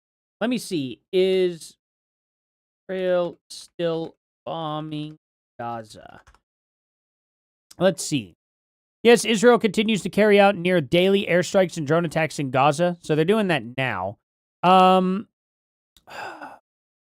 When did that start back up? It was okay, so they're just saying October 7th. Okay. Was there ever a ceasefire, and how long did it last? How about that? There are 3 distinct ceasefire agreements. First one was late 2023, early 2024. It lasted 7 weeks. The second one was early 2025. It lasted 2 months. And the third ceasefire was late 2025. Present structure here. Technically ongoing since 2025, but heavily compromised. Okay. So they are in a ceasefire, but they are still doing operations in Gaza. I don't know that there are just indiscriminately bombing Gaza. I'm not sure at all. Hey, Ed. I am so sorry to hear that your father passed. I'm very, very sorry to hear that, man. Genuinely. Man. Definitely prayers for you, man. I'm sorry to hear that. this is a fact that is continuing to happen. And then they fact check him throughout the entire thing, and he has no idea what he's talking about. And this has kind of been a theme. Like, he interviews a lot of people, and it's fine to be an interviewer, but when you are going to kind of insert yourself as an intellectual, you got to do. Sure, but he could have also pivoted and said, hey, can you name any promises that Trump failed to keep? And then she would have been on the back foot. Instead, Dave didn't pivot at all to the first thing she said. He let her control the entire conversation there. And then she got to change the subject 3 times and hit him with Trump failed on this, Trump failed on that, and Israel's still bombing Gaza. And then he tried to jump in and go, oh, well, the war's over. Yeah, that wasn't the best thing to say. He's a bad debater. But does that mean that that it's untrue? Well, the war, as far as I'm concerned, is over in Gaza for the most part. Right now, it looks like they're clearing out Hamas. Maybe they're not. Maybe they're evil and just bombing everyone, right? I find it to be weird that they would be like that and let people leave. That doesn't make much sense to me, but whatever, you know? Let's look at it through the lens of a leftist and be like, nope, no matter what, they're just taking out children all day long. These people are sitting in Gaza. They're in their buildings, and they never did anything wrong at all, and they're just targeting each and every one of them. I don't know why you would believe a story like that this country is just every now and then going out and going, let's fly out to our finest drones today and just blow up the nearest kid. I don't think that's what's going on there, Candace. But you can think like that if you want, I guess. Do a little bit of reading and a bit of background and not go back on vibes. And even if you go back to Dave Rubin's book, which I read, Don't Burn This Book, I knew he had no idea about foreign policy because there's a chapter where he actually published, I think this was back in 2020 when he published his book, that Ukraine was a member of NATO. I mean, that's so patently false. It's shocking that it even survived a fact check and got published on Stans.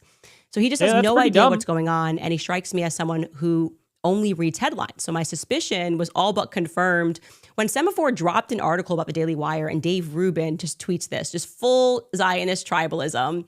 He tweets, coming soon from Daily Wire, Meghan and Tucker tears Tumblr. And he shares exclusive Daily Wire is in talks to take on at least $100 million in strategic investment with an eye on an IPO. That's all he read. It's very clear that's all he read. He didn't even click the headline. Yeah, but Candace, I have to show you that you also only read the headlines a lot of the time. It's not very uncommon. And I'm not defending Dave here. He shouldn't have done the same thing either. But I'm watching you share articles all the time that you don't read, that I have to highlight things and post back, which is probably one of the main reasons why you blocked me. But you do it all the time, too. What makes you so special? get brought to the Semaphore Rules for website thee. because if he wasn't winging it, he would have seen this fuller headline. Okay. He just couldn't be bothered. It reads exclusive Okay. Daily Wire under pressure seeks strategic investors and targets an IPO. So the exact opposite thing is happening. The Daily Wire needs money. And here's what they're trying to do. They're trying to raise $100 million. They have been trying to raise money for a very long time. And I have been saying on the show, I mean, the content of the article sums up what we've all known. The Daily Wire has been in a state of rapid decline, and they're seeking a way out. After the last private equity firm clearly failed to rescue them, they are now turning to High Mount Capital to try to help them raise money at a valuation that is so absurd that they surely know they are not going to meet it, given their distressed financial state. And I'm sure that's why they asked for it, is because they thought, dang, there's no way anybody's going to give us this. So let's ask for this. I'm sure that's exactly the angle they're coming from, Candace. You're right. They're just so stupid. It brings me absolutely no pleasure to report that an organization that spent 2 years trying to definitely bankrupt pleasuring my yourself to family this, because I Candace. think We genocide can is see it. always wrong. Doesn't matter who's advocating for it. Doesn't matter if Trump is advocating for it, if it's Jared Kushner, if it's my side, if it's your side, if it's his side. It's wrong. Now they have found themselves in a situation that they attempted to really force upon me for wrongthink. And here are the main takeaways from the article. Finally, they admit that the Pendragon cycle, Jeremy Boring's pet project, is what caused a significant amount of financial duress for the company. Okay. Yes, I've been mentioning that on the channel now for the better half of 2 years. Not specifically Pendragon, but 3 years maybe. I've been saying, yeah, he took a big risk, tried to create a legendary series, ended up not being so legendary, and lost money. That's pretty normal. Are you saying that was an evil thing for them to do? Because I don't think that was a bad thing for them to do. They gave a chance. Sometimes, Candace, you make an investment into something that doesn't pan out, and you lose a lot of money. Okay. What's your point? Yeah, I agree. It probably certainly was that. It certainly wasn't the news aspect, because the news aspect was doing fine. So even you have to acknowledge that Ben Shapiro isn't the one causing this to happen. Ben Shapiro isn't causing this money issue. Matt Walsh isn't causing this money issue. None of the people that are, all the other people that are involved were not causing the issue. It was a failed movie project / TV series project, which had a massive budget and didn't have returns at the box office, so to speak. Okay? So what's your major problem with that? I'd like to know. They finally admitted that they spent $50 million on just 7 episodes.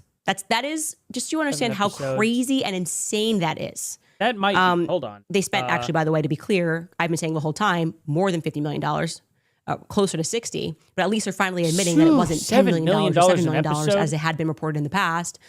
That means they spent more per an episode than HBO spent on the first season of Game of Thrones. I want you to process that. That is okay, that's not fair, though. That's like a decade apart. That's not fair. Let's see. So they were let's see. Game of Thrones per episode budgets increased significantly over its run, starting at about $6 million in the first season per episode, and then it was $15 million per episode. Yeah. But $6 million per episode 10 years before they did the Pendragon cycle? That's a lot of inflation to account for. So really, not quite. Not quite. But even so, spending $7 million per episode, that is a heck of a budget. That is a big, $7 million an episode. Wow. Yeah, that's a lot of money. It really is a lot of money. That is Hollywood levels. That is HBO levels for sure. It's, yeah. That is a lot of money. I have to agree. They probably should have had way less of a budget for it. But he took a risk and wanted to make a AAA show. And that's the kind of money you need to spend to get a AAA show. That's just what you got to do. I don't see a problem with it. Mania. That is Jeremy's mania, okay? That is the single greatest contributor to the fall of the company. All right. Jeremy and he Boring got let go. Cool. Constantly needing to fulfill his childhood fantasies. Okay, cool. Now, he tried to scrape back some of that price tag by getting rid of me. I've been telling you guys the story forever. They were under financial pressure. Yeah, that's not why they fired you, Candace. It's very clear why they fired you. They needed to remove people that they were paying. They weren't going to do Jordan Peterson, so they got rid of me in a rather glorious public firing. So you mean to tell me they got rid of you, who was bringing them money? You mean you, one of the people who would have been able to actually fund this show and take damage? Because you were bringing in money, right, Candace? You weren't a net negative. You were a net positive for the company. So why would they want to get rid of a net positive? Because then that $50 million bill shrinks down to like, what, 20 million, 30 million, 40 million even? Even if they could save $10 million, they definitely would have kept you, Candace. That doesn't make sense. So they end up spending a lot of the budget on a film, on a TV series, and then they're going to get rid of a moneymaker? Do you have any idea how stupid that sounds? Which Jeremy was hoping would lead to more subs, taking a moral position, saying she's anti-Semitic. They were hoping that more people would sign up. Christ is King is anti-Semitic, but it actually backfired and it catalyzed their financial woes. That was then followed by Brett Cooper's exit later that same year. And let me guess, they got rid of Brett Cooper for the same reason, right? Also because of Jeremy Boring and his mania. And then they tried to sell, doing this exact same strategy, different private equity firm behind them. At the end of 2024, they were sort of like fake pumping their subscription numbers. What I mean by that is they started giving away their memberships like basically for free. Buy one, get one free. Buy a lifetime subscription. Yeah, that's not for free. For X amount of dollars. Sign up today. Don't pay anything until 2029.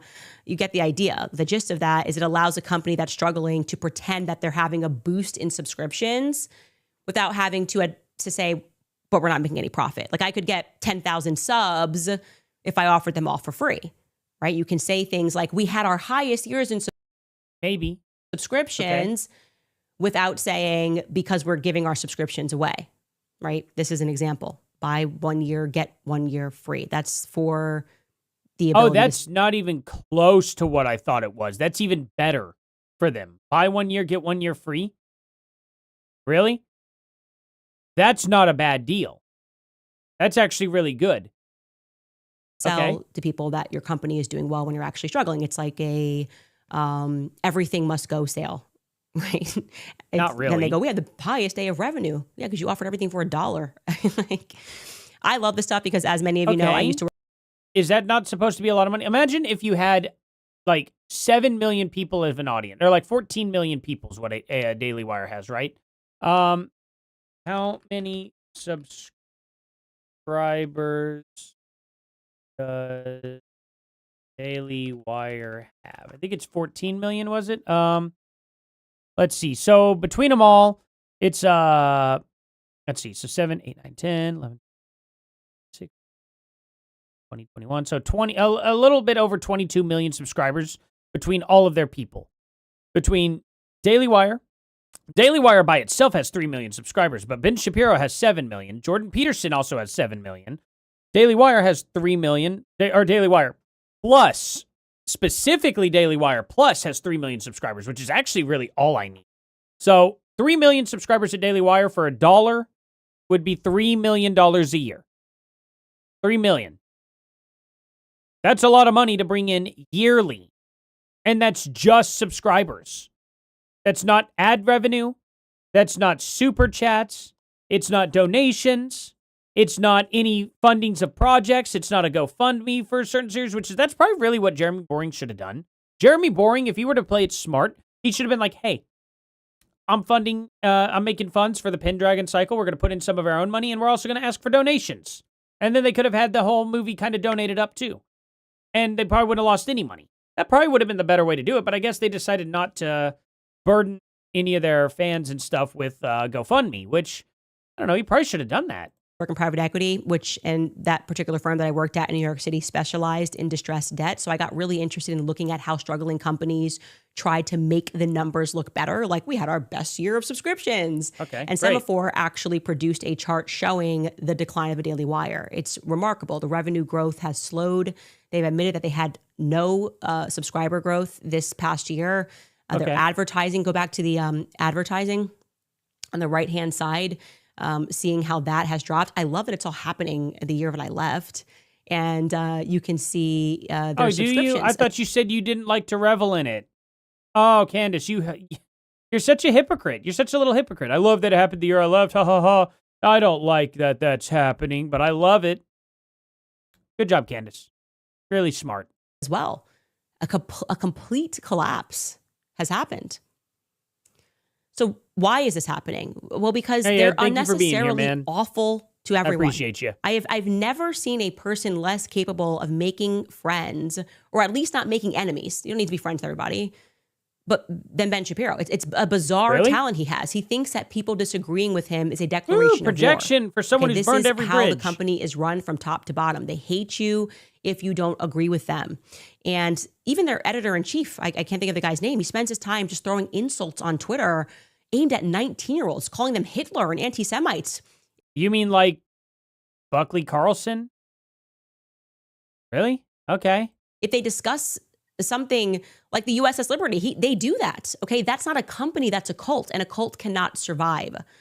So what is their next push? Well, they're pushing out these articles. We had 48 million in adjusted EBITDA. Adjusted. Oh, well, how did you adjust that EBITDA? That means we calculated the EBITDA and then we added some stuff back to the number because the heck did you just cast on me, Candace?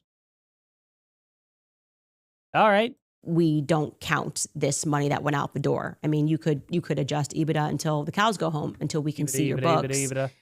They're in a very precarious situation.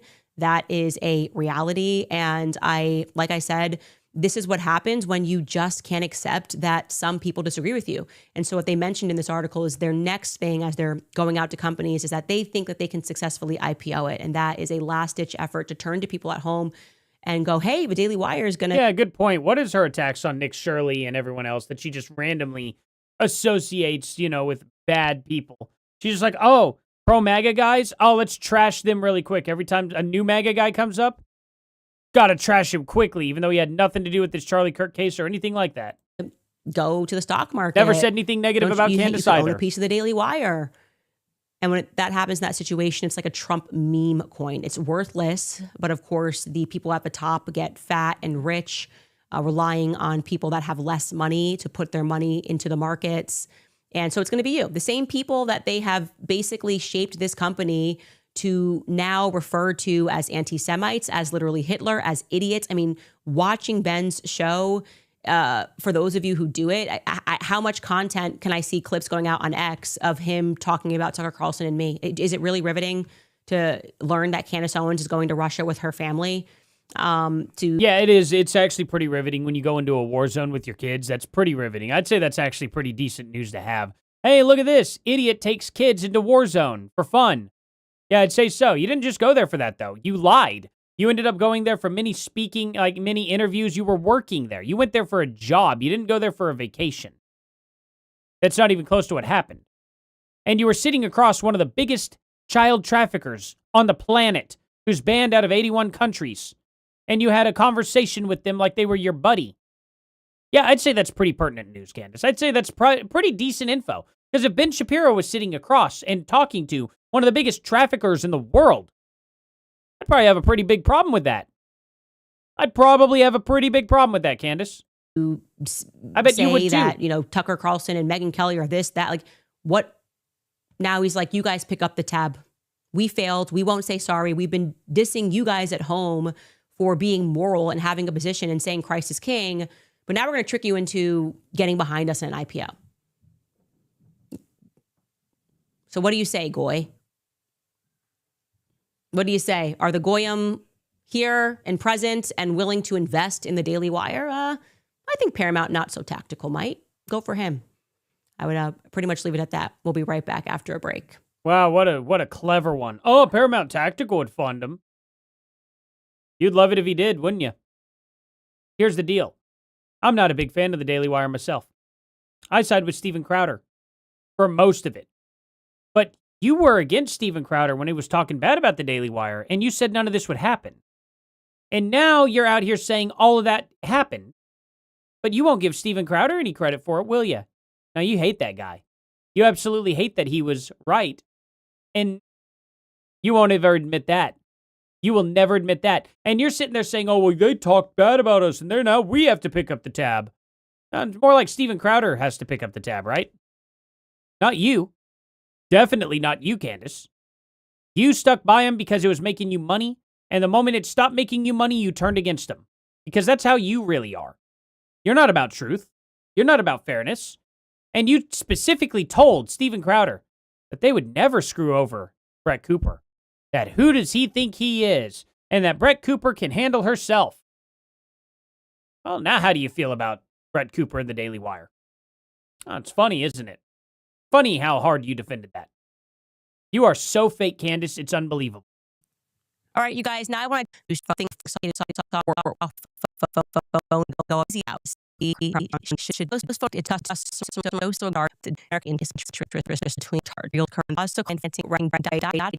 I'm a retired ER nurse married to a retired emergency room medical doctor.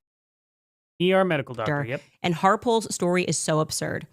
Only highly trained ER staff and surgeons enter the trauma rooms with the trauma patient. I don't know what ER she's in, but that's not correct. I've been in an ER. I got into a pretty nasty car accident against an illegal immigrant. And I got to be in the ER. My parents got to come straight into the ER and check on me. With my aunt, my great aunt, mind you. So that's not correct. I've been in a situation like that before. So, yeah, you're just dead wrong. Time is of the essence to save their lives, and interference from visitors is strictly forbidden. Yeah, but here's the problem. Did the staff come out and get Charlie immediately and then take him back there? Where did all this take place at?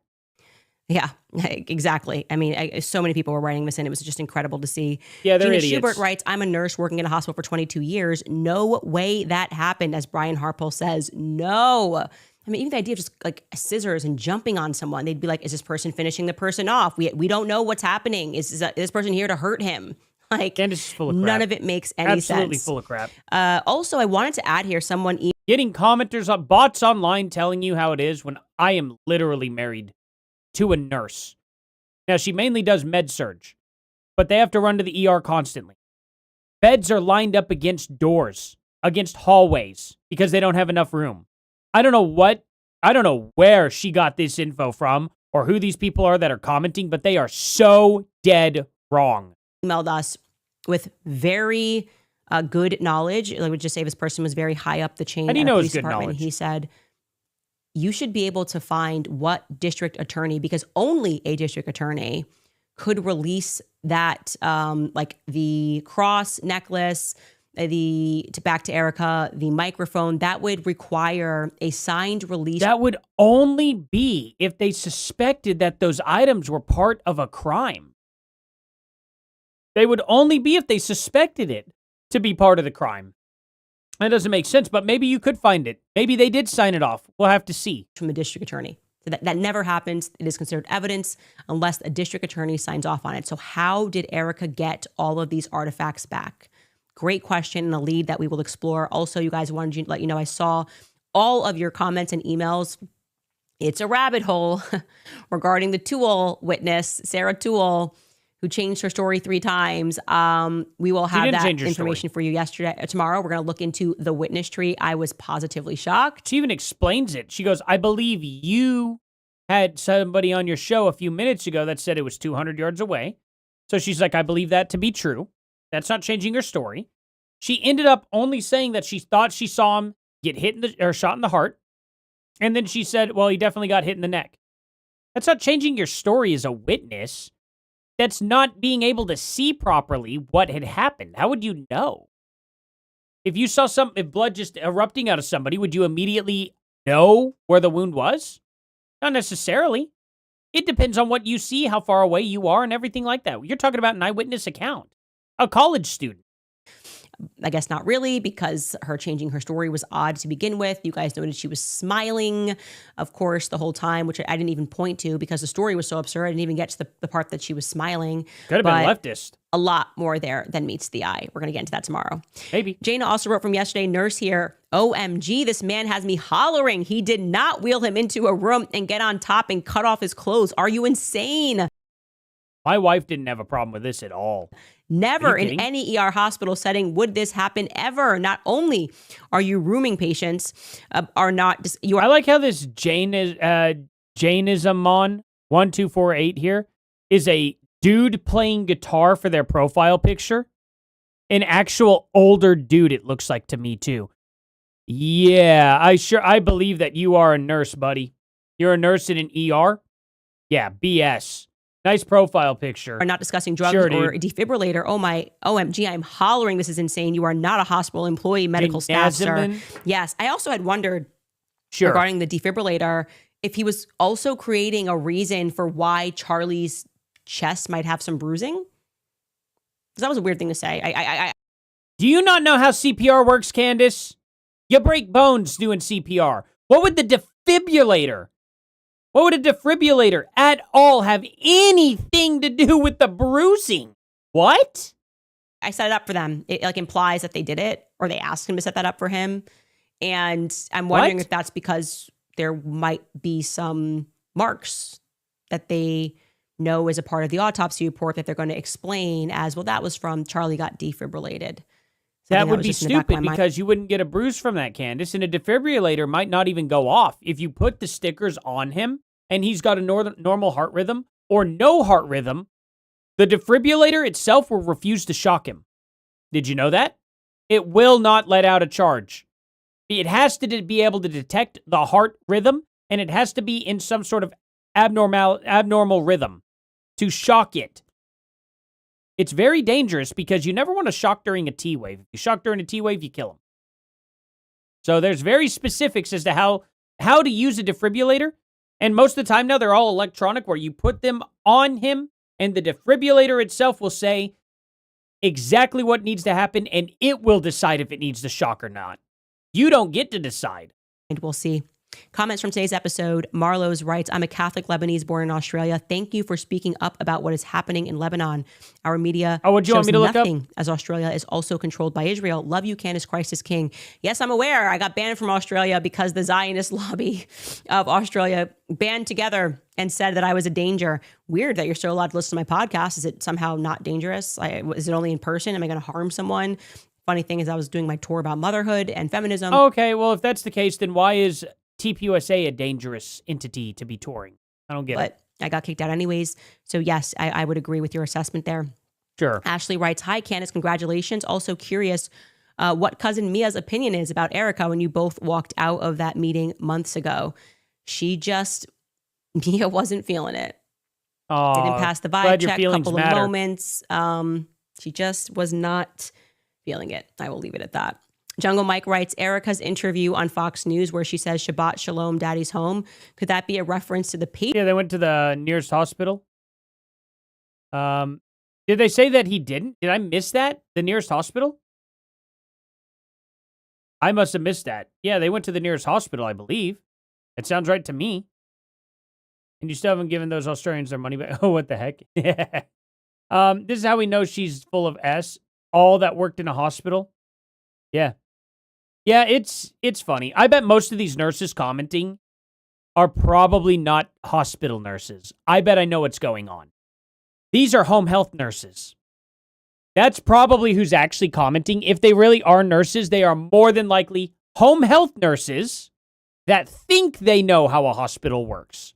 I would willingly bet if you question these people, they would say that they were home health nurses. Major attack that the Mossad committed. I saw some chatter about that. I don't know anything about that.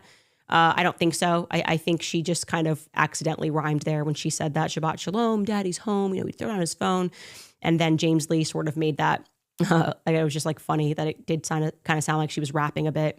Okay. Joseph writes, lies have no chance when Candace is solving the Charlie Kirk murder using the blog chain. St. John the Baptist, ora pro nobis. Yes, ora pro nobis, St. John the Baptist. And they also have no chance now that I'm pregnant. Actually, we have a clip of Charlie. Do we have that clip? Charlie, take a listen to this. All right, let's see. Hello. What do you have to say to the trans students on this campus who actively feel victimized by your presence here today? Life's tough. Get a helmet, man. I'm too pregnant for this. Wow, something from 2019. That's cool. Next question. 2018, 2013. Do not mess 2017. with a pregnant Candace. I love it. Candace, not putting up with this nonsense, not playing into the feelings or the emotion. Life is tough, and stop asking the world around you to accommodate your weird fringe ideologies. Grow up. That's how I feel about the FBI. They have the weird fringe ideologies. I'm pregnant and I'm just not dealing with the nonsense anymore. Okay, cool. I kind of love and hate watching old clips of him just being so happy and enjoying himself. It's crazy what they did to him. Moderator Marzi writes, Erica disassociating while lying is like Elizabeth Holmes getting caught grifting and lying with fake lab machines. She had gaze issues as well and couldn't control her eyes widening and getting dry. She stared at people who asked tough questions. I remember that. She was the biotech entrepreneur who got convicted of fraud and then went to a fake prison that she's probably not even in. You should look into her. Okay, but we don't know if she has disassociation either. She just got mad for all we know. I don't know. I don't know who that lady is either. Maybe I'll look into her. But, okay, so. Her family. If you want to fall down a rabbit hole of how these billionaire families come and just keep their billions while pretending that they're inventing things, Elizabeth Holmes could be a whole series. Her parent, her family, Maybe. I forgot her Is actual Elizabeth family Holmes and the their dynasty that Munchausen's they come lady? from, but she didn't I pop up can't out of remember. nowhere. That's old money. The next person writes, I forgot who said that there is a call from one of the police cars following Charlie's car, and they said it looked like someone was trying to jump out of the car. Yes, Brian briefly discussed in that Sean Ryan interview how they caught a police tail. So it's possible that they saw Rick and maybe thought that Rick was trying to jump out of the car since the car door was open. We have not played that or found that 911 call. What I would like to discover is who in the car called 911. No one has raised their hand and said it was me. I would assume it would be Dan Flood. That would be my assumption. Where in the world is Dan Flood? He's been the most quiet. I think Dan Flood is positively guilt-ridden. He declined. You think so? You think he's guilt-ridden? Or do you think maybe he's not wanting to step on any toes like, the owner of the company who's speaking for the company? You think the workers, what about any of the other security officers? They're all quiet too. It's because the owner of the company is handling business right now. They're not going to speak out because their boss has got it covered. It just makes sense. For any company I work for, I'm not going to sit out there and speak out and give my opinions. I'm going to let the company I work for handle their own lawsuits, handle their own business, handle their own claims, and be the spokesperson of their own company. I'm not going to do that for them. It's not my company. Erica offering him a promotion. Crazy that she offered it to him, but telling that he denied it. I think Dan Flood is guilt-ridden. I really do. Maybe. We have no idea. I'll leave it at that. Just your thoughts. Lastly, Palladian disputes something that I say. She says, my husband has dissociative identity disorder. Believe me that Erica does not. To get Catholic donations, she acts Catholic. She charms Tucker with his own views as a CEO. She adopts a serious signature. She's a con artist, not dissociative identity disorder. I just don't think you need to change your signature to be a CEO. And I don't. If I ever get to the point where I could practice my signature, I will change my signature. I don't like having a garbage signature. It sucks. It really sucks. I don't have good handwriting. I imagine she was trying to get better handwriting. She probably doesn't have very good handwriting either. Didn't look like it to me. Some people just are not blessed with the skill of awesome handwriting. I'm definitely not. And it's crazy because I can play guitar like crazy. I can play it pretty decently well, I'd say. And yet, I don't have very good handwriting at all. I don't have that kind of motor skill developed. Maybe I'll try to develop it one day. I imagine she, as she's, pretty wealthy, had a lot more time. Decided she was going to change her signature up, have a cool looking signature. I would definitely do the same thing. I don't think most people would. She doesn't remember any details. She seems actually angry when she says something which completely disputes something she said a few months ago. And a lot of people who wrote to me who similarly have a disorder say that it's a real amnesia because you've learned to dissociate since childhood. I do think when I put together give us an example? The picture of her life, which I don't think anyone has spent more time doing, that there was some trauma that happened to her. I'd like to still discover who her pastor was that she took 2 years off with his wife to quote unquote learn the Bible. I think that's a very important detail that we never got the answer to. She took 2 years off to study the Bible and said no one saw her except for her pastor and her pastor's wife. That is not No. That's not all she said. That's not all she said. She also said her friends. Normal. Who was it? Who was Erica's pastor? Everyone takes credit for being her pastor, but who was her pastor? Was it James Caddis? Was it? I'm I assuming. think she directly says who it was. I think she directly said exactly who it was. I think it's probably someone If I that's remember involved in right. Turning Point Faith. That would make sense. Anyway, if you guys have any information, and by the way, we also got a ton of emails about the Epstein model thing. We have to sort of chase these leads, so we needed a day. If you have any information, you guys know what you can do. Email us at moretips@CandaceOwens.com. We are particularly interested in the Epstein thread that we have been pulling Email about Erica. just the tip at and next CandaceOwens.com. model management. You might be a model, a former model. You might remember Erica being in charge of the Eastern European model department, model apartments. Like I said, we do have some phone calls to make because we got some very promising leads. But I want to throw that out again. Said the because same I think thing it's about a the crucial video piece of of this. Eric, And but yeah, you haven't anything delivered else that. you think that we positively need to know, we'd love to hear it. Other than that, you can support us. You already know. Merch is on the No, website. thanks. Don't Easiest want way to to support support us. you suck. Anyway, let's what else going here? Breaking tornado on the ground. Tornadoes possible. Where are we at? I don't know. We'll end up finding out here later on. Let's see. Let's go and check out. Is anybody live? Is Gary still live? Is he live right now? He is live right now. It doesn't show that he's live because why would it? Hey, is he got Ryan Someone with her Morrow? audience that will Hey, follow good for you, Gary. her. Heck yeah. Awesome. Well, hey, let's go over here. Let's raid Gary. Before I get over there, though, guys, I'm going to go ahead and thank everybody. Let's go ahead and do that real quick. Crystal Brown for $10.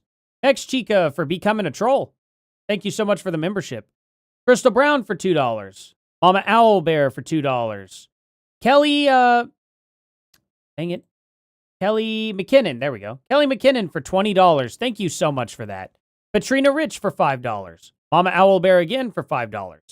Katrina Rich for gifting a membership. And Rachel Wellington. Is it Wellington or is it Welling YouTube? Yeah, it's Wellington, isn't it? Rachel Wellington for also gifting a membership. Thank you so much for that. Ninja for $10. Jujubee for gifting a membership. Mama Owlbear for $5 again. Brittany Bevel for $5. Mama Owlbear for the $10. Eric Ghost for the $10. Goss. It's Goss, right? Goss Ghost? Sorry about that. K Pasto for $5. KC Haddad for $5. Eric Ghost again for $5. Kang the Conqueror for $5. Eric Ghost for $20. All them Bawbucks from New Zealand there. Heck yeah, man. I appreciate it. Brittany Bevel for $5. Kang the Conqueror for $5. And Barande for $2. Thank you guys so much for being here. I greatly appreciate you all. Nobody ever has to donate, but the fact that you did, it's very well appreciated. Thank you. It's a very kind thing for you all to do. Absolutely, you all are the best audience ever. Let's send you on over to Paramount Tactical. Here we go. Go over to Paramount Tactical there. Tell everybody I said hello. I'll be jumping into chat for a little bit over here too. I got to run to the grocery store really quickly because we are out of pull-ups, unfortunately. So I have got to go get some pull-ups pretty quickly and then help get these kiddos down to bed. Thank you all so much for being here. Seriously, y'all are amazing. Go jump on over here. And I'm going to say my hello right there. You guys can see right behind my head. There we go. Hello. Hello. Is there anybody in here? So jump on over to Paramount Tactical, guys. And, let's see. Is this working? Oopsie poopsie. Oh, wait. There we go. Alrighty, guys. And I'll see you all here in the next one. Later.